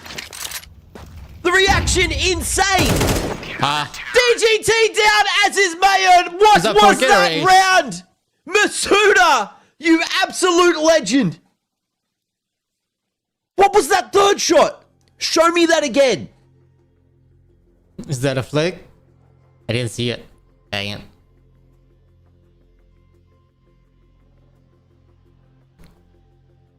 Right now. Production. Show us again. Run it back, man. Production, run it back. Please. Guys. Production is listening. Guys. Check in PC. We didn't get the replay. Someone clip it. I need to see that.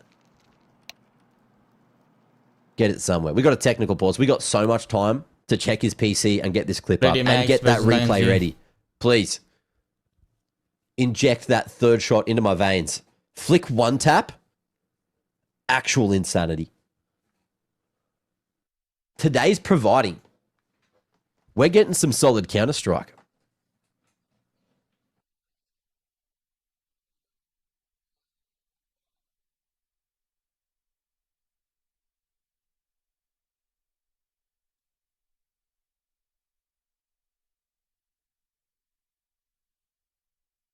Hopefully just a quick technical issue. I too would have slammed my desk if I got hit by that shot. Handshakes and all. Congratulations, Misuta. We're doing it differently here in France. You're in.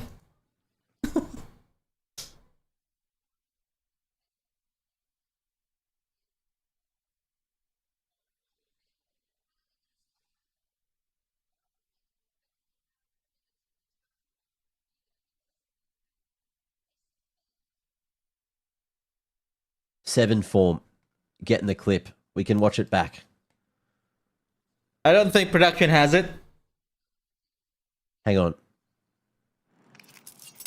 Nah. Unfortunately, you Not a clipped chance. after the play.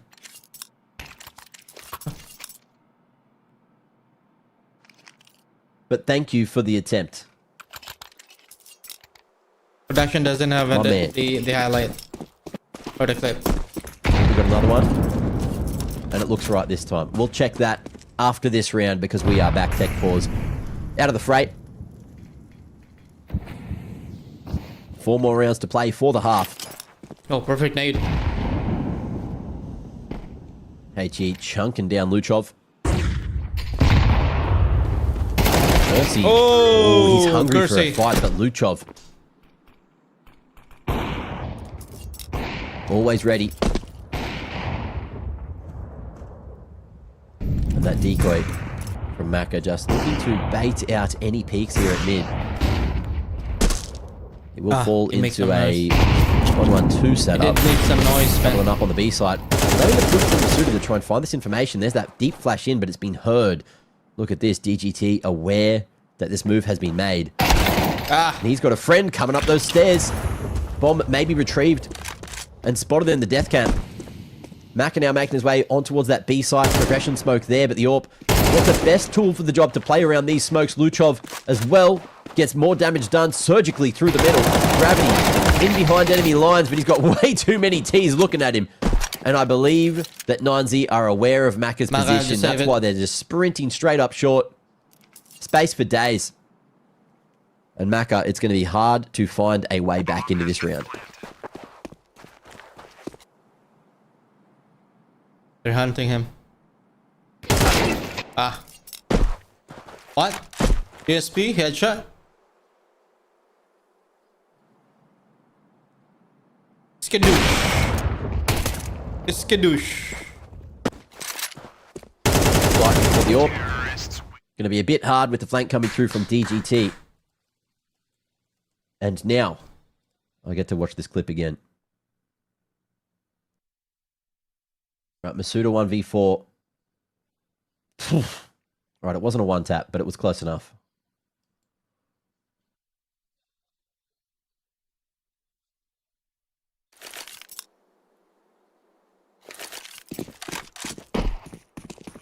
Crazy. Crazy plays. Crazy clutch. Think back to that one. 3D Max end up winning. But for the moment, new round. And 3D Max have forced back in again. 9Z. The economy still in a bit of a seesaw position.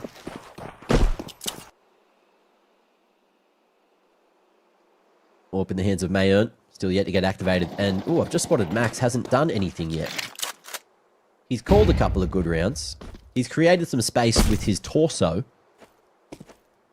But he's unfortunately not got his finger on the trigger.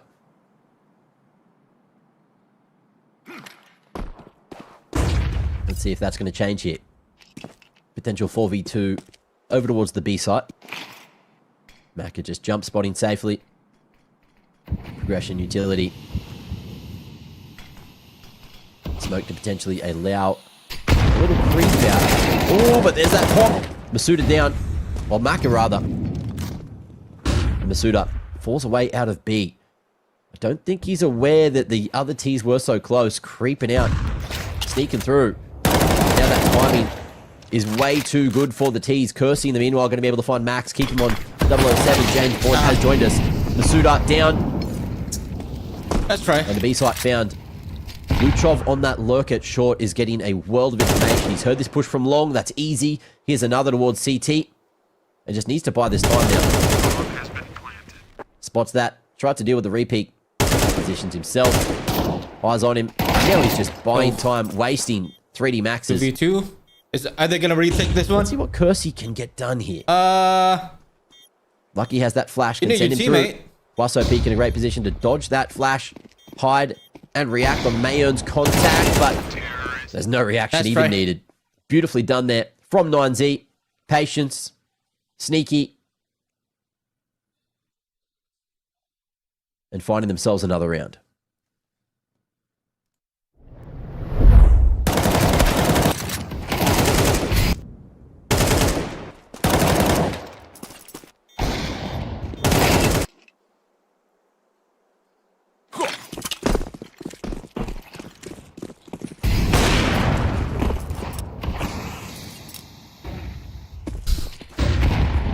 Tipa Nelp, thank you so much for the follow on Kick.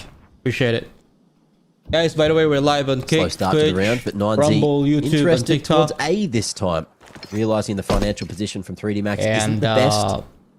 But they've still got these upgraded pistols. hit the like button, follow the potential, button. and there's only one found. That we can... A chance for that to go awry even faster. Maka at range, looking to take Maybe the reason USP, why two on the wall, one at the car, trap play, the trap setup. you will grow this channel. They're trying to swing together, but we can grow automatic this channel. rifles shoot that little through your bit support, of better. course. Easy ecos there for Like Wasso or Peak. subscribe to my YouTube channel. That's It's gonna also be 9Z. MztrDale. All Starting links to run away on with the the half. That's description. 7.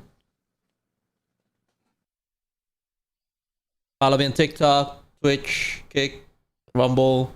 One more before the break. Before the turn. And subscribe to my YouTube channel. It's MztrDale. Thanks. And let's see if anything changes. Let's see what spawns we've got. Not a lot for 9Z, but they're going to send it to A-Long instead. Smoke on the corner creates that extra bit of space. And they realise 3D Max, they love to brawl for mid and look for lowers. So out long they go. Mid control is there, and nice. That's almost Nice a one, bomb. Lucky. You get lucky. Stopped on the cross towards long doors. Nice trade from Wasso. Catches him through the smoke, and Luchov has that cart as cover. There's a lot of CTs here. He needs a hand. He needs a helping hand. But the brawl favoring 3D Max. Lucky. Hitting some classic ones. Molly the Wizard to force him into the open. And Max. He's on the board. But he needs to do a little bit more Mayern searching, looking over the top of the smoke. And maybe caught in the open. Re-smoke on elbow. Oh, and a missed opportunity to equalize. So much time in 9Z, they are not forcing this plant. But Kersey aware that something could be brewing. Max carrying the bomb solo into CT. There's a flash going for him. Oh, and it's good. Masuda couldn't see a thing. Sprayed frantically. Mayern locked away. But the B site open to play with. Go ahead, go ahead. Oh, Max what wants the? more. Knew he had a chance to isolate Not a that chance, one, man. but it's 5 for 3D Max. Nice and close at the turn. Not a chance, 7 for man. 9Z, and I'm not too sure if they'll get much more. But alas, 3D Max doing some great work to get back into the game after a solid start from 9Z. Some crazy individual rounds. That one from Masuda, the 1v4, was one of the cleanest 1v4s I've seen in a hot minute. But let's see if they're going to be able to carry this through and keep up the performance to get back into the game and into the lead in that second half.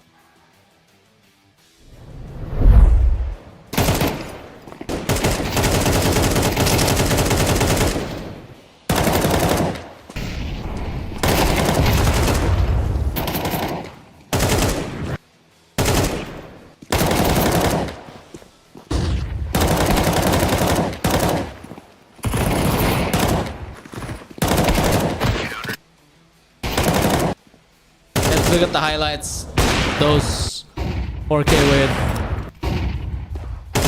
Is it Misuta? Probably Misuta. That was Misuta.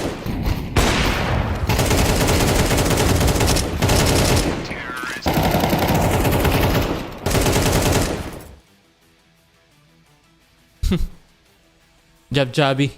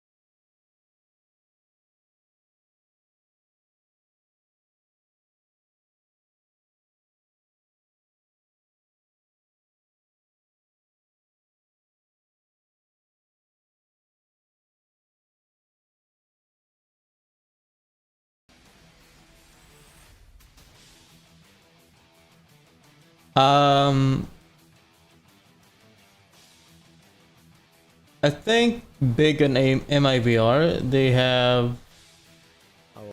Yeah, it's already. I think it's already. It already started. Big versus MIVR. Map is Mirage.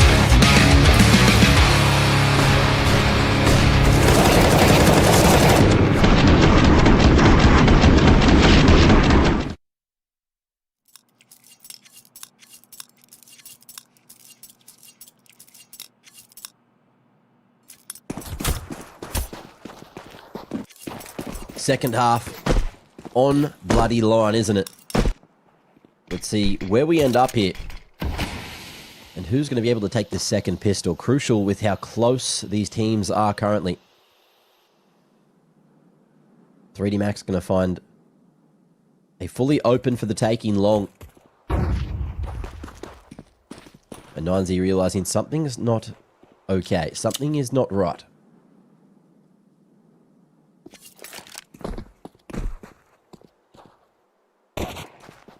Whoa. Your ears, what happened?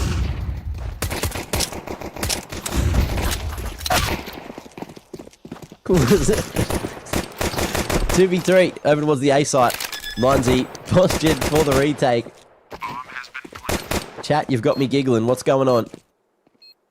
We are back. Masuda and Gravity looking to make this happen in the post plant. Big flank from Mayern. Missed opportunity with the USP.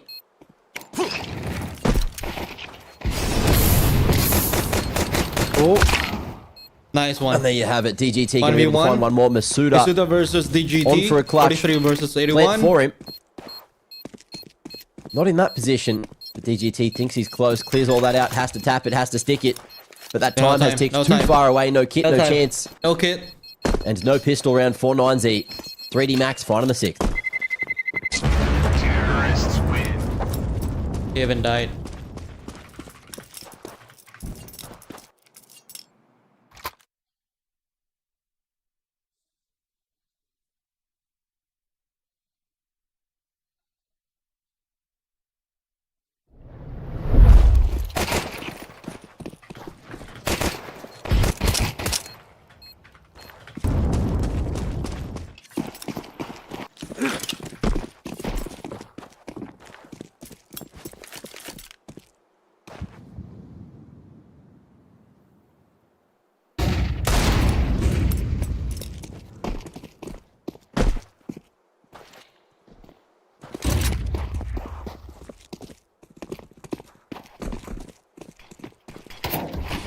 New round, new chance. Forced by up 4-9D. Smoke on the choke, making things very awkward indeed. But the T is going to be able to deal with that one. Denying the pump. And oh, look at this space created. Gravity just holding W, going as far forward as humanly possible. And this is looking like it should be a 3D max round. 9D after the force will be found, and it should be easy as you like. You're just spamming the smoke, man. Chat, you can Just cast spamming this the next smoke. round, alright? Let's see what you got.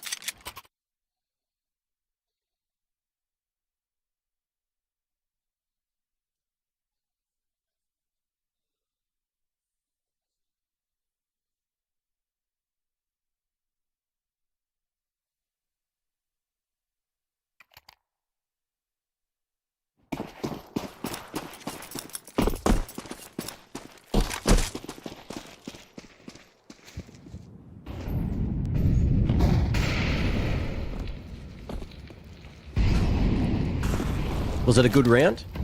I think you all did excellent. Great commentary, chat.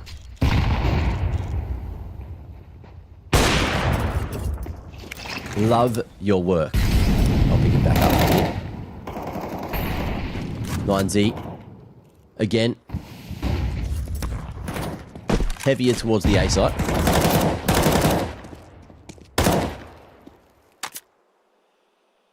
And 3D Max. Not sure about where they want to go just yet. But there's a lot of them on short. And that seems to be the place to be. 3-2 split. 9Z in a good position to deal with any B split that does come through.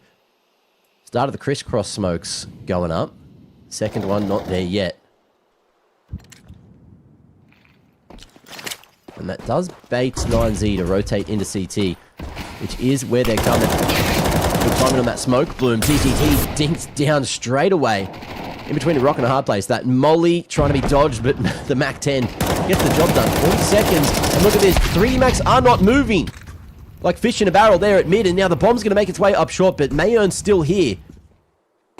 They don't even know where they're going. They've faked it in the death cam. They're going to tunnels. B site now open.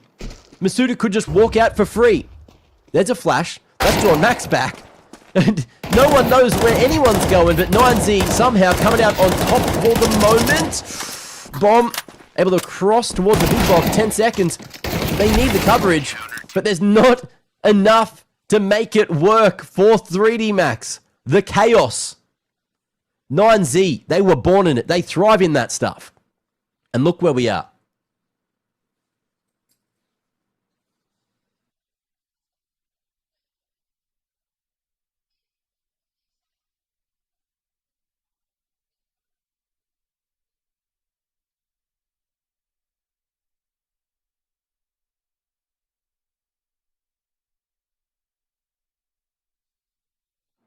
Back to business.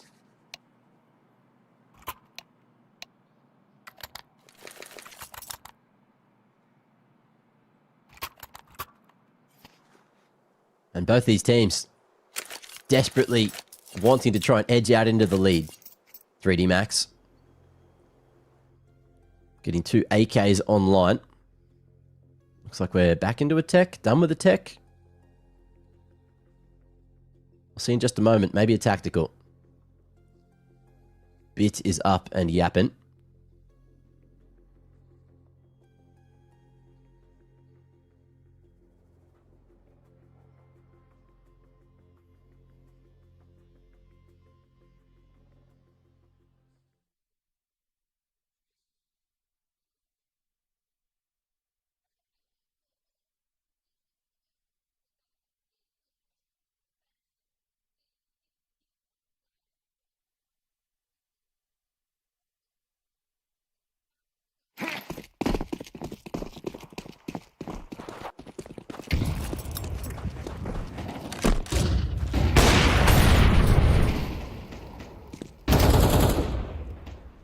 Action at long.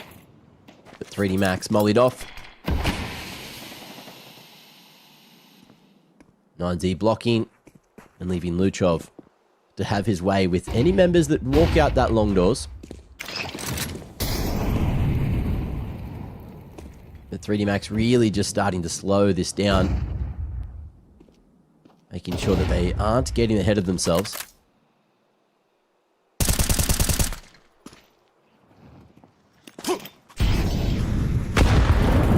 Placement. Good. Kersey down to 70. Nice little bouncer off the top of the door.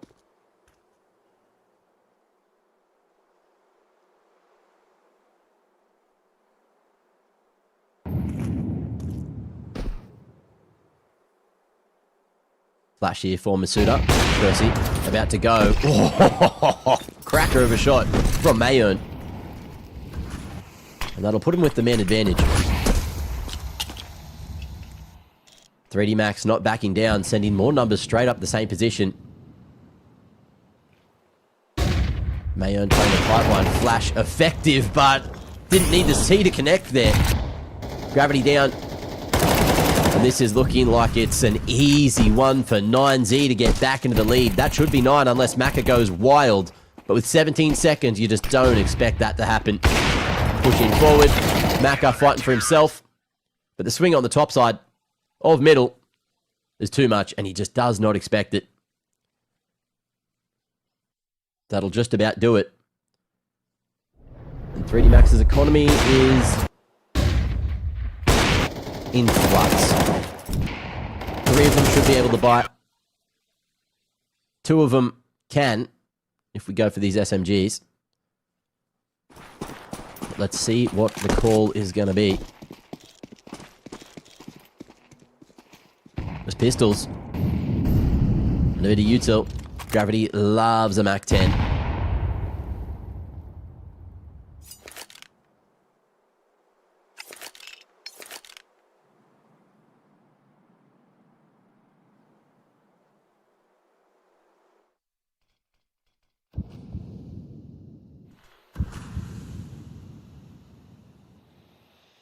Both teams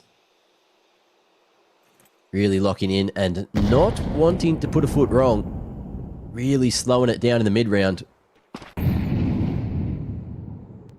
Remember all the aggression we were getting in that first half from 3D Max on the CT side? That has changed. They are pausing.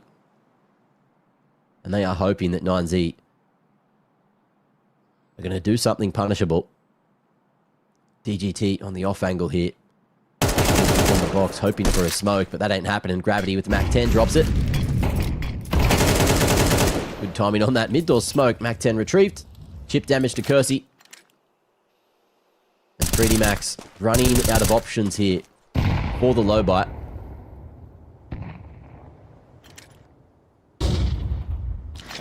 Flash at the ready.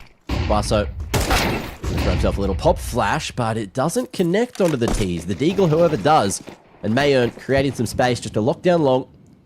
Try and stop that cross to sight. The one smoke remaining does provide some cover to get this one planted, but in the meanwhile, the CT's getting a little too aggressive for the T's liking. It's Lucky versus the world. And he somehow lived a little longer than he thought. Secondary's pulled out. Luchov finds him. And another bloody clean one. 9Z into the double digits first. 2-round lead. 3 more needed. Counter-terrorists win.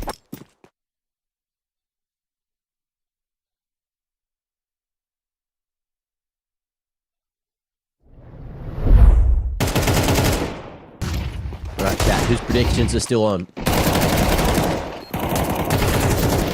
Whose are still good?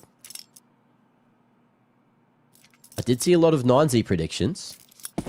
I remember a 13-8 in there. That's still good. 3D Max, however, back on the guns. Max with the reposition. Getting that door smoke ready. Off the back of that, you'll see them take this lower control. Quick flash to blind anyone boosted on short. But we know 9Z aren't there. They've gone for the long approach early round.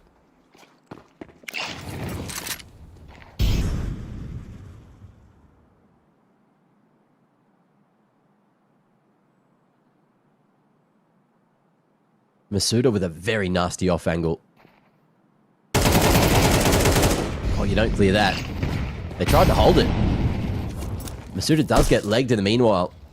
But certainly a missed opportunity for Mayern to equalise. And with that, it's just a full pump up short. CT is going to be completely stuck here. Down on the CT ramp. Basso peak, good crosshair to get yet another. But that also allows some space for DGT to make his way back towards the ramp side. Like going to come through eventually, but Basso just runs at them. Going surgically in between them. Spinning around and finding 2 more. He is having a bloody field day this game. 26-11 so far. And a few more rounds to play at most. Masuda just realizing with the util, the armor and the AK, maybe you just save. You cannot afford to fall after the timer. But there's just no way in. Basso peak, holding W like a champion. I can't believe he's done that. Just jumped up the boxes and gone right at the enemies who are both using the edges of the smokes to try and keep themselves alive. Counter-terrorists win. Crazy approach. But it works. The Chad from Chile.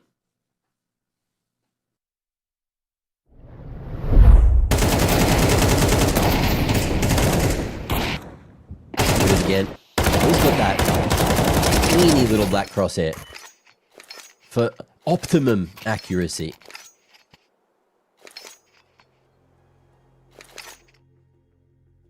What changes? Tack pause. Pitt shaking his head at Tuaso. Max having a laugh. What's going on here? Are we locked in? Are we angry? Or are we happy?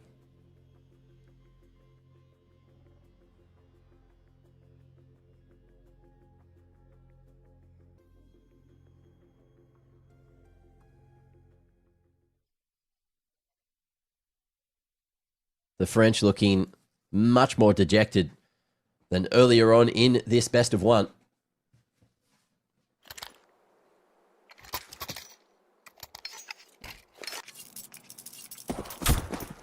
But how's this one going to look? Will 12 be put on the board? Again, 3D Max going for a similar default to before. This time, though, there is going to be a short setup from the CTs. Luchov and Max just swinging up at dark, ready for the aggression. That's an early punish. DGT as well. This short setup finds success. And with a 2-man advantage, you just fall off. They've also got long doors. They've got everything they need in Huaso. Still peaking, living up to his name, but realizes just how much of the map he can control just by sitting here and playing in the shadow. 3D Max in the meanwhile. Just regrouping and hoping they can win another 3v5. I believe they've won one and got close on another. But this time they've just got that Tech 9 and Deagle to complement Gravity's AK.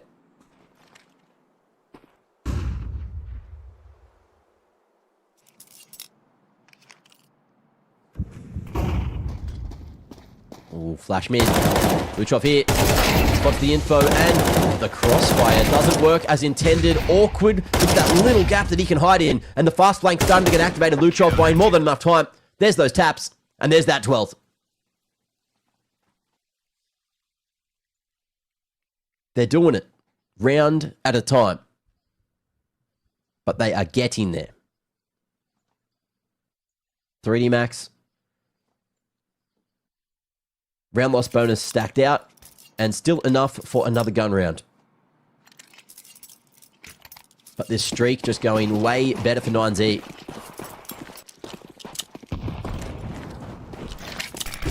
And there's really just 3 individuals doing a lot of the work here. This time though, all in blue, Kersey looking to put the team on his shoulders. So far out, so far advanced. But 9Z aware that there is danger on the other side of this corner smoke. Kersey sneaks into pit. And sets the trap. Max, though, oh, biting off more than he could chew, potentially. Spotted on the jiggle, won't repeat. Respects 3D Max.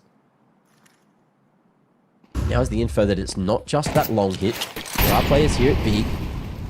Good insend dump. Smoke to follow. And a heavy presence towards mid and B. Playing for the bits of the map that I guess they have. DGT in the meanwhile going to be able to find that one. Kick onto the player at Xbox. And 3D Max. Look, you've got long kind of. Kersey picks the timing almost perfectly. Could have got 2 there. But he's happy to secure 1 and lock it on in. 9Z in the meanwhile trying so hard to fight for this short control. Jumping up straight into the crosshairs of all these riflers. And 3D Max. They now know where the final man is. Bomb over towards short. Saves the day. Lucky connecting. And the job's not done. There you have it. From the 4v5. 3D Max make all the right moves.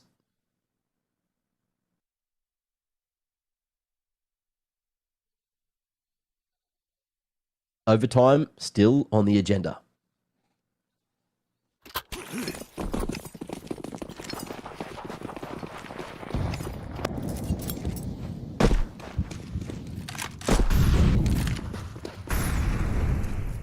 What we saying? Max? Molly smoke early. M4 still here close range and standing in front of the T's. The flashes are too good. And he says, please DGT, help me the hell out. Secondary necessary gets another bit of damage. 2 kills with the USP. That might just be done and dusted, but the B-side in the hands of 3D Max. They need to plant and the rotations have already come through from 9Z. Players here to delay.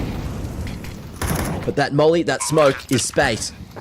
Well, they've gone the double bounce off the doors. There's that progression util to get back in.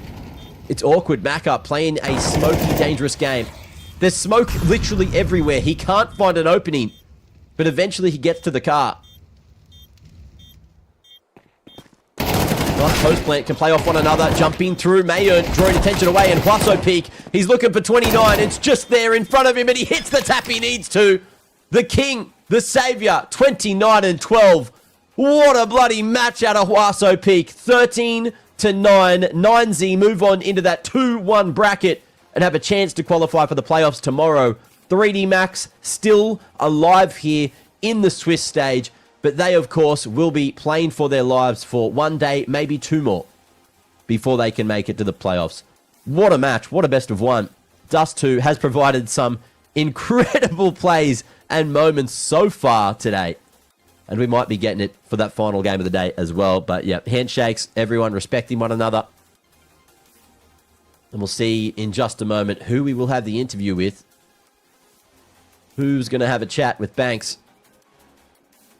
The boys getting pulled aside. Baseline Jay about to hype up the crowd. We've got Max and I believe that's Huaso on the right. So let's have a chat. Baseline. Get into it, mate. 好，让我们也恭喜9G 获得胜利啊！我们有花色 Pick 还有 Max 啊，来掌声送给他们，欢迎他们接受我们的采访。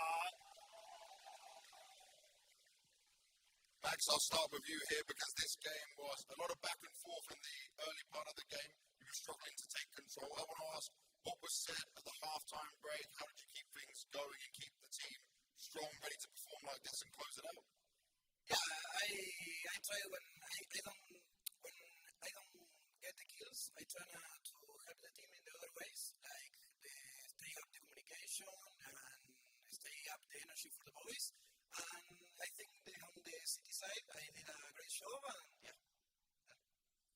Max 说，就当我自己杀不到人的时候，我就会注重这个游戏的其他方面，比如说我在沟通和队友间交流这一块我会加强，然后我也会呢，就是让我这个气氛就负责这个就是当气氛组啊，让这个气氛也嗨起来。Wasabi, you had a phenomenal game, absolute domination from you. When you're going through moments like this, right, does it feel like you can win any duel, take any fight, and just win the round single-handedly? Yeah, the game was so hard, for sure. I have a lot of confidence in the D side, and that gave me a lot of confidence in city side. I know we can do more rounds in D side, and I use open again. 刚才是一场非常艰苦的比赛啊，然后我们其实上半场当匪的时候，感觉能拿更多的分数，然后我觉得我就是去突破，然后杀人就好了，但是很可惜啊。但是下半场呢，就我其实然后我的信心就会越来越足了，下半场打的就更好了。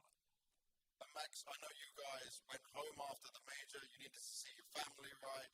You didn't have much time to practice, so I'm guessing you don't have too much new stuff to throw in here. How do you handle that as an in-game leader in terms of not being predictable, trying to change small things up? What has 9Z done?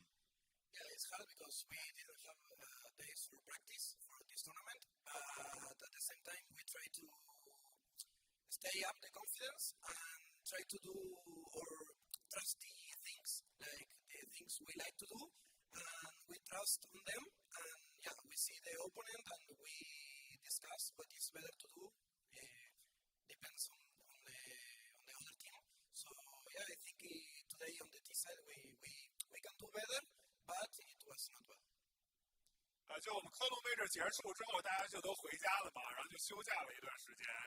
所以呢，我们也没有办法去练一些新东西，所以这个对于我作为指挥来说，确实是一个挑战。那么我们现在就比较重要的事情呢，就是我们会就比如在对面在做一些动作的时候呢，我们就会队员们之间呢，我们就会去讨论就应该怎么打。然后我们现在呢，就是打一些就队员们比较熟悉啊，大家会比较信任的一些战术和一些套路。With that lack of practice, do you have to maybe like call differently or change the way of you would be approaching the rounds? No, I don't think so. We try to play a lot those days, play a lot of DM because on our homes we try to rest a little bit. So when we came to here, we try to play a lot of deep match, aimbots, and try to stay strong individually. And I think we did it. We need to do it better tomorrow if we wanna win. Yeah, I trust on this team like I trust on my family. Yeah. 就我们 major 结束回家了之后呢，就大家基本上就都是歇着去休息了，所以也没有什么时间练。但是呢，我们来了这里之后呢，我们就每一个人就会打很多的死斗，然后也打很多的 bot， 争取让我们的这个个人状态达到一个非常好的。然后我们今天也打得非常好，希望呢明天也打得非常好。我非常相信我的队员们，就像我相信我的家人们一样。I'm even seeing now some 9Z signs in the crowd. Anything you want to say to the fans? Thank you so much for all the fans who support the team, and I hope tomorrow we make playoffs for 感谢中国观众们的支持，希望明天我们可以晋级啊。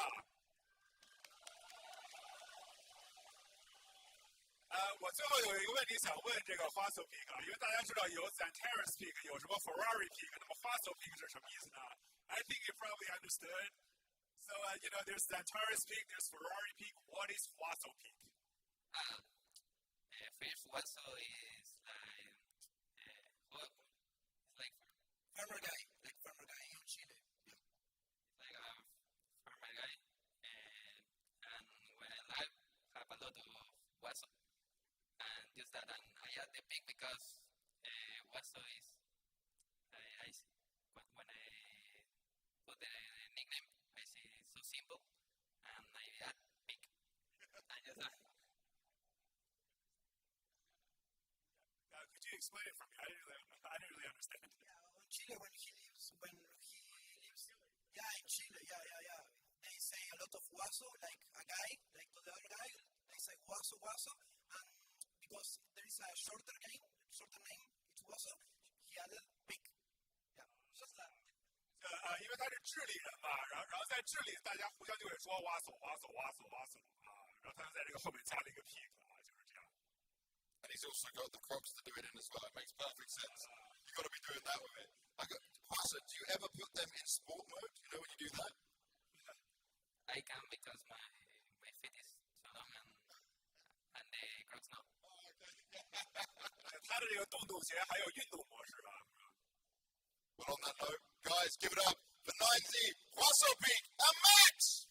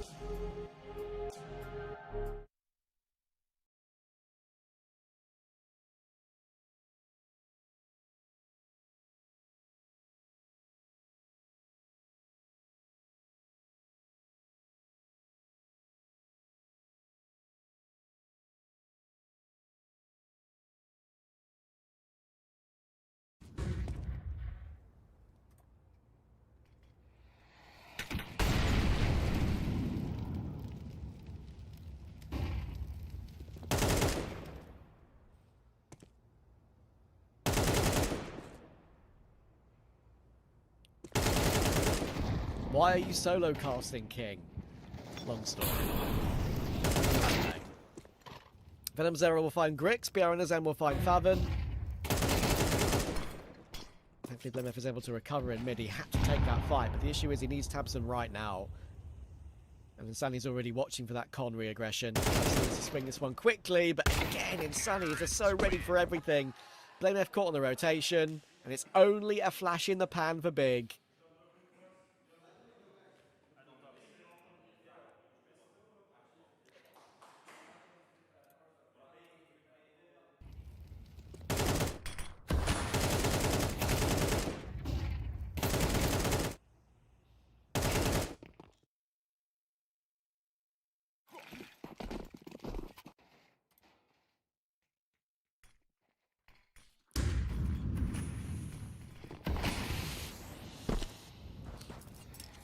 Thank you for all the nice comments in chat, by the way, guys. I appreciate it.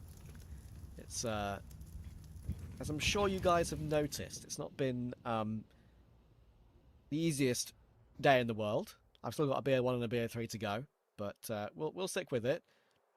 I'm still a bit sick. You might be able to hear it in my voice as well from when I went to Cologne a couple of weeks ago. So just recovering there. Thankfully, my voice is pretty much just fully recovered today. So that's a good sign, isn't it? I'm going to destroy it by tonight. He is just a narrator. But did Steve in Counterpoints talk last night? Yes, the guy who said my name is Trav. Travis, actually. I go by Trav. Insanity will deal with Blame F really nicely. Again, another example of Insanity just completely owning middle. Tabson feels like he needs to make something happen, but Insanity's watching for that as well. Destruction. Big have been humbled and taken apart by the combination of Venom Zero and Insani. They are 26-9 between the two of them, and that just says it all. That just says everything about this map. Grix has a freebie, and Insani is going to get a quad kill to finish off the half. No one can headshot him, no one can face him. The aura, the pure aura of Insani pushed Grix's crosshair off of his head. No one could do anything about him. Grix's crosshair off of his head. No one could do anything about him. Grix's crosshair off of his head. No one could do anything about it.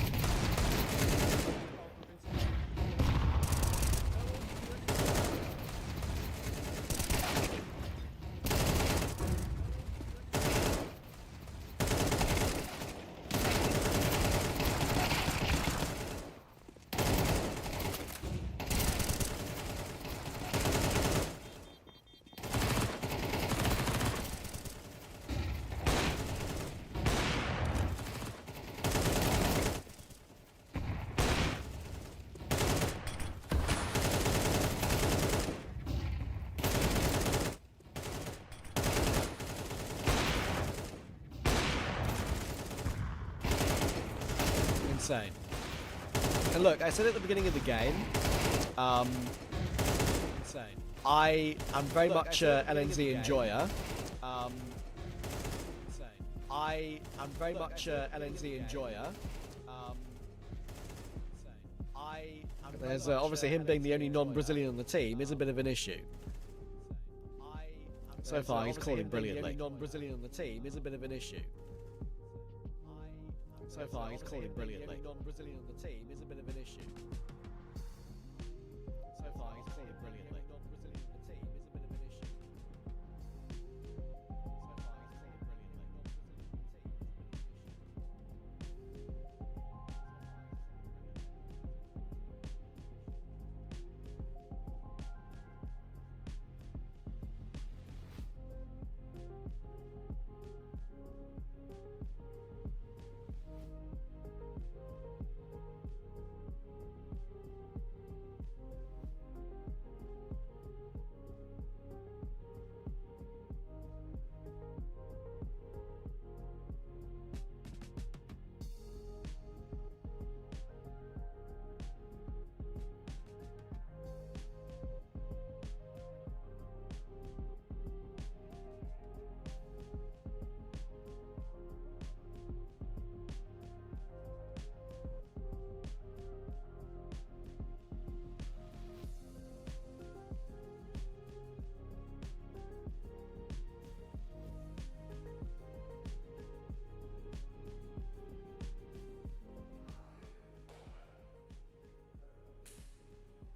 Well, Big have made some incredible comebacks happen in recent times at the major against NRG in particular, but that was one day in the pressure cooker of Cologne. At the major against NRG in particular, but that was one day in the pressure cooker on T side as well. Historically, the side they struggle on a little bit more with this lineup as well. Historically, the side they struggle on a little bit more with this lineup as well. Historically, the side they struggle on a little bit more. There isn't going to be much they'll be going to be able to do about Insani in this map. He's shown up in spades. There isn't much they'll be going to be able to do about Insani. There's more of that, I say. In spades, guy is a pretty insane talent. NZ is going to miss timing on the first player jumping out of the apartments, but because they've missed him, he can now play in the apartments. Thankfully for Big, ADC can connect with him though, and find Insani. Big double kill from Jaden C. Thankfully for Big, ADC can connect with him though, and find Insani. Big double kill from Jaden C. This is not going to be easy to recover. And you can see in BRN Azan, kitless. NQC's got himself up quite a way. That's one free kill on Grix. Surely not like this big. You have to hold on to this. Quite a way. That's flash forward. The elevated angle. Seen. Now I know where he is, but he drops down and gooshes NQZ, and in the end the damage done is too much. So Blemef will hold on, and Big have step 1 complete, which is the pistol. Blemef will hold on, and Big have step 1 complete, which is the pistol. Blemef will hold on, and Big have step 1 complete.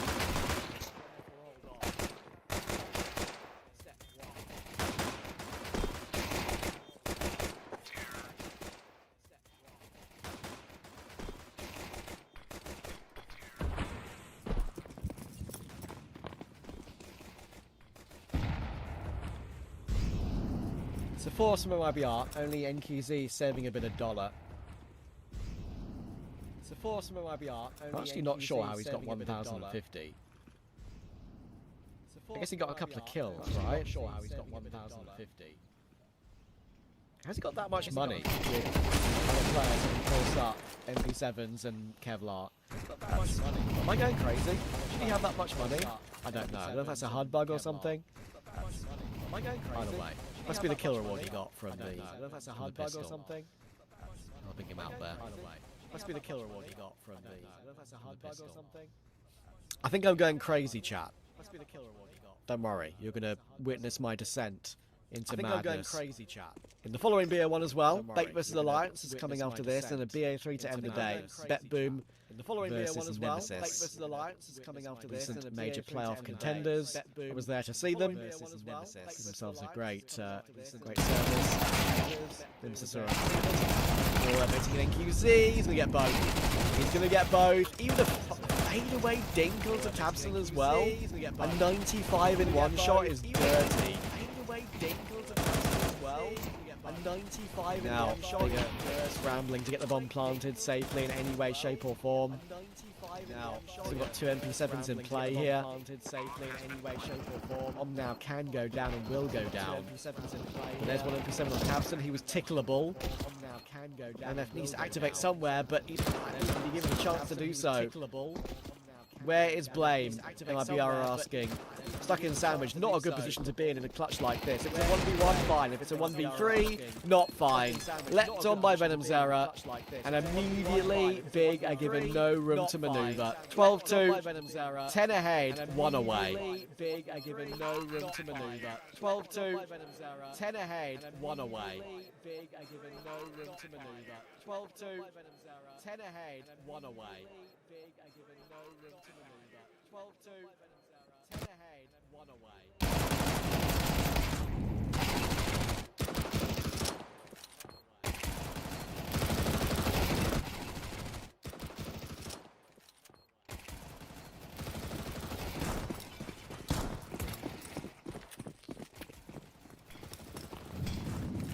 Is there anything left for Big on Mirage? They're going to be dropping down to that 1 and 2 bracket if they lose one more round in this regulation. They're going to be dropping down to that 1 and 2 bracket. It's currently occupied by Lin Vision, 3D Max, and NIP.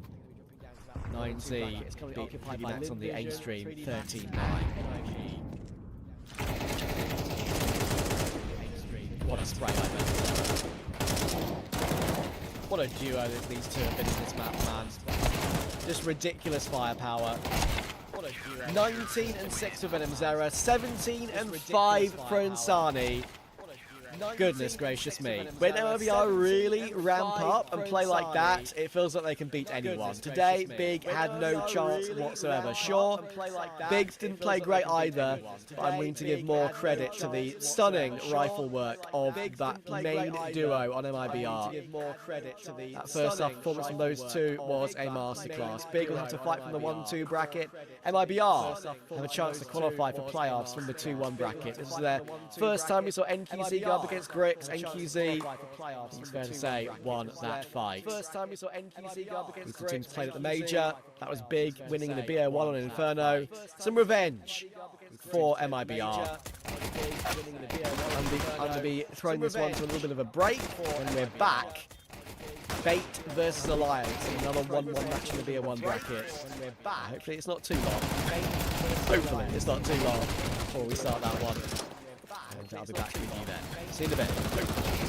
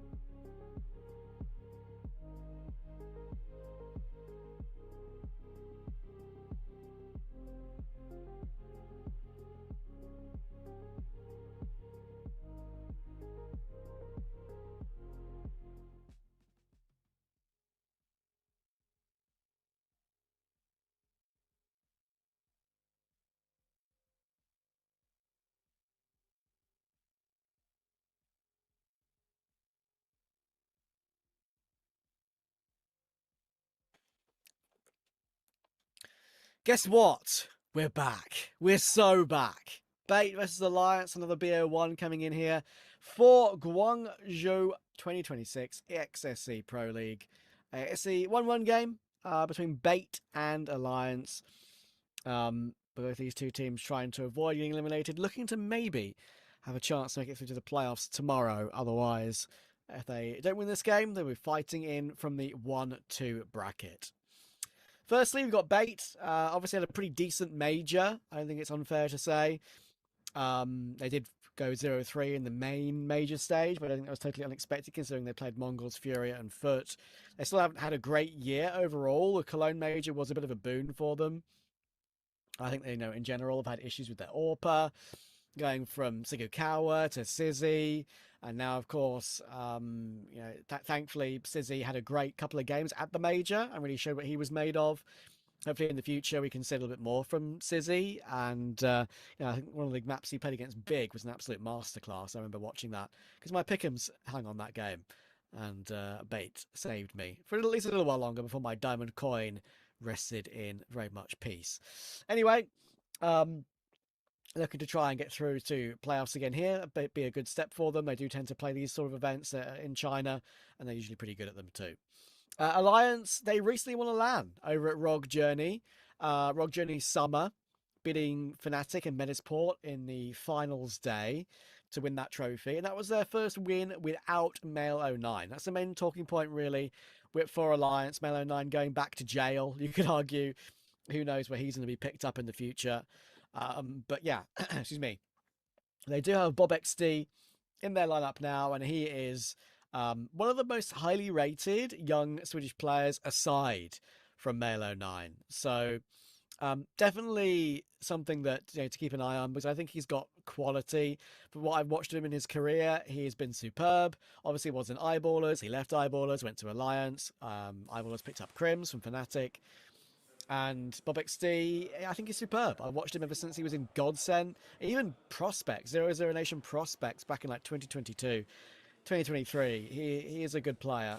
And he's been kind of in every relevant Swedish team lately, going from Johnny Speeds to 9, which is of course international, to Eyeballers, now to Alliance. So definitely got something. Has Bob XD. I think he's a great player. And we'll see if that elevates Alliance's level a little bit further. Of course, both these two teams have played a couple of games in the tournament already, like I was talking about earlier. Bait played Nemesis, lost 13-10 on Ancient. Bait played MIBR, won 16-13 on Ancient. And guess what? Bait are playing Ancient all over again against Alliance. Alliance also played Ancient against NIP, also played Ancient against Paravision. They beat NIP 13-3, lost to Paravision 13-4. These two teams have not played any other map but Ancient at this tournament.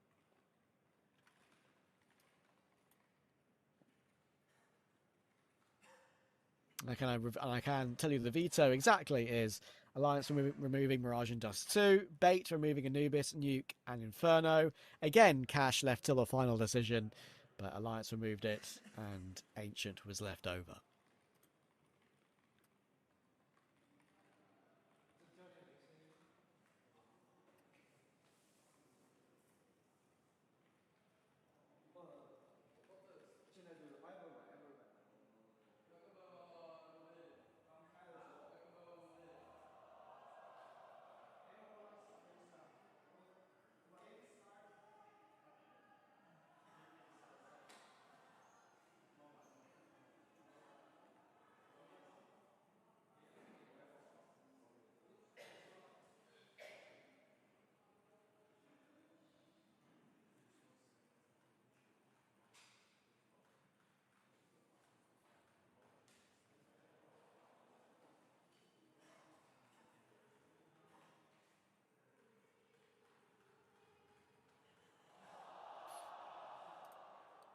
Hopefully not too long before we jump into game. Famous last words, obviously.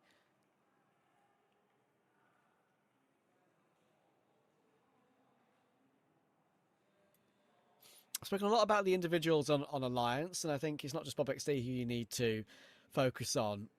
Of course, Twist is the main man when it comes to the captaincy, in-game leader these days. Been around the block as Twist, played on pretty much every single relevant Swedish team you can think of in the course of Counter-Strike history. Fnatic in some of their peak of their powers. NIP, Godsent, Ancient, Red Reserve, Flipside even back in the day. Of course, played in the very, very first major, I believe, as well, if memory serves me correctly, back in 2013. Now he's the main man of Alliance, been on the team since September 2023. I'm not sure what the head pads are on the Alliance boys here. I'm assuming maybe it's like to do with just relieving a headache or whatever. Maybe they're unwell. I don't know. Only 3 of them have it. I say only. 3 of them is quite a lot.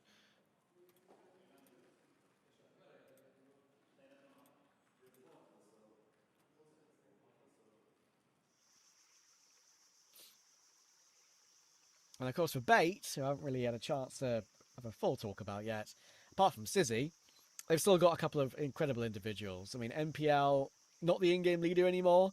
Of course, Alex666 has taken up the mantle of captaincy for multiple months now, I think pre-major. And MPL is now left to his own devices in the fragging department. And that has helped Bait a little bit, I think, for sure. XSE and Kenzazor are also imperative parts of this team. I've watched Bait since the very beginning when they added XSE to the team. They had a totally different roster really back then. XSE was awful. There's no other way of going about it. He was really, really struggling in his roles when he first got added to Bait. It's his only professional team in his career so far. He's a one-club man. And I think it's fair to say that he's absolutely grown into his role on the team. And I know it's like an estimate when you look at HLTV and see his total prize money winnings. He's earned over 100 grand now in his career. And for a player that I did not think at the beginning was going to be anywhere good enough for Tier 1, he holds his own, man. He really does. And he deserves his credit.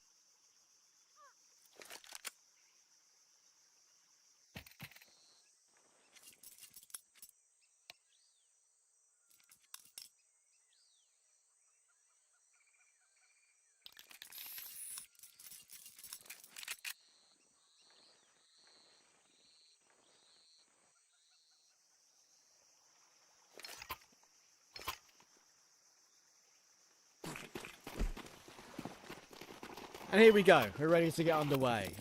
Shout out to a few people in chat. I see some regulars in there. Tiki, hello. Chase, hello as well. Cooling patches from what you've heard. Good to know. Good to know. Here we go then. Essential with the dualies in toward Jag, or on the edge of Jag in Cave. Says he has got his own pair of those. And look how far Alliance have made their way through. Through Red Room. Back behind the A-bomb site. Kenzazor knows what's going on, but isn't going to be able to connect with any headshots. Bomb is being planted. They haven't cleared Temple properly. And Kenzazor finds 2. A really nice second click on Era. But Essential's going to get found by Upe. So even though both CTs are here, you might favour the T side. Maybe not anymore. Look at their health. Bomb still dropped on site. And it's a 2v2. With Bait having every angle covered.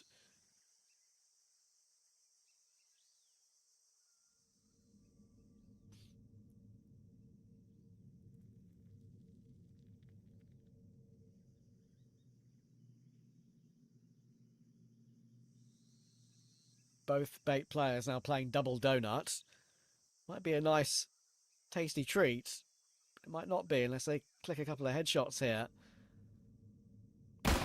Bomb has been retrieved. There's the information on it being retrieved. And honestly, they could just leave to go B right now. And immediately, Twist has done that. He's left Upe on the site to maybe catch one player in transition. It would be really silly for Alex to not... Oh, it was a fake. It was a fake. Okay. So they drew one player away. They drew Sizzy away. But they didn't draw Alex away. The mind games of this 2v2 are pretty crazy. And now it's all down to who hits the headshots. Twist will play time. Falling back in towards CT. The dualies of Sizzy are about to hunt him down, though. And it will be favoured for the dualies who think from this sort of position. And the dualies will get the kill. It's all down to Upe. 46 HP, gets Alex nicely. They didn't know he'd crept away toward main, but the bomb is not planted for Upe. Sizzy is going to defuse. A 10-seconder behind the boxes. Just gets there in time. I say just. Low-key, it wasn't actually that close. And Upe will clutch the round out for Alliance. A very awkward one with how long the bomb was dropped on the A-bomb site.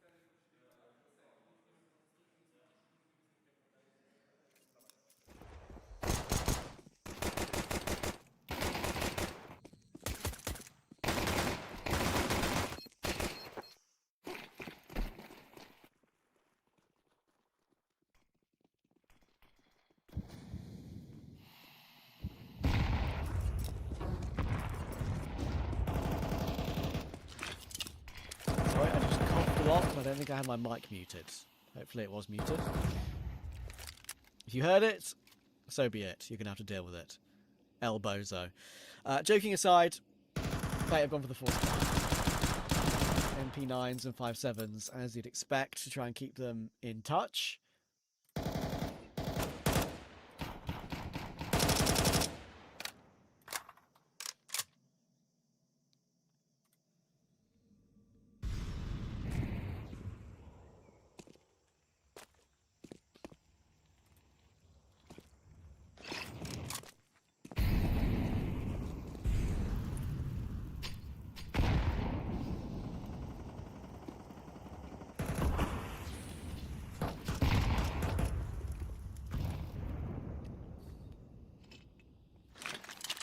Harvick is going to smoke to the left. The Mac 10 will go for 1.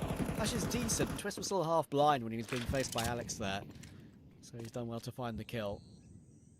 That is a B-bomb site clear. I think Bait will be looking to try and save their force buy and use it again in the following round.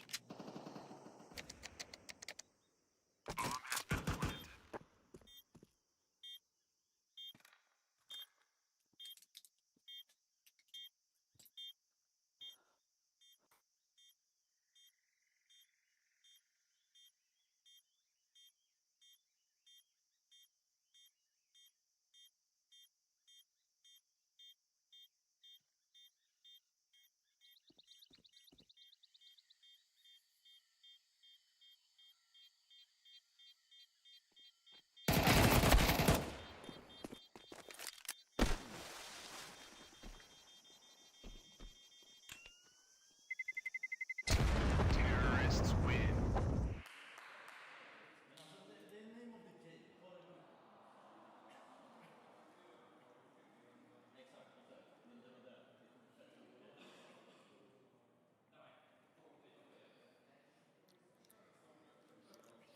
I feel like I need one of those cooling patches right now. Can someone ship one off to me?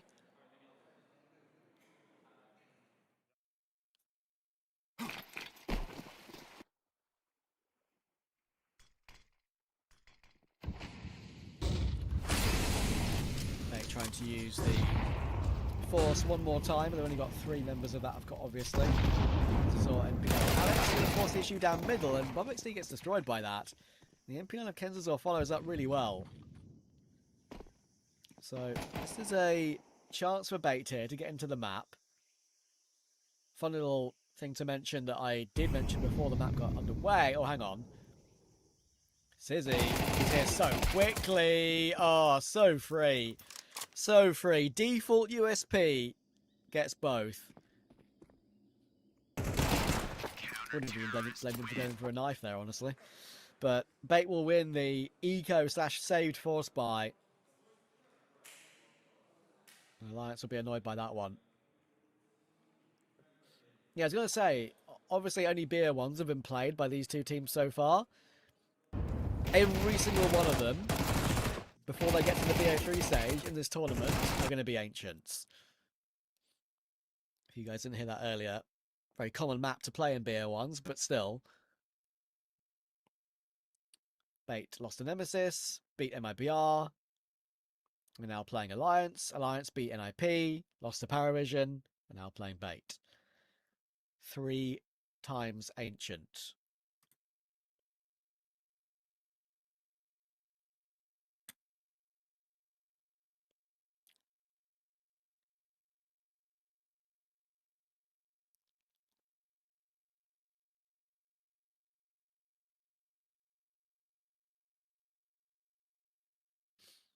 Bob XD is dropped from the server. We'll try and get him back in ASAP. And while that's happening, I'm going to sip on my lemon and honey drink. Thank you.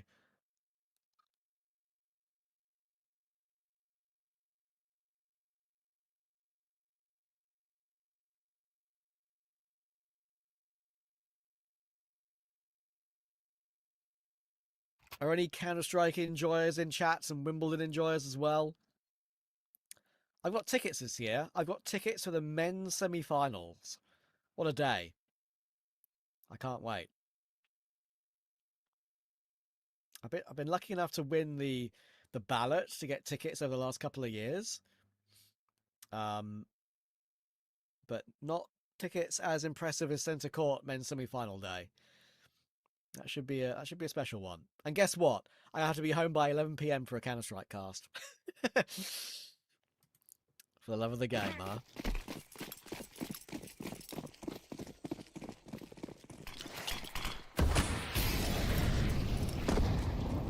We're back underway. Thankfully, it wasn't a long pause. Public Steve back in the server ASAP.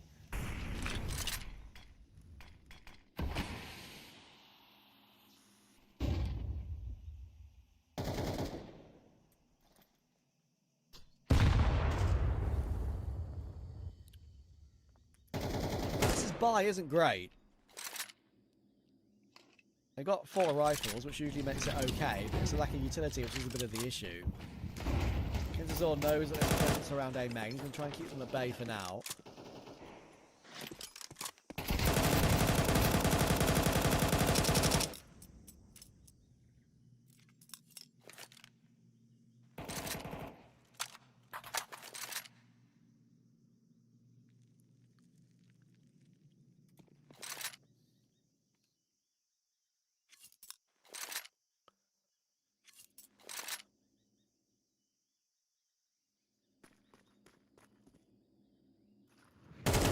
Zor will get away with his kill on 1 HP. How many times have we seen 1 HP today, by the way?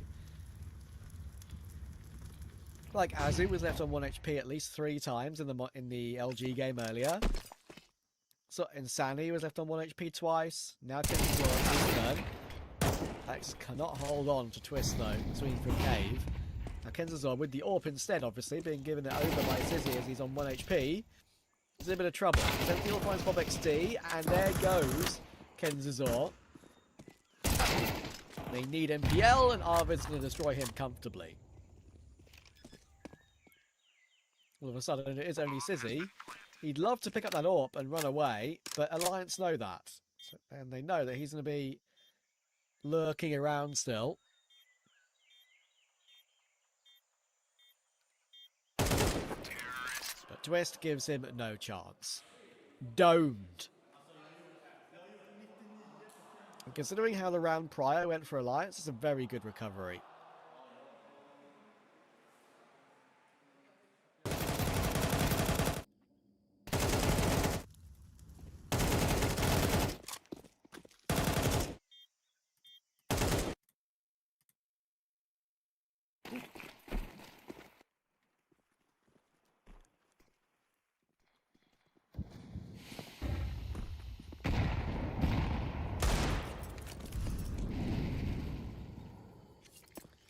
Alliance now with control of the economy.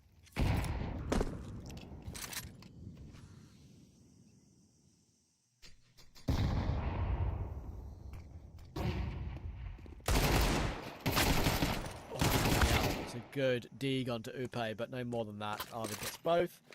It was a bit dangerous to go into A main when you're up against an eco like this. You can feel like you could get caught by a couple of players aggressing up, but thankfully it is traded well by the Swedes.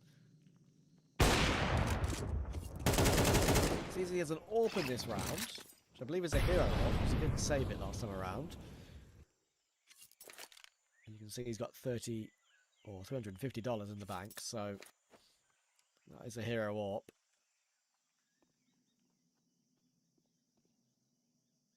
He's kept bait in the round. Smoke up from Twist. Sizzy will catch Arvid though before that smoke blooms and Axis hit a dig. Uh-oh. All down to Bob XD.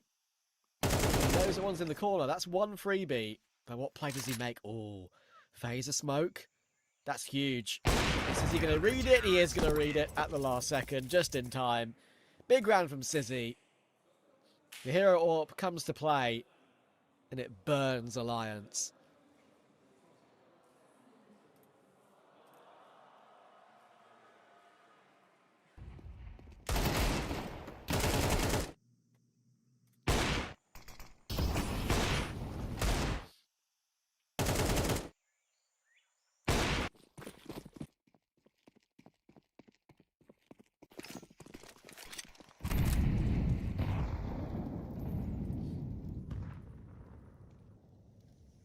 Alliance, I was saying about them having control of the game. Well, all of a sudden, because their money hasn't been built up, that hero AWP round from Sizzy has contributed to breaking Alliance's money. Completely, as well. This is a full eco. It's not like they're double eco and need to force. They actually can just single eco and get a buyout in round 7.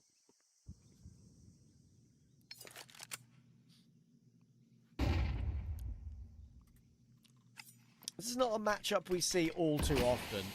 The only other time these two teams, with at least these cores, have played each other was over a year ago. February 2025 in CCT, would you believe? BET won that one 2-0, 13-5, 13-9. That was when Alliance were using Plessen still. Still the same core 4 other than that. And BET still had head trick back then.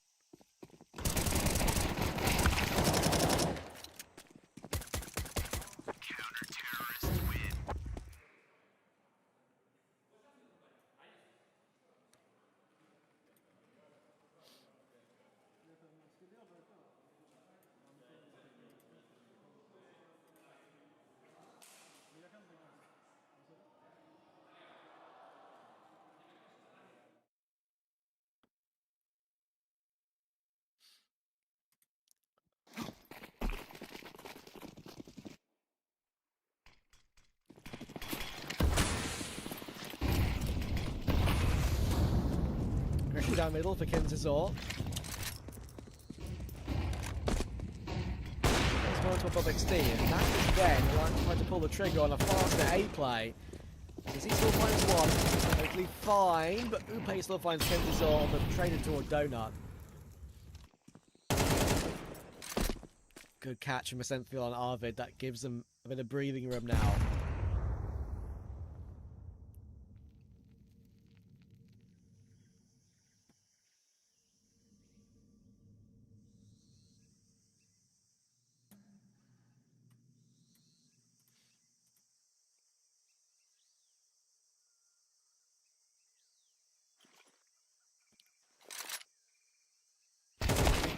Upe doesn't know what to do in the end. Only option really is to take a fight. He'll lose it. And BET are starting to look a bit more confident now.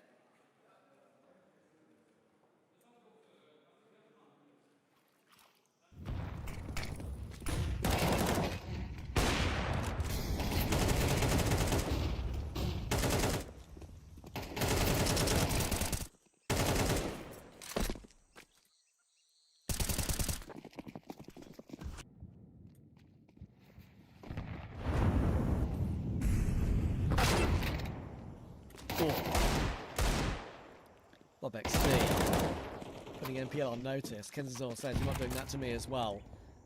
Pushes a bit further forward.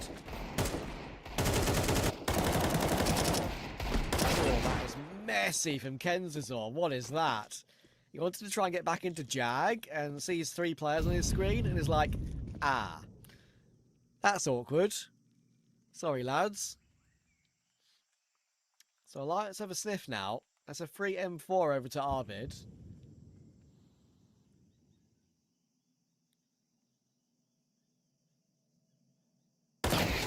Sentinel needs to be really careful. Thankfully, he is careful. Let's remove the 1M4 that they had as well. Thankfully, Ira was there to pick it up.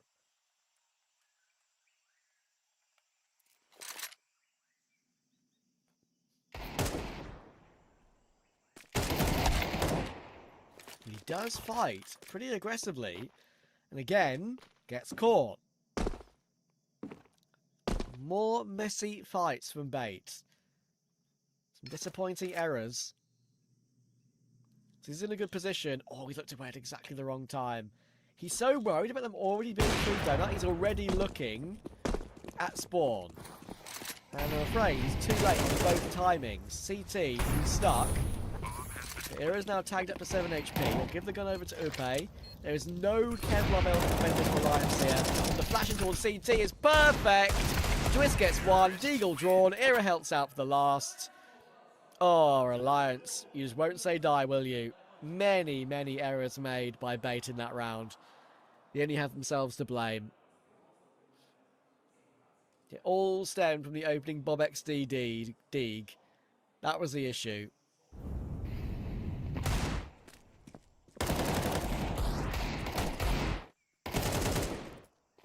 This was a good fight. That one wasn't.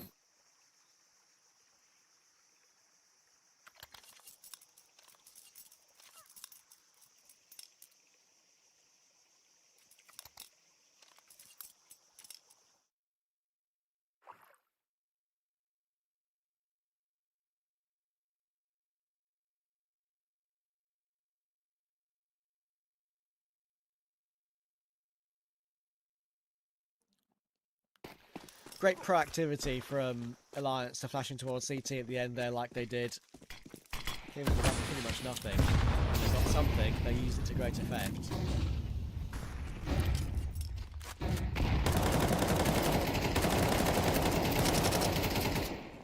XSE will hold on to Sizzy. A revenge frag. And NPL takes some damage trying to jump away in Donut. Molly down to 15.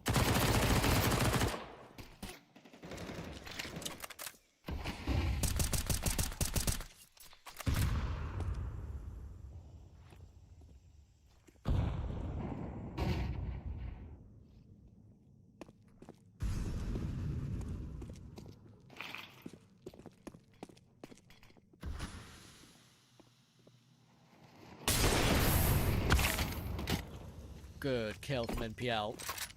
But the one will eventually spread on that low HP. Will take him down, and Essential has been forced away from behind the site. Alex needs to make a move. Can he catch the AWP in the open? He cannot. Era is too ready. And Era will even find Essential too on the fallback attempt. So Alliance really causing Bait plenty of problems here. Especially in a BO1. This is one of those games where it's an absolute coin flip.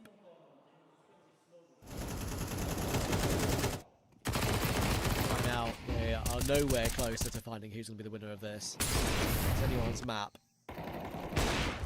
Luzi goes into the 1 and 2 bracket with some very difficult teams to beat, by the way.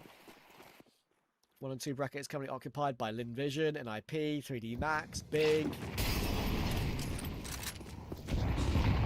2-1 bracket currently occupied by Eyeballers, 9Z, Paravision, and MIBR.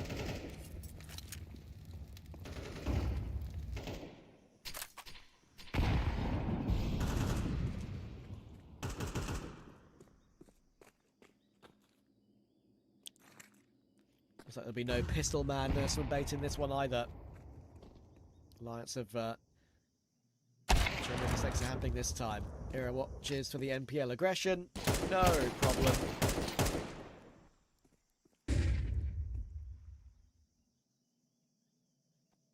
Sizzy, you are not long for this world, my friend.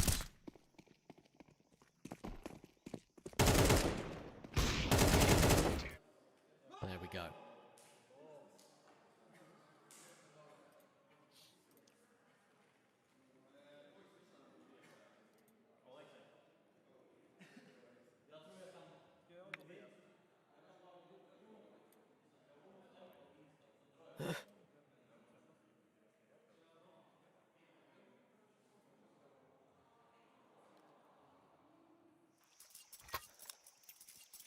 Alliance guaranteed a lead at the end of the first half. Or guaranteed a tie, sorry. We're going to try and guarantee a lead.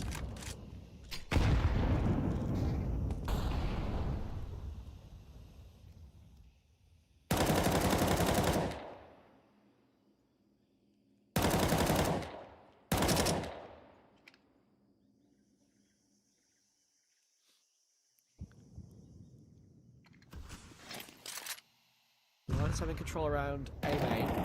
Only one player per bait around that A side of the map right now. It tends to be the norm on a map like Ancient.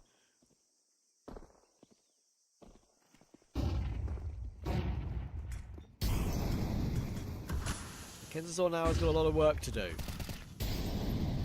Especially with NPL being taken down the rotation, and that flash is superb. Really nicely done from Alliance.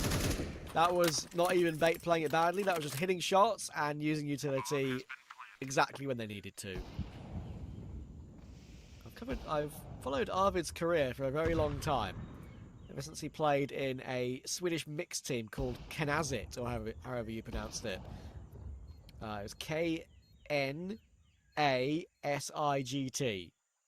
They played in the IEM qualifier as that mix. Played with Jazar, Ludwig, Vera, Debo. That was the apex of Assassinito, Jacob, Nork, Kickstand, and Sticko. And yeah, Arvid was popping off that game. I always remember that. A fantastic ace on overpass to send the map to a third map decider. Or I should say, to send it to overtime on map 1, I should say. But, yeah, they couldn't get to a third map decider. They lost 22-19, 19-16. That was a first time I was really made aware of how good Arvid could be. He's had a great couple of entry kills in this map as well here today.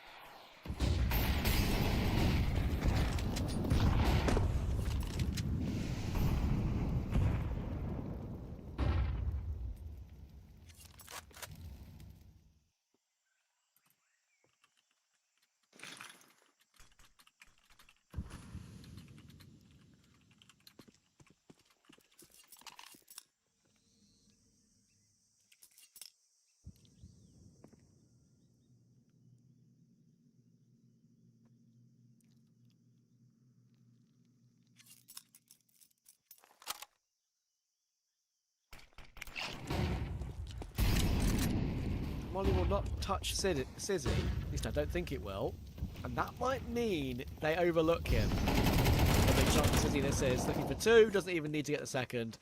NPL will help him out. No FAMAS kill for Alex though. Twist with another great entry. You can't rely on with Twist sometimes, he's very good individually as a captain for this team, even now, this late in his career. He can't get more than one on this occasion, I'm afraid. Obviously, he'll get caught by Sizzy. And Bait will stay in touch. 5-7, not too bad at all. And it remains anyone's map in this BO1. Who drops down to that 1 and 2 bracket? Who advances to the advancement bracket in the 2-1 stage? We'll see very soon.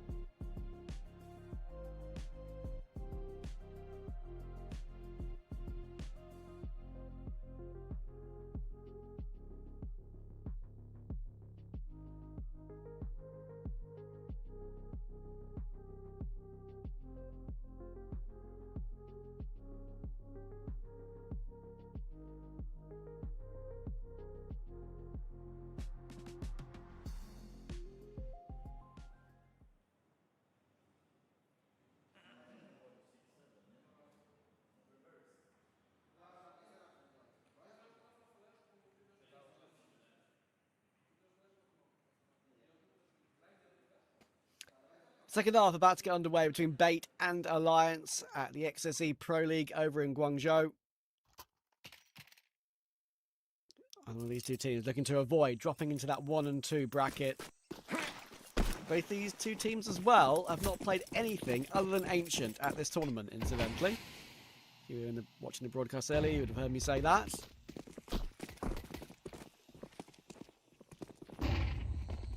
Kinzazor deleted by Upe. That's a very nice, satisfying tap for him. Twist has let him through, but Upe is falling back from checkpoint to checkpoint and continuing to click heads. A second one to grab. Twist absolutely just sells himself down the river because he knows that Ira is going to trade. Finds both Sizzy and NPL. Upe will finish off the round as well. Now that is impressive. Alliance are feeling it right now.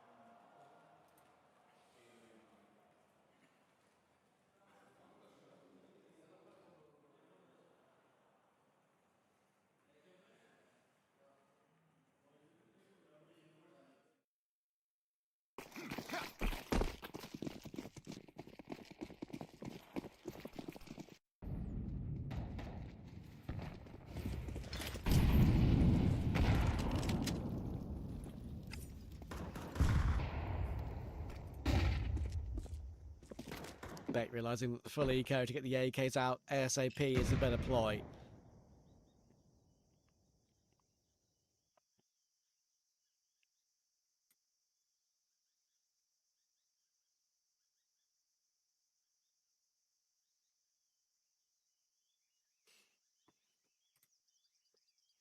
A plant here would be a miracle. Twist already down, keeping them locked in. Look where Arvid and Bob XD are. There's even a fourth. Two. I'm not quite sure how Bob XD's been jiggle peak, triple dink headshotted by Kenzazor, but that's a nice kill to grab with having absolutely nothing invested.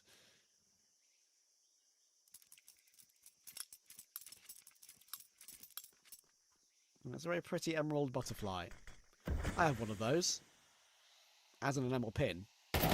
Alone. If I had the real one, I would not own it. I would be selling that ASAP. Arvid will hold on. Spam the smoke, get it done. 9-5 confirmed. Guns drawn for Bait. It's now or never.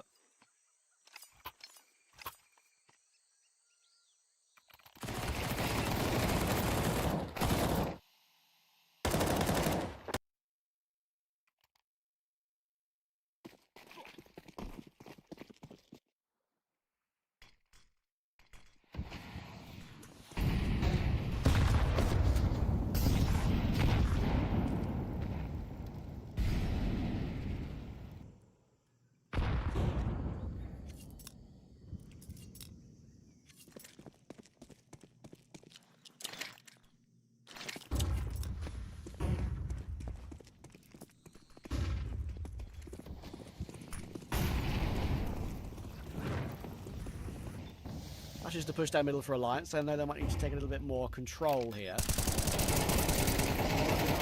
It's so close for Upe. It's tempted. And the nade actually spreads to Alex there. He was quite far away from it, but he was so low HP that it tickles enough with the shrapnel of the nade to take him down. Now it's very awkward for Bait. You're a man down. You're locked in. You've got players all around you. There's no safe position for a plant. You're getting spammed consistently through smokes over and over again. And in comes Bob XD on the big flank, giving Kinzazor and Ascenthiel no chance. They're completely all over them right now. Reading their every move. And the denial of that bomb plant is such a big factor. We know how easy it is. Say easy. It's the easiest site to retake in the game, probably. A site Ancient. Look at the amount of damage that's done.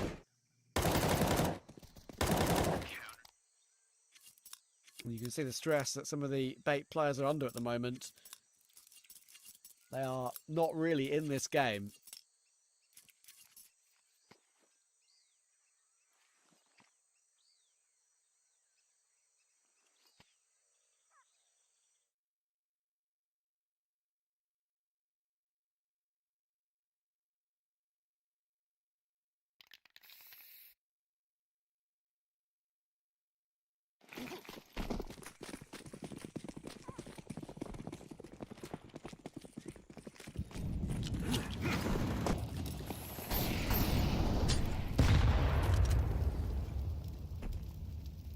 If they want to make a comeback happen, they probably need to win a round like this.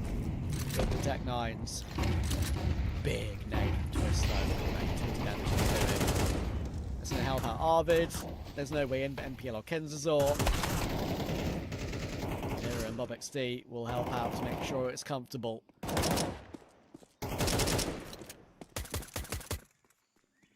Alex 666 is about to be 0 HP.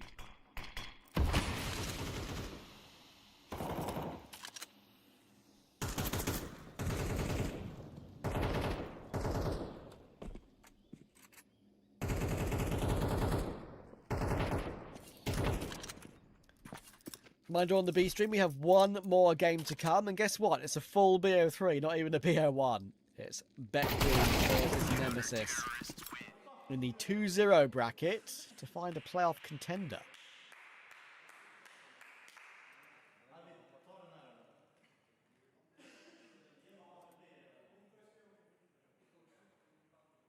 BETBOOM, strong favourites, you'd imagine. They haven't played this year.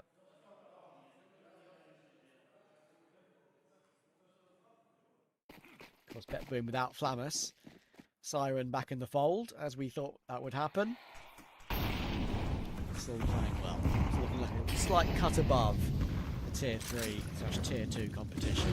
Or like the Tier 1.5. Good kill from MPL. Finally an opening in the round here for Bait.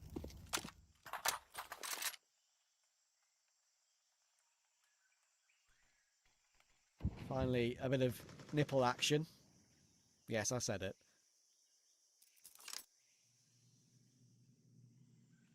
Only going 8 and 13 in this game. Need a little bit more from him.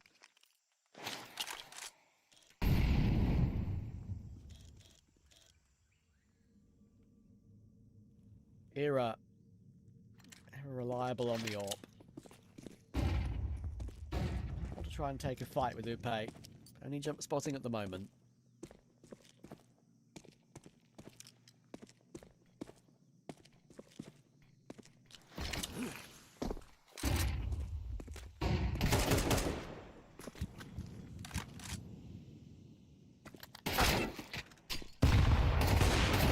Second as well, but unfortunately for Era, while he was trying to fight forward to take some initiative, he was in a position where it's only ever a one and done. Bait will find their 6th round. Twist will try and keep the AK, and don't look at Sizzy's HP.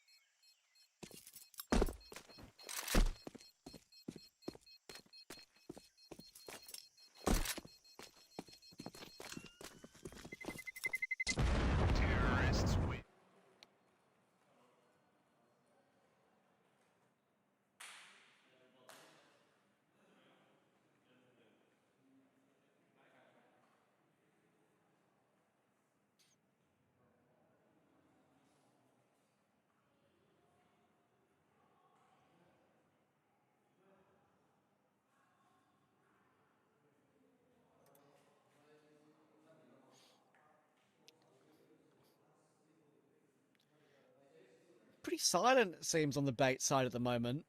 Not seeing much vocal... How many vocal players at the moment? They look a little bit down in the dumps, it has to be said. I can imagine maybe waiting a very, very long time in a day to play your game. It can be a bit like that. But, you know, you always have to be professionals at the end of the day. Try and get the job done when things are not looking too rosy in the camp.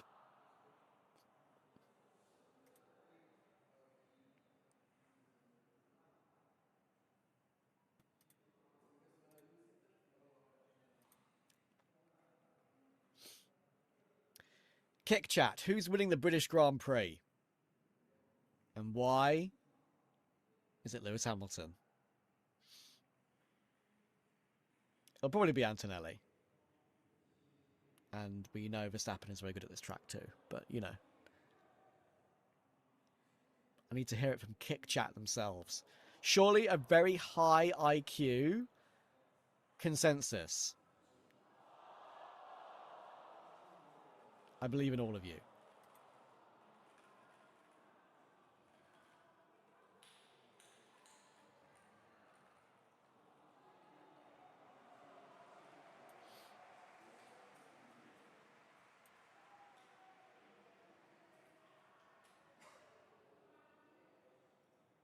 Kim Kardashian? Agreed, Linskia. Agreed.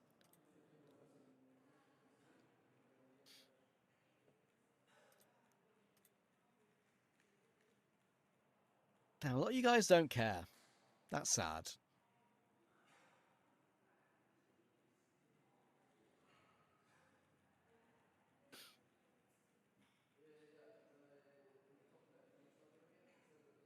Zyru will win.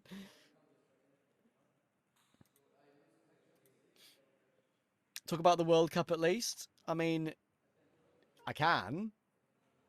But we haven't got to the final of the World Cup yet.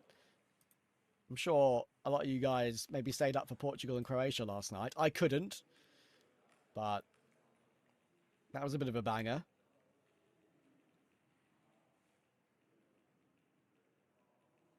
I watched the highlights during my break, actually. Earlier on in the day.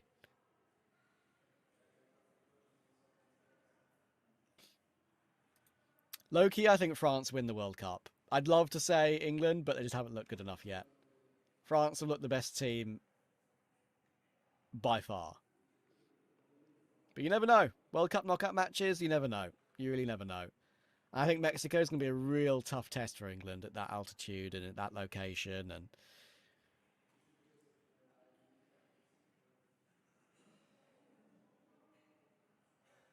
it's going to be tough.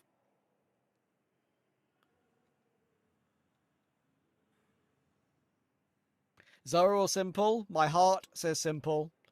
My head says Zywu.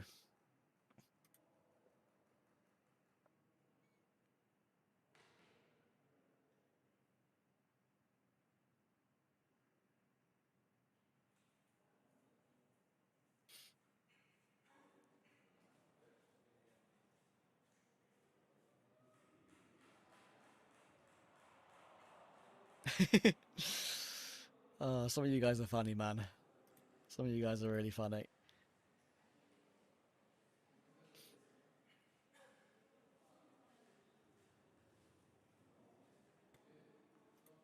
I mean, I hope so, Zuma37.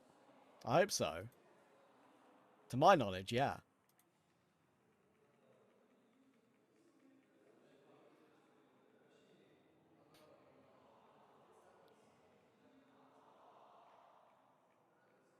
I think the man called, or the man or woman, I think we probably know which, called Luck Magnet might need to take a bit of a breather somewhere and maybe consider their life choices. What is on their foreheads? I'm told it's a cooling pad. Favorite football club? Probably Arsenal. I can't lie, I'm not a massive football supporter, but I've liked Arsenal since like 2010, earlier. 2008 maybe. I'm more of a tennis and football guy. Tennis and football. Tennis and Formula 1 guy, to be honest with you. But obviously, World Cup is goated, so we get ourselves up for that. Do I cast for majors? I've casted major qualifiers before. Not an actual major yet, though. One day. One day.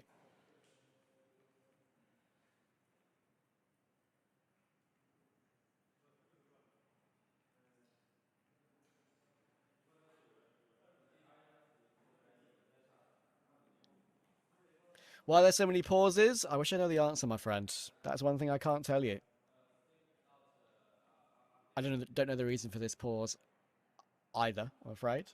Imagine it's some kind of thing the admin needs to sort out. / people in charge of peripherals or something. Hopefully we'll get back in ASAP. You can blame me if you want. That's fine by me. Yeah, this Trav guy's causing all the tech pauses, man. It's all his fault.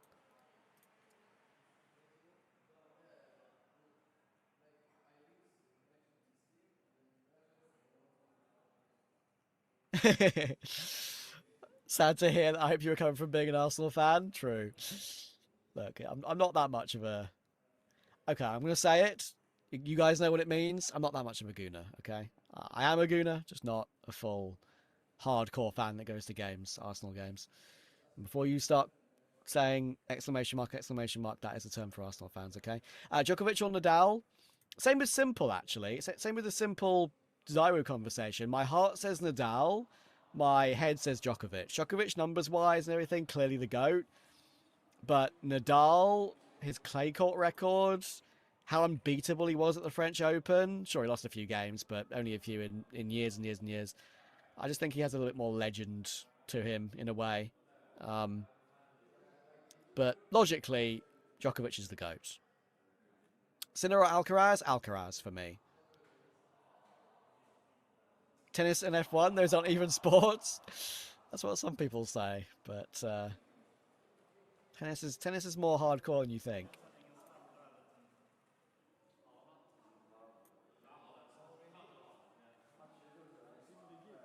Who was on the Knazit roster? You literally... I don't know if you're way behind, but I said that ages ago. Sometimes you can, like, lose time on the kick scroll through. But it was Jazar. It was Vera. I'm going to have to find it now. Arvid, Ludwig, Jazar, Vera, and Debo. Probably players that aren't really on teams anymore, low-key. Jazar, Vera, Debo. Let's have a look. Ludwig, no team. Jazar, no team. Vera, no team. Hasn't played in a year. Debo played in 2023. Yeah, all of them don't play anymore. Only Arvid continues to play.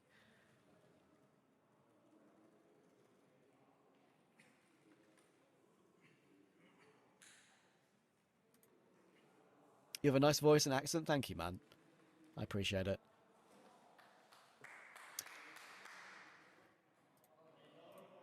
That is untrue, Zuma37. Doesn't change anything.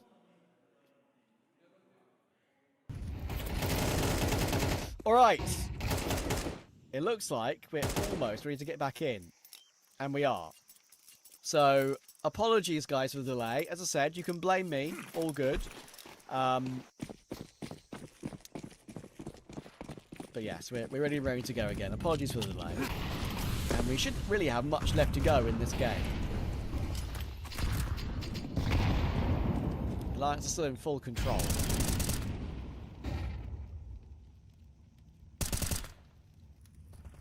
They have a full buy available. Bait only just found their first round back.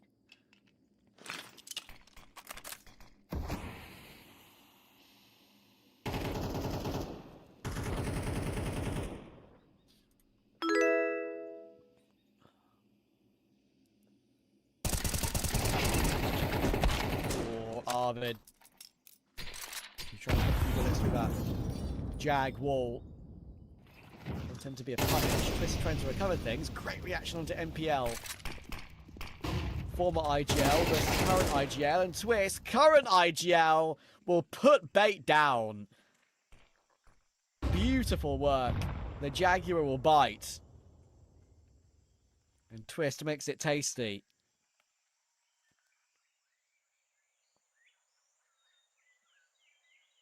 Sizzy and Alex in a twist. Not knowing where to go next. Sizzy might get one for free and judges it well with a double scope in, but the bait in for Upe is a freebie. And Alex has the bomb and actually has a free B bomb site, but getting the plant and getting any sort of clutch is looking tough.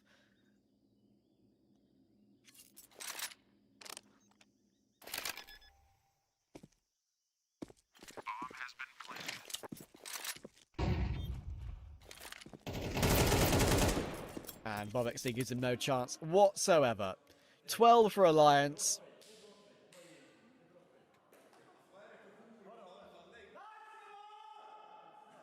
And they're getting loud for good reason.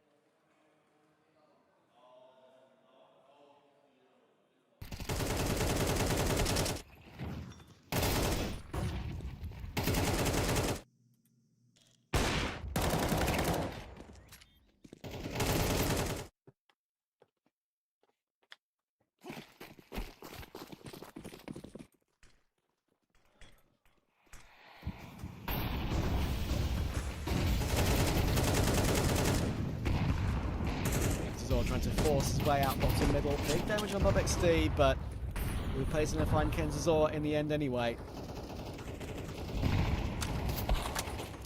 Twist is going to grab Sizzy, and this game is ebbing away from Bait. What a great performance from Alliance has been so far.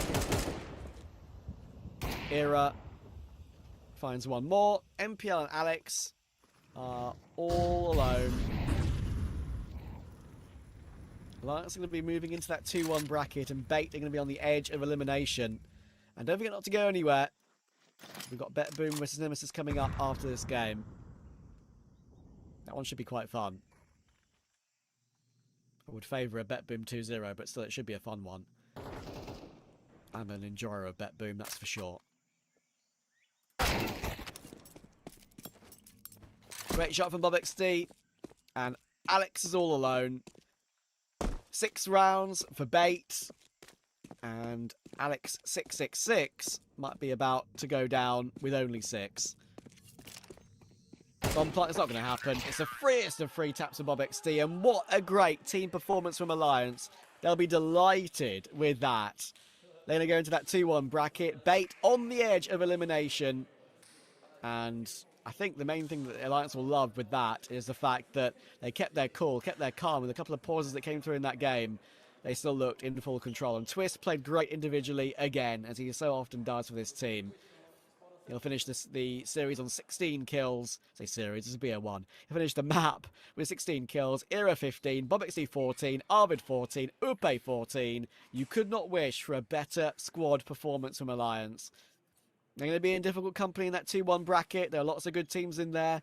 Paravision, MIBR, 9Z, Eyeballers. But playoffs would be a great opportunity for the Swedes.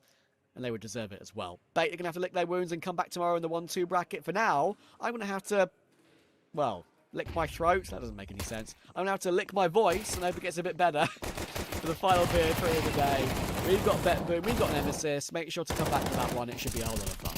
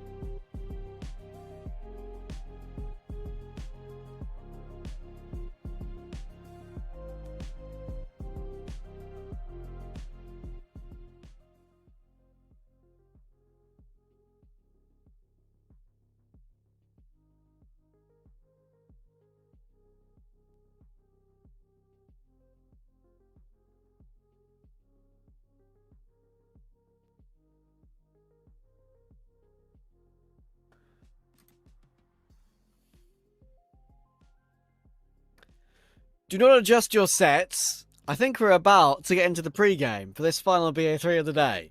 Shock horror, it is actually happening. It's going to be BETBOOM, and it's going to be NEMESIS in this final BO3 of what has been a marathon day. Absolutely crazy. But it's been my pleasure to be with you guys throughout the whole thing.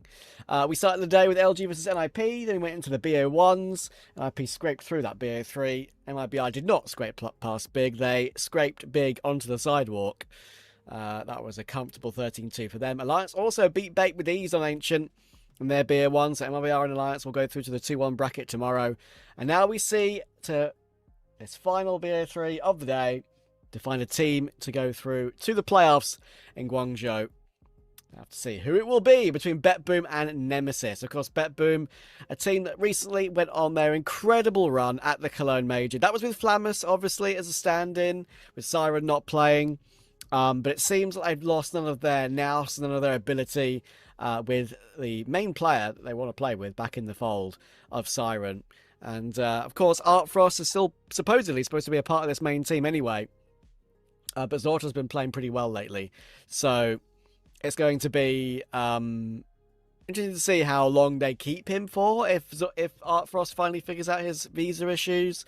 Of course, Art Frost recently qualified for ESL Pro League with TDK, which Zorta was just playing with before they needed to ask Zorta back. So who knows what's happening there. It seems to flip-flop from event to event. But NEMESIS are also on the up at the moment. Celta, Texi, ZerDale, Wrestled, and Magiki. I've been a fan of Wrestled since pre-9 Pandas. I always thought he was a fantastic talent. And it's great to see him playing at a A-tier event at an international LAN, because I just feel like he's always been that nearly man player. He's always been that player that has been close, but not close enough to really making the true breakthrough at the top of the game. I'll have to see if he's able to do that in the next couple of months or so. But yeah, either way, I've always been a big fan of his. As you can see, he's closest to camera on our right there. Texi is a star as well at the level that NEMESIS has been playing at. He's been superb. Of course, Nota's brother, twin brother, has been a notable factor for a long time. And historically, there's always been two players that have tended to in-game lead this project: Celta and ZerDale. I think it's still Celta. The NEMESIS people usually confirm that with me in DMs whenever I ask a question. I cover so many teams that sometimes I forget, but I would say usually it's Celta. If you look at the Wikipedia page for NEMESIS and their Counter-Strike side, it shows Celta with a little crown next to his name. So my research does suggest Celta is still in-game leading. We'll see if that's the case or not. The NEMESIS boys, the socials people, do like popping quick messages sometimes to tell me whether I'm wrong or right. So I'll be keeping an eye on Kick Chat throughout the majority of the game. Don't you worry, to keep you guys company. And you guys need to keep me company as well, by the way. I was up at 5 a.m. this morning. It is currently 5 p.m. So this is a proper... Look, I've had some long breaks in between to eat and do some stuff in my personal life, but this is a proper 12-hour broadcast. This is some hardcore stuff. Here's the veto between BETBOOM and NEMESIS. Mirage is the pick for NEMESIS. Dust 2 is the pick for BETBOOM. No surprises there, really. Ancient is the decider. No surprises in this veto whatsoever, unfortunately. I thought because it's a BO3, we might be lucky enough to get a cash slipped in there by either team, but neither are going to risk it. It's removed by BETBOOM in their final ban. So, a shame. But hopefully we'll see how it goes. And by the way, just for pure confirmation for you guys, current time in Beijing, 15 minutes past midnight. So they're burning the midnight oil over there.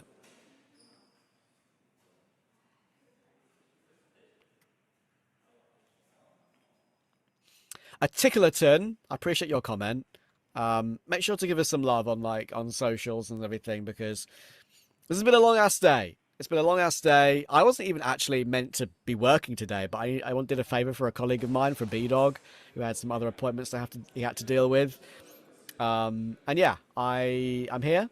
And you know what? I've low-key, it's been tough, especially doing it solo, But I've low-key had quite a good day. I've enjoyed it quite a lot, especially talking to chat like it's a little co-stream vibe in a way. For those of you who are knowers, you'll know I do a lot of co-streaming for the big events and talk to chat and have a good time. So it's kind of a vibe like that, just a little bit more serious. And we're about to get into the serious business right here as well. Fast plays with A from NEMESIS. No holds barred in this push. XSE is going to trade Dilladeus quickly. That will allow a plant, but Boomich might look to deny that. Great click on XSE, but Wrestle and XSE is still delivering. Wrestle will find 2 headshots, and Magnages, even though he finds 1, Magic Key will climb over the top of Ticket Box and take him down. And NEMESIS will find a way to grind through the opening pistol.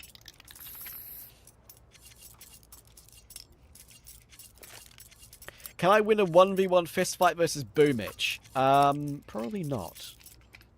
Even in Boomich's current slim state.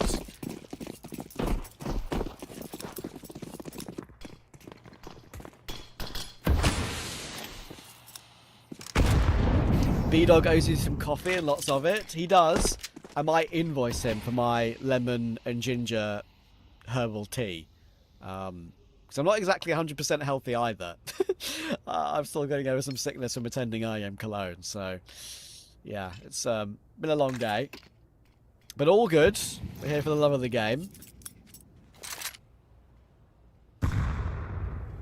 Would you be happier if NEMESIS made EPL Season 24 over TDK? Well, if TDK can't go with their full roster, then maybe I would be. But TDK won fair and square, so I've always liked that team. Good tag from Zorta on Celta. Magic is 13 HP, by the way. That's a really important hack 10 headshot from MztrDale, but Magnages is so damn good, isn't he? Dilladeus is there to help out. 2 digs from him, and just like that, NEMESIS collapse over toward the B push.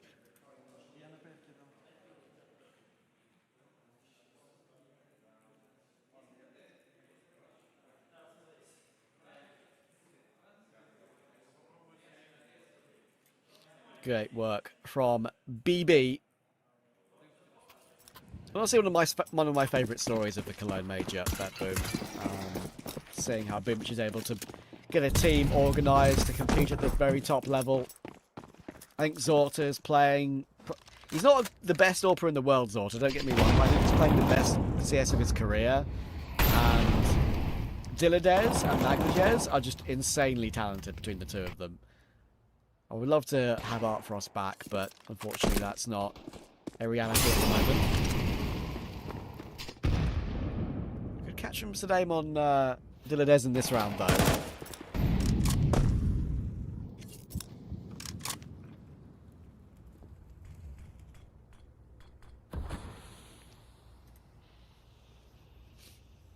Yeah, I've seen some of the Reddit threads giving some love to Mac for doing the main stream.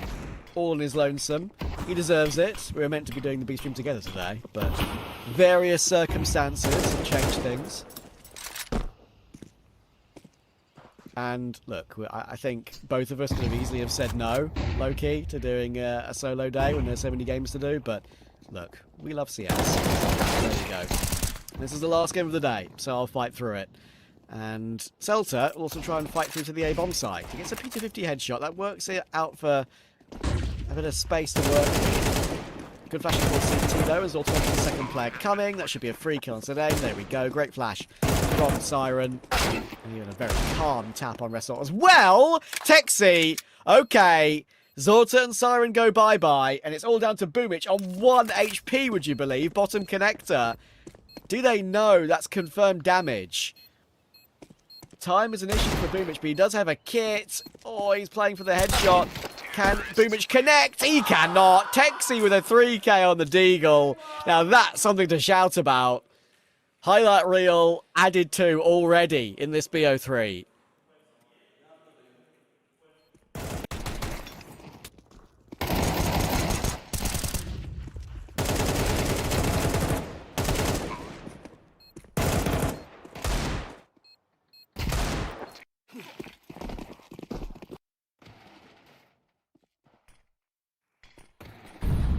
Made better by the fact it was a headshot as well on Boomich.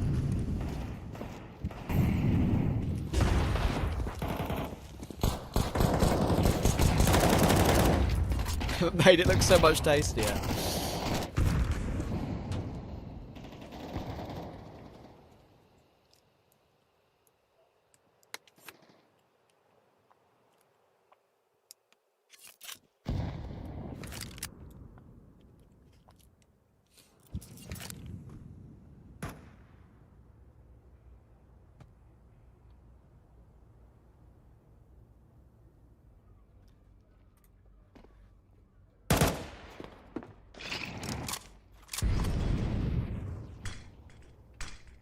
I wonder if Noto is watching right now. You'd be surprised. He'll be proud of his little brother. Here we go again for the Boomich, or the BETBOOM Force Buy, I should say. MztrDale's on the M4. Playing assertive and assaultive. If you play around a smoke like that, that's not going to work, and the Force Buy war's going to continue. Wrestle will get caught hopping up on top of bench, and Boomich will take him down. If you give MztrDale an M4, he will deliver.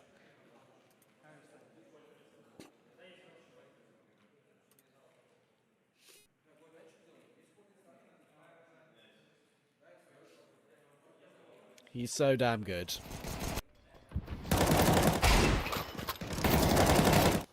I'm so happy to see MztrDale get his, like... I think it's unfair to say his true breakthrough in Cologne. You could argue it is, because he made major playoffs. But at the same time, we know he's been a factor for a very, very long time. And, you know, BETBOOM, for the longest time, pre-Cologne, were always the gatekeeper for the top of Tier 2. They would go deep in CCTs, all the online tournaments, the local lands they would look decent at. I mean, they wouldn't win, but they'd always look good at. And it was about time they made a proper breakthrough. The quality they had on the team was too good. They were a perennial nearly man team for a good year and a bit with this lineup.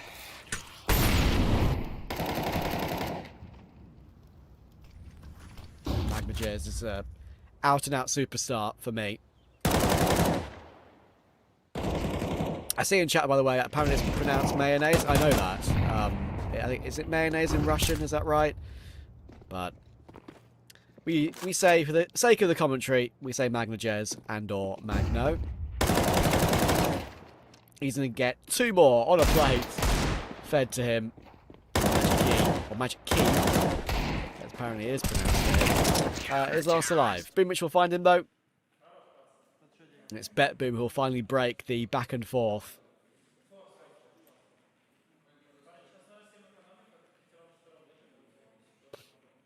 I'm trying to think when the first time I would have covered a MztrDale's game would have been.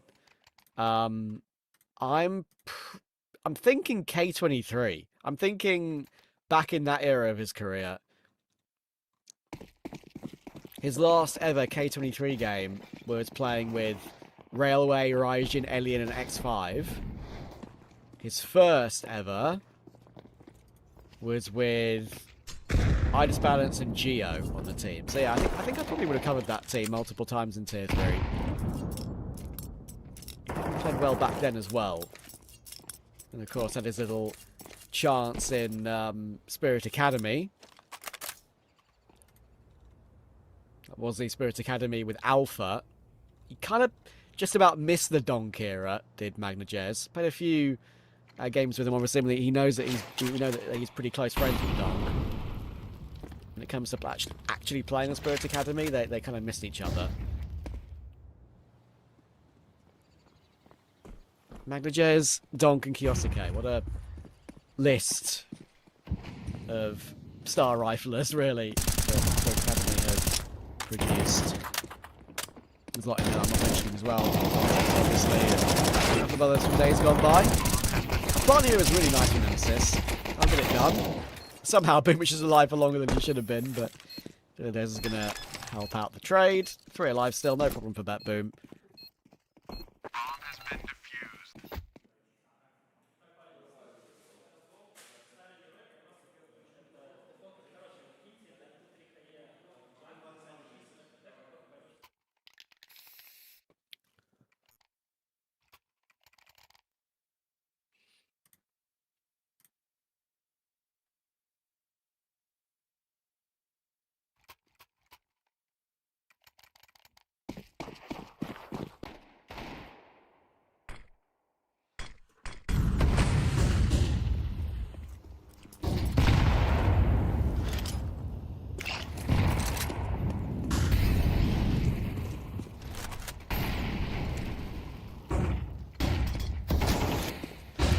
Proper gun round in this game. Kind of one of the first ones we've had. Back and forth at the beginning of it. Magno gets his one on Result. Zolta will find Celta 2. Siren with a great angle at the back of the B-bomb site too. Magic E, no chance there. XSE, he's another one of his crazy plays, but this time Boomich will put him down. Boomich is so good, man. He's so good as a leader and a fragger, even in the big 2026. Of course, he's not old either, is he? Boomich, he's been around a long time. Still one of the very best in-game leaders in the space.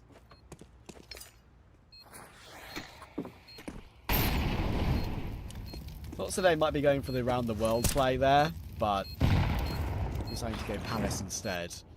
If he went round in toward middle, that would have been base to sell, but he's going to commit Palace. Would be a crazy chance to pull it off. We've already seen one from Texi. There's a headshot. They're not on the bomb yet. Boomich needs this kill. He's going to get it. And thankfully, that kit is on the defuse, so all good. Bit spooky for a second. But Boomich confirms it again.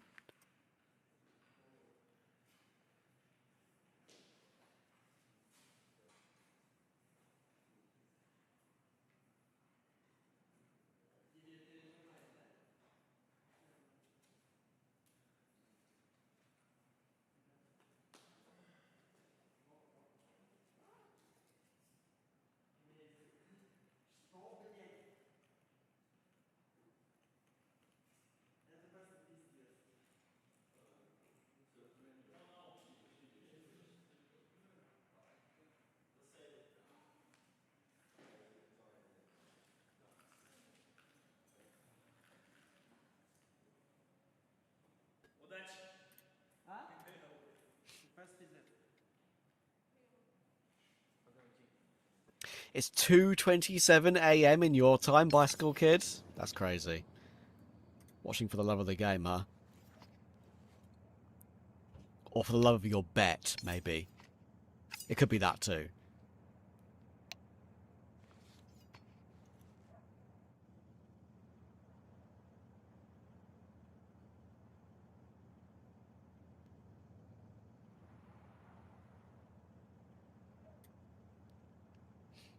As you can see, there's a drop from the server, so we'll try and get him back in ASAP with an asterisk.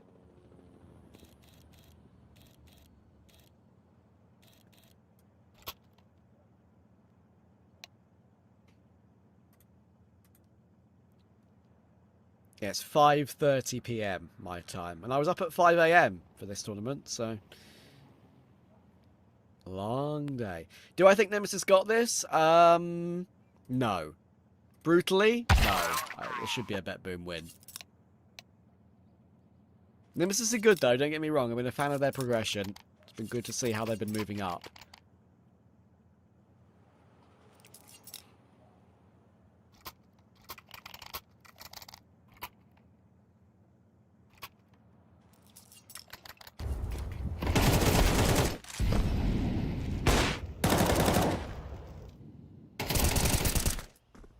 BETBOOM in this game. They'll be into the playoffs in Guangzhou. Guangzhou. I've been taught how to pronounce that today. Like more Guangzhou. Learning experience for me. Take all the learning we can get. You learn something new every day.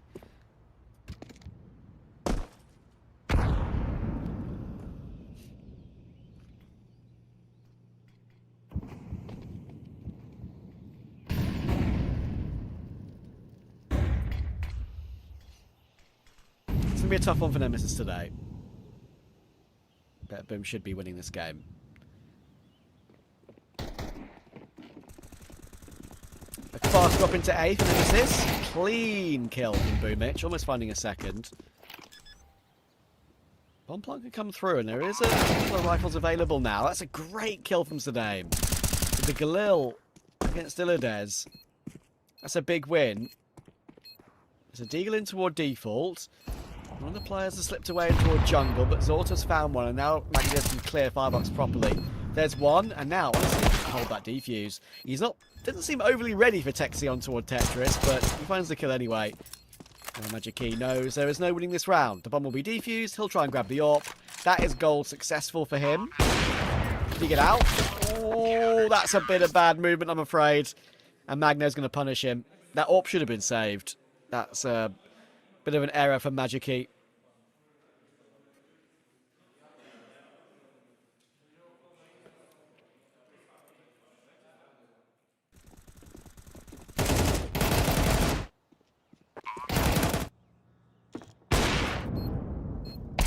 Bit of error on the movement. Once again, Magnajez, ever reliable. Even finding the final kill, as you can see there, up to 12 and 4.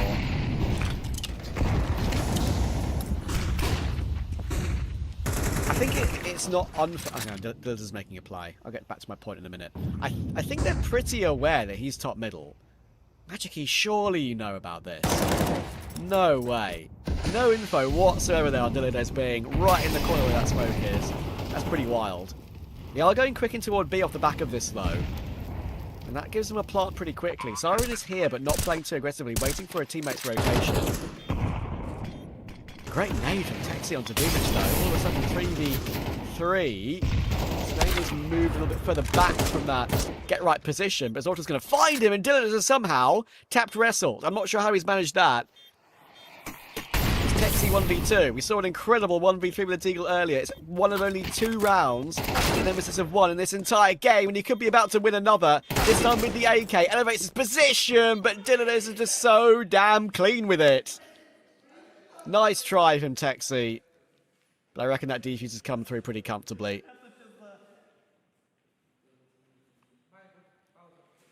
Need to get that Texi clutch on the clipped up and posted to Twitter later, I think. But this time, it's not happening.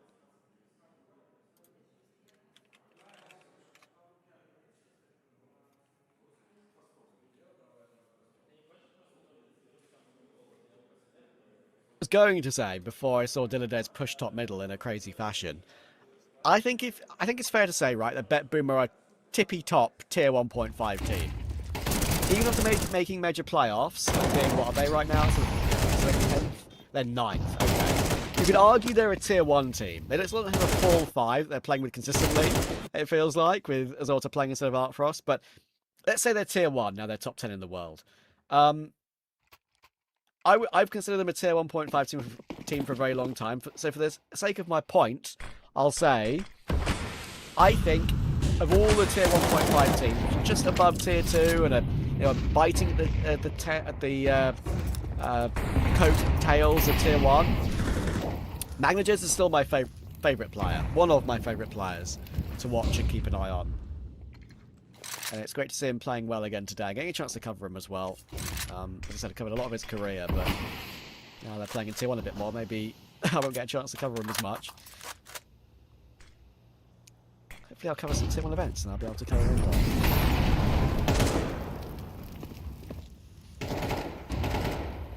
I did IEM Rio this year. One tier 1 event.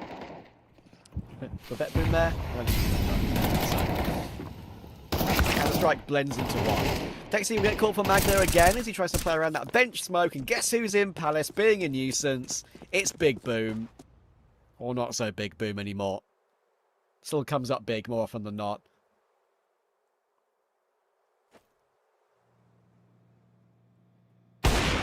Magic's pushed forward though. On Magix. Yes, I will be calling that position Magix from now on. Magic Key on Magix. Maybe it's meant to be. That opens up the B-bomb site. They can now play the 2v2 after plant, but he's given up that smoke. And look how confident Siren and Boomich are to push through it together. Thinking that Magic Key is not still trained on that position. Great headshot from Sedane though. That'll make things difficult. And that is a really good round recovered by Nemesis. That's one that shouldn't have got away for BETBOOM. Magic Key will make the play and make it happen.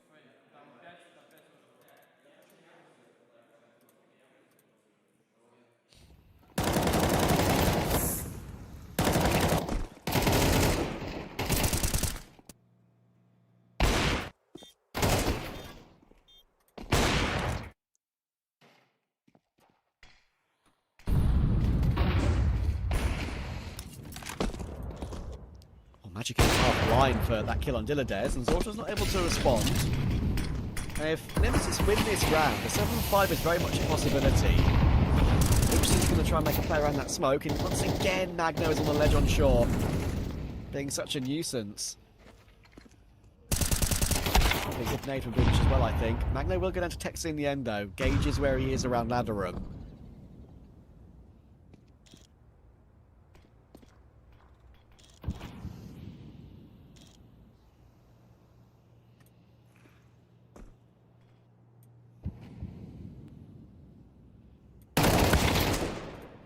Great job from Texi. Once again, the star of Nemesis in this map. Which will go down to Magic Key 2, and quite nicely dealt with gun round here from Nemesis. Is taking their time in middle, not going for anything too aggressive, waiting for BETBOOM to go searching. And it's worked out quite well. I think Zorta, he's known about by Texi as well, I think. And there you go. Texi with the wide swing and the insta headshot. What a map Texi is having. Almost a 1v3 with an AK, almost a 1v2 earlier. Did get a 1v3 with the Deagle.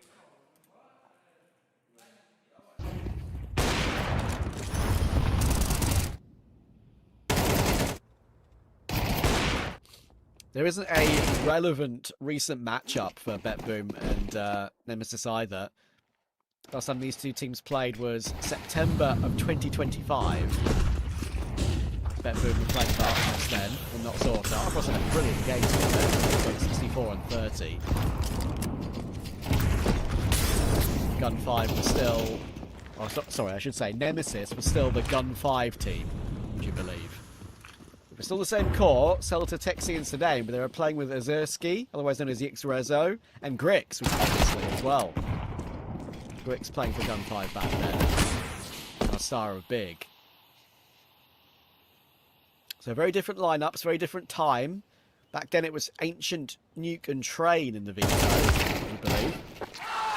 And today we've got Mirage, Dust 2 and Ancient. And you know what? Nemesis are going to be delighted with that end to the half. They've done very, very well. Broke BETBOOM's money at a good time to give them nothing left at the end of the half. And Nemesis are back in this game. See you in a minute.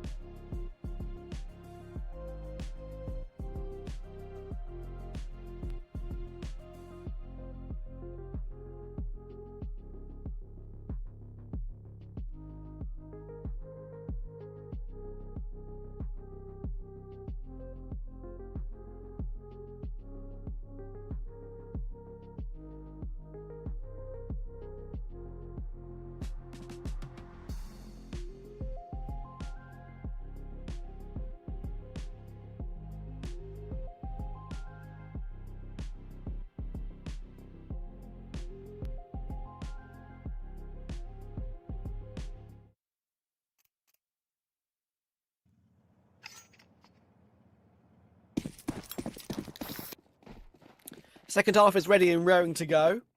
I had a few questions in Kick Chat, which I replied to by typing.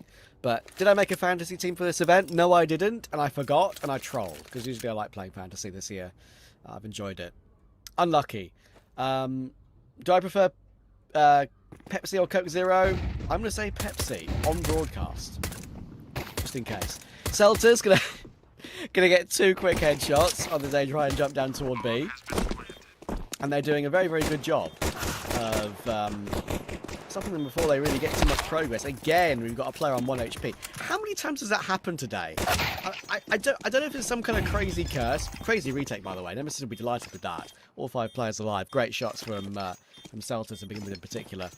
How many times have we seen a player on the B stream today on 1 HP? As he was on 1 HP like 3 times in the LG versus NIP game earlier. I think in one of the beer ones, I think Blame F was 1 HP a couple of times. I don't know. It's been a crazy curse today of the 1 HP. Boom, which was 1 HP earlier in that clutch versus XSE, if you remember, on the Deagle.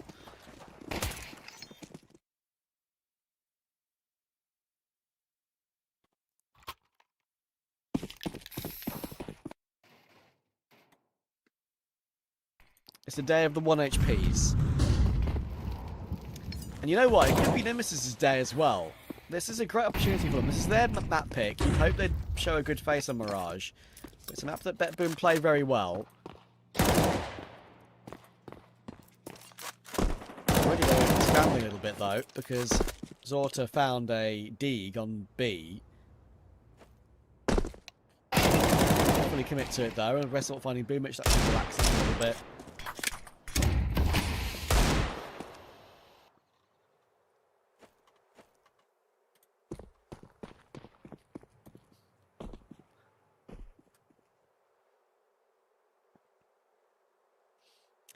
You always have to look at the context when it comes to map wins at this level for BETBOOM, right?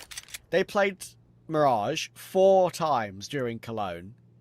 Lost to Spirit and Monty, but also beat Mongols and Foot, which are 2 incredibly good results. You might look at that and say, okay, look at the percentages. They've only got a 38.9% win rate on their T side. BETBOOM have only won 4 out of 16 pistol rounds as well, which is a very, very low percentage of pistol rounds won on Mirage. There's another one here and lost the control of the half. You might look at the win rate of Nemesis and think, okay, well, surely they win this game. But if you look at the teams that Nemesis have been playing for the last 3 months, Ecstatic, Rustek, Eyeballers, TLR, a UK team, the last resort, Lavked, 100 Thieves, Focus, Infinite, TDK twice. Fair play to them. They beat TDK both times, and they 2 other teams which were dangerous, which I think is fair to say, which are 100 Thieves and Focus, they stomped 13-4, 13-5. So they are beating the teams they should be beating at their level pretty easily on this map. We just know that BETBOOM have tried and tested it 10 times over at the top level. Rather than just tier 3.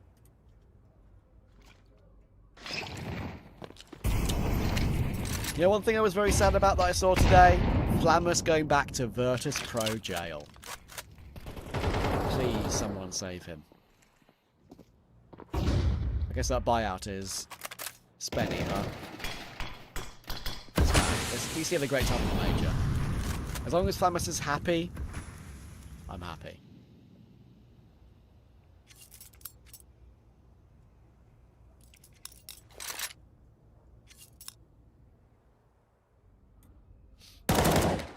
.4v4 here in what is BETBOOM's first gun round of the second half. And awkwardly for Magnajez, he's been seen in the apartments already.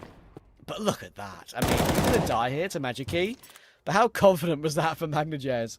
He's up to 18 kills now, and that is a bit of a sell over toward B. The rest of BETBOOM are heading into A. Cross being held by Wrestle, almost finding a double spray down. Magic Key's in the molly though. He can't fight any longer. And Texas was tagged down earlier in the round too. Siren 23 HP, Zorta 74, 1 player Firebox, 1 player Tetris. Texi will creep forward. Magikina kind of coming in from CT. Zorta needs to find this kill. He's the one player left in this one, and he's going to hit the headshot. Huge shot from Zorta. And now Magikey is stuck. I think he knows where the last two players are residing. It could be a crazy clutch. And he's made it happen, you know. Zorta even elevated his angle, and it looked like a favourable one. But that is one that's got away from BETBOOM. Magikey, huge clutch. And BETBOOM, well, I think it's not unfair to say that Zorta has trolled that one slightly. Nemesis are now in full control of the map all of a sudden.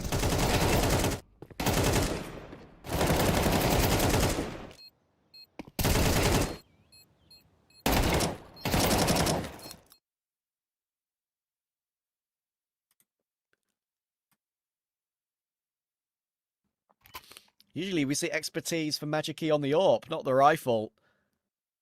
Zorta was, I think, 48 HP, and Magikey was also around that similar health, 2 bullets from death. The fact that he was 2 bullets from death and not 1 made the difference there. Both of them were in a similar HP situation.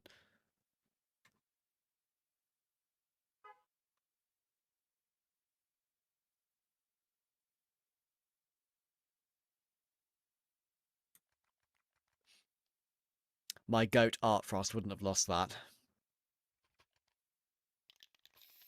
Zorta's played a good game, to be fair, but that was a rough one. Siren also going 2-11 is not having much luck either at the moment. But some of these big rounds have gone the way of Nemesis very nicely.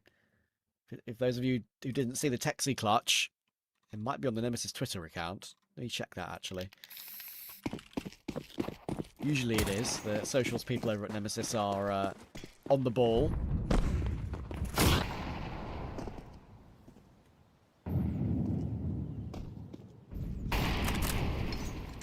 Yeah, they did. 9 minutes ago, perhaps. I'll retweet it. You want to see it? Check in at TravCS on Twitter. Shameless plug. But look, I've been on the broadcast today, technically for 12 hours, so I think I'm allowed that.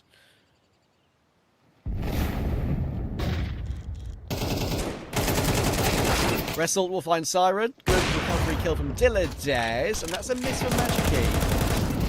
You know how paper-thin triple boxes, but Texi peak stairs at the right time.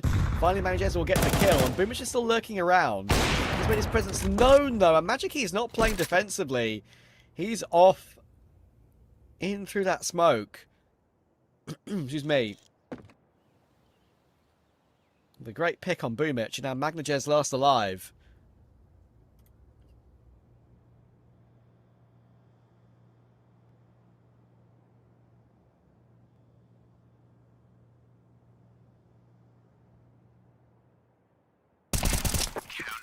He's not allowed to do anything with it. Celta will take him down.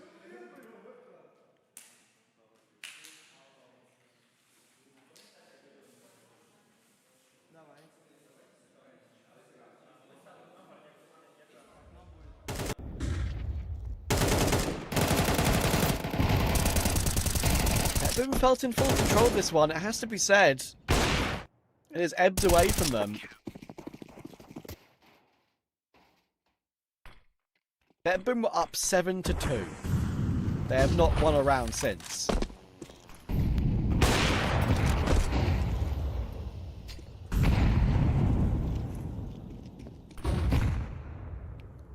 If anyone types !caster in chat, I will reply with yo. FYI.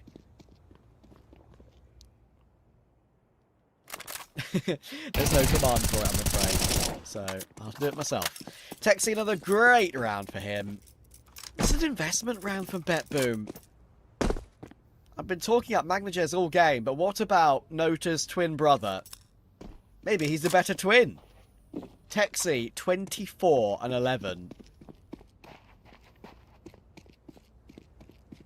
Sort of going to take his time to eventually get that kill, but it's not going to mean much, I'm afraid.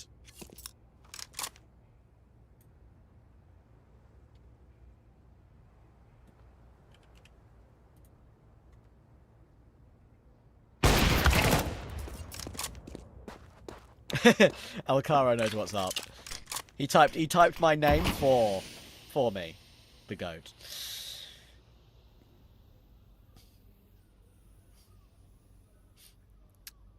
Chat, what should I have for dinner? I haven't prepared anything because I've been live all day. I think I can make some like rosemary bread rolls with like mushrooms and like toast them like a focaccia bread and just have that as like an easy meal. That sounds good. Bit of olive oil, bit of salt and pepper. That might be my plan. All Zorda's got to do is save, I'm afraid. Counter-terrorists win.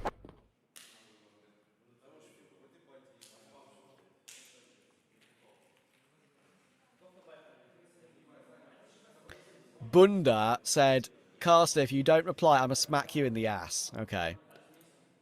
Look, some people may be into that, but I thought I'd better reply.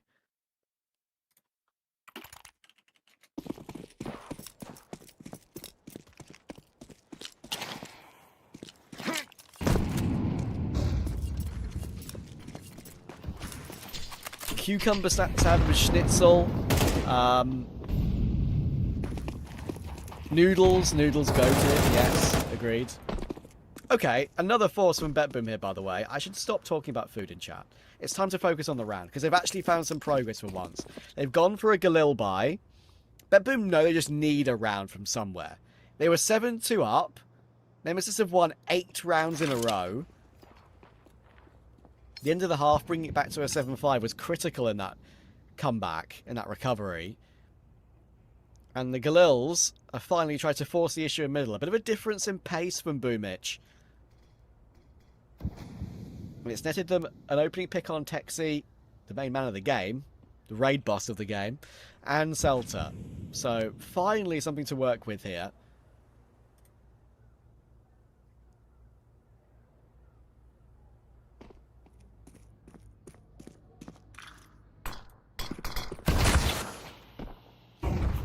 So then we'll find Boomich. That's 1 kill back. That's through the con smoke.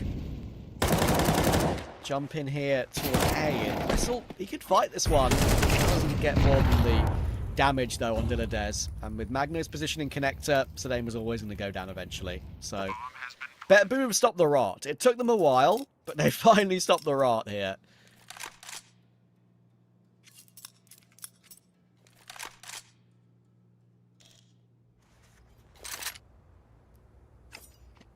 Incredible question. Is this going to be a 3-map match, Caster? I'm filling the bath for some action. What kind of action are we talking about here, man? Actually, don't answer that question. Abort. Abort. Magic Key can't save. Magnajez will catch him. Triple kill for Magnajez again, showing that he's insane.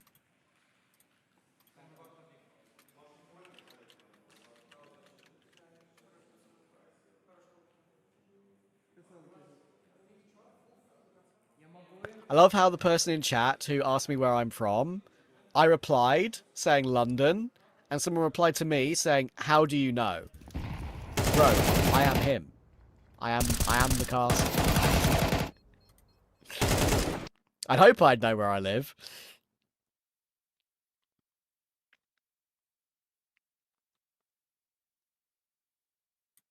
Okay, we're getting to the business end of the game now. I've seen the first complaint about focusing on chat too much, so I'm gonna not read chat for the rest of the game. Okay, I'm gonna concentrate. I'm trying to make the broadcast entertaining for you guys. It's difficult when you're solo, and when we've been live for 13 hours. So we need to add a bit of comedy in there somewhere. Only Magic Key. Actually, this is not a good round to focus on because only Magic Key has an AWP. It's still an eco. I can still talk to you guys if I want. In my opinion, it's only the AWP on Magic Key.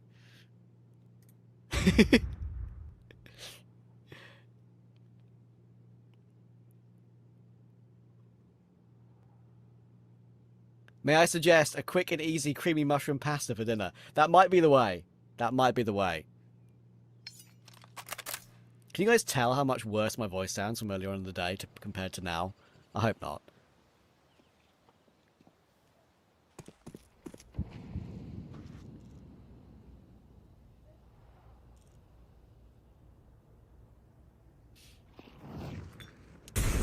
Mid control for BETBOOM. They've crept down in a good position.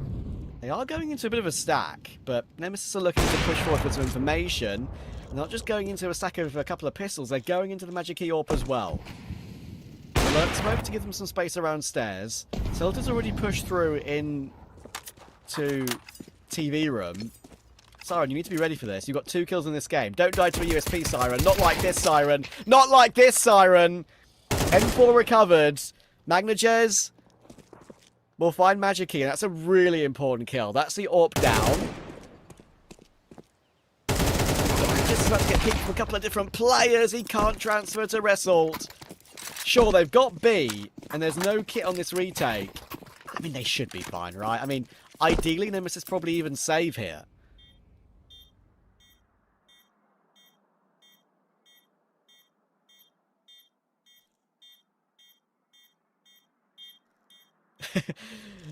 Someone in chat said Mac would never. You're right. Me and Mac have been through the ringer today. In the end, BETBOOM will find the answer.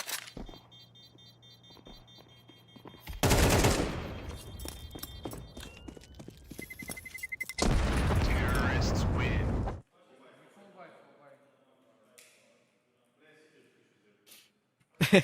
Thank you guys, I appreciate the comments. As I said, it's I was drafted in last minute. My good man B-Dog, my lovely colleague, couldn't make it today, so he asked me for help. I've helped him, and it turns out it was a solo 13-hour broadcast, which might go to 14 hours or 15 hours. So, Brandon, if you're listening, you owe me a drink, mate.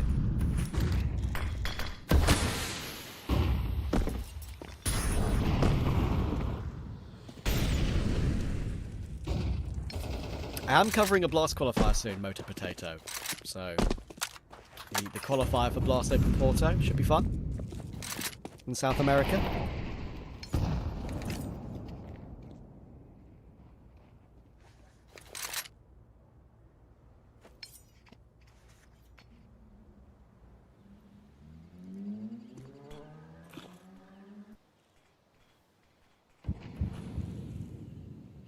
But for now, we've got to focus on this. This is a huge round in this opening map here. And we need to realise and notice and mention how important this series is for Nemesis. A playoff berth here, an event like this, in an A-tier event, is the best result of their history.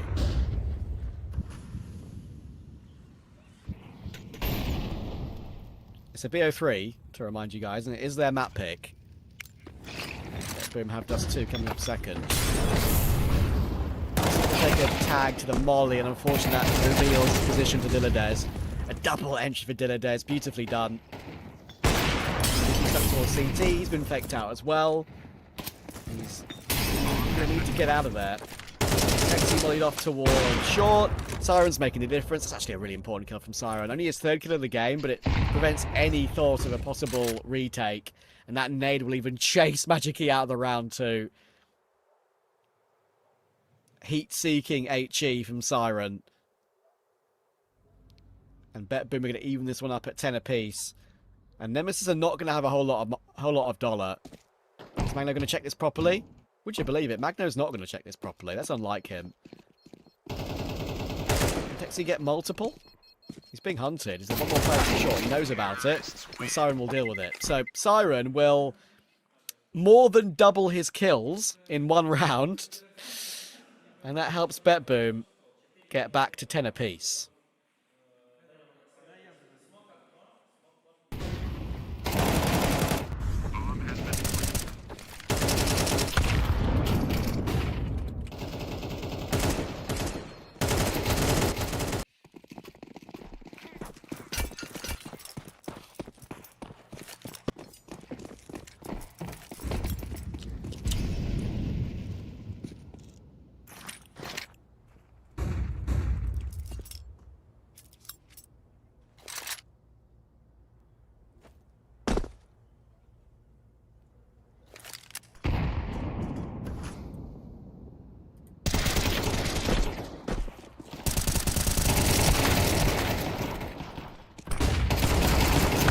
He'll get a couple of kills.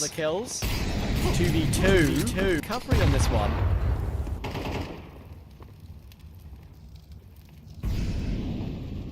Oh, I see there's an error with the stream. If you guys can still hear me, I'm going to report that this instant. Bear with.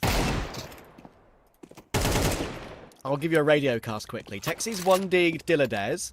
It's a 1v1. So, I mean, if you can't see it, then it's not my fault, but I apologise. Zorta versus Wrestle, 1v1. Zorta is on bench on the B-bomb site.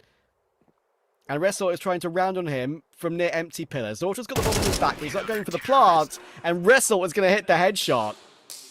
Huge round for Nemesis to get back into the lead.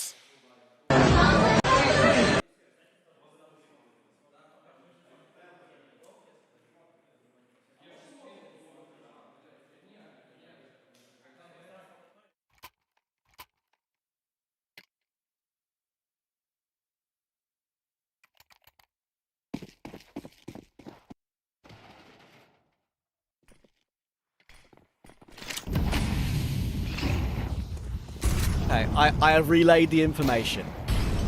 Hopefully it'll be fixed ASAP. I'm keeping an eye on it myself as well. I'll continue the radio cast. So Dame is trying to hold on to B. BETBOOM are taking the B-bomb site right now, but they're down 3v5. So Dame's going to find Siren as well. The plot is not even going to really come through. Dilladez may find a trade on Sedane, but it's a 2v5 with Zorta 35 HP. Dilladez still alive on 100. And Magic Key and Seltzer are pretty low. But Wrestle, even if he's fully committed on site, he's still not gone down, and eventually he will get his kill. Zorta in a clutch. Unfortunately, he's not healthy enough for this, really. He's found 2 kills. It's a 2v1, I should say. And Wrestle will confirm it. Zorta can't get more than the 1.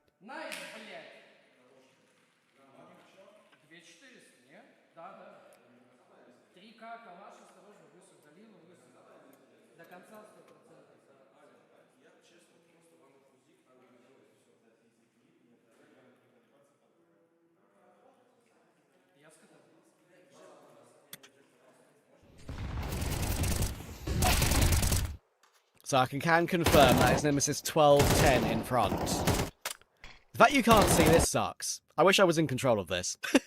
I'm checking the kick stream myself and I can see what's going on, but I can't. All I can do is relay the information. They are aware. That's all I can tell you. 12-10 Nemesis. It's a freeze time. We've got the buy for BETBOOM, which is 1 AK on Magnajez. He's up to 27 kills now, by the way, evening himself up with Texi.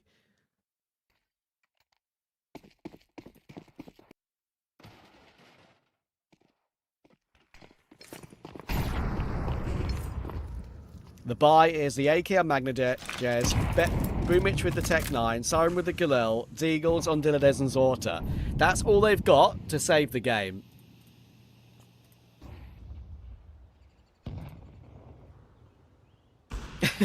This is crazy.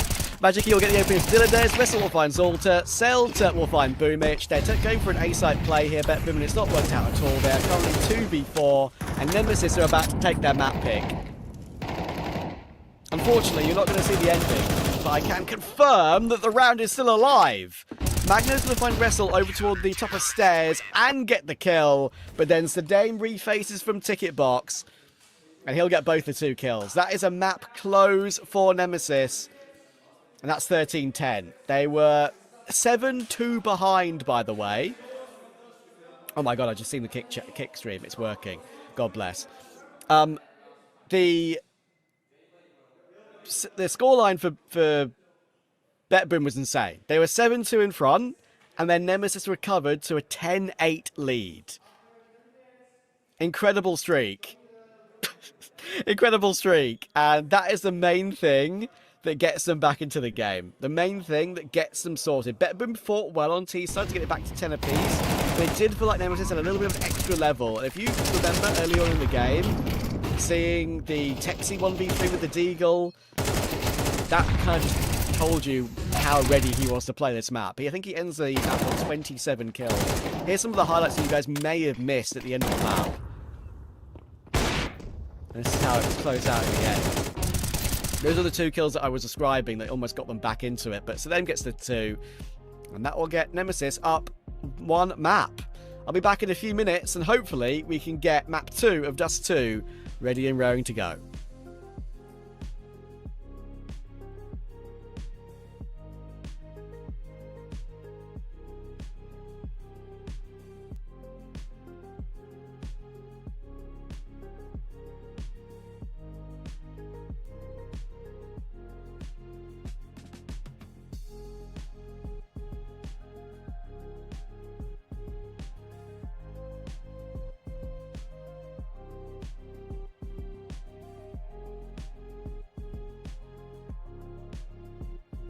Alright guys, I'm back. I am back. Who won? Who won the match between BETBOOM and NEMESIS? Chat. Say something, man. Say something. I'm back. Just have to quick bite. I'm hungry. I was hungry, so... Wait, BETBOOM? No, NEMESIS? Oh shit. Okay. Well, it's a best of 3. They better get the 2 remaining maps. What are the map picks? Mirage, Dust and Ancient. Alright. I guess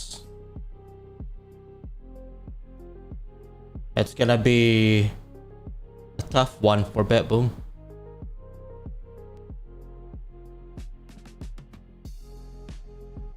This is the last match for today, chat. So tomorrow's match, it's TBD, to be determined. But actually, FaZe won against Sinners 2-0. All right, good. They better knock the 2 rounds left. If they win those rounds, or yeah, if they win those rounds, they will be qualified for quarterfinals. So far today's match, the winners are Tyloo, Parivision, MIBR 9Z, Alliance, FaZe, and NIP. So tomorrow we have 1, 2, 3, 4. So we have 6 matches, all best of 3. Good. Good. It's good.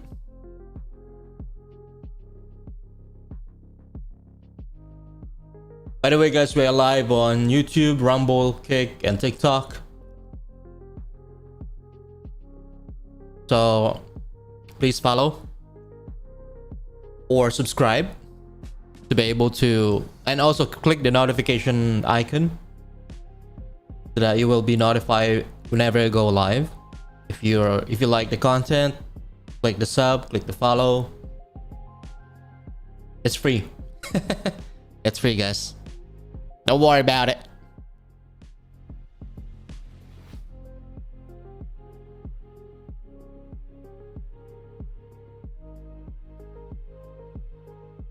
Yeah, first map was Mirage. Mirage.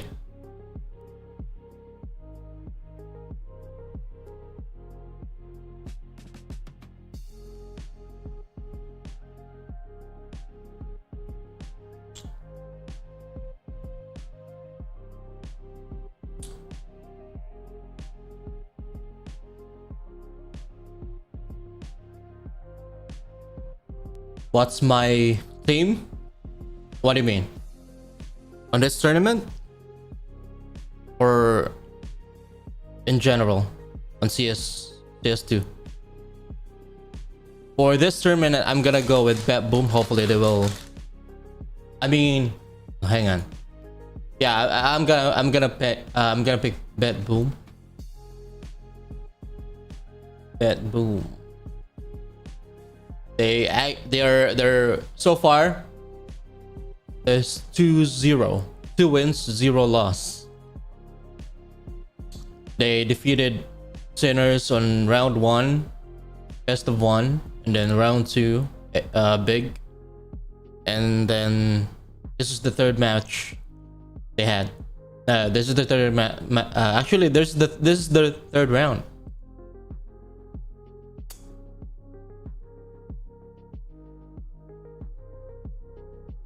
It's the 3rd round, so if they win this one, they will qualify for probably round 4. Actually, I think they'll going to quarterfinals. Probably the first team. Well, actually, let me correct that. Tyloo will be Tyloo is the first team to qualify for quarterfinals. They defeated FaZe, Paravision, and Eyeballers. It's a home turf. This is their home turf, you know. So they better be good at their jobs, I think.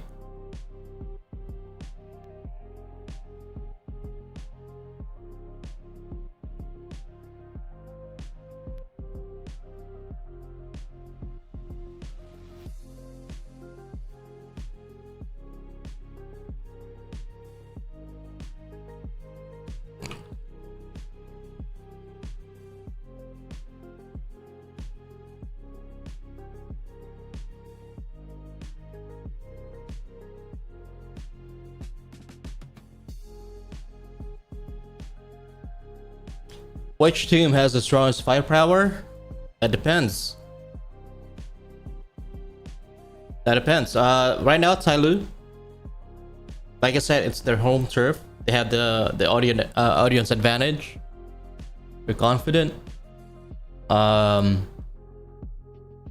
Second is BETBOOM. They haven't lost so far. As well as NEMESIS. So yeah, that depends.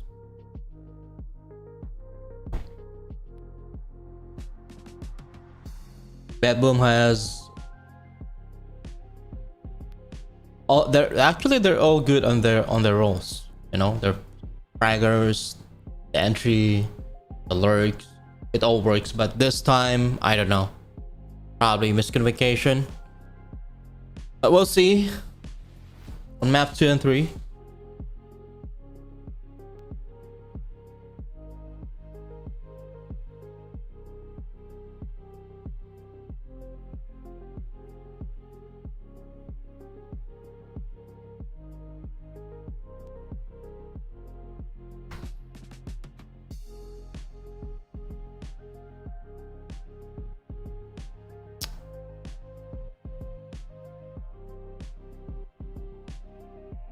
Can FaZe bounce back to their elite status?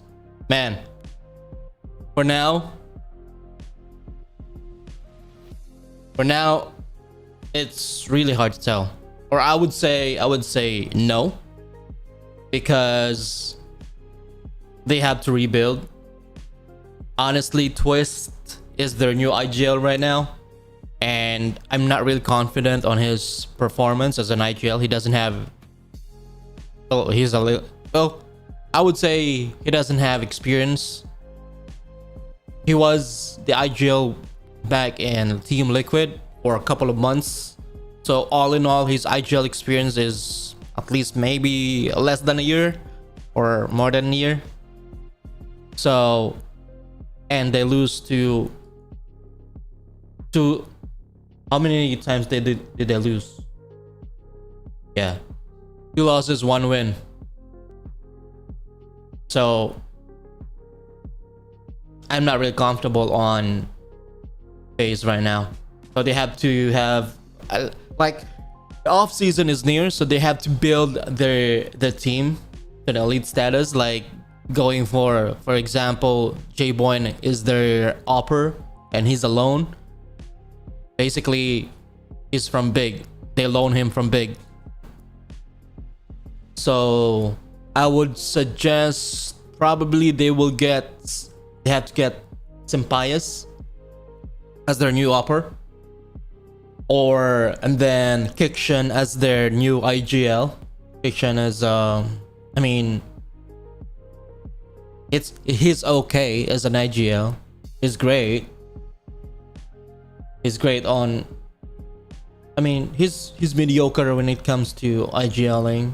And he was in Falcons, but when Kerrigan took over, and the Falcons won the major. But yeah, Kitchen and Bias as an opper.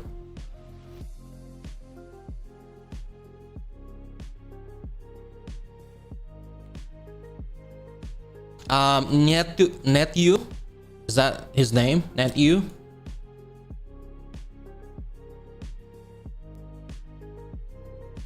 Netu and So here's the perfect rebuilding team on FaZe. So Frozen, Jacob Twist, and then Senpai as a sniper, Fiction as a replace J-Boyne as a replace J-Boyne to Senpai's, and then Fiction as their IGL. And who was the coach from Aurora?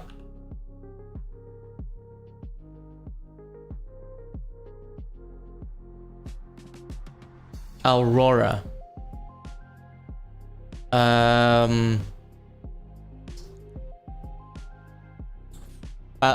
Faber. I don't know how to pronounce his name. They should get him as their new coach for starters, you know?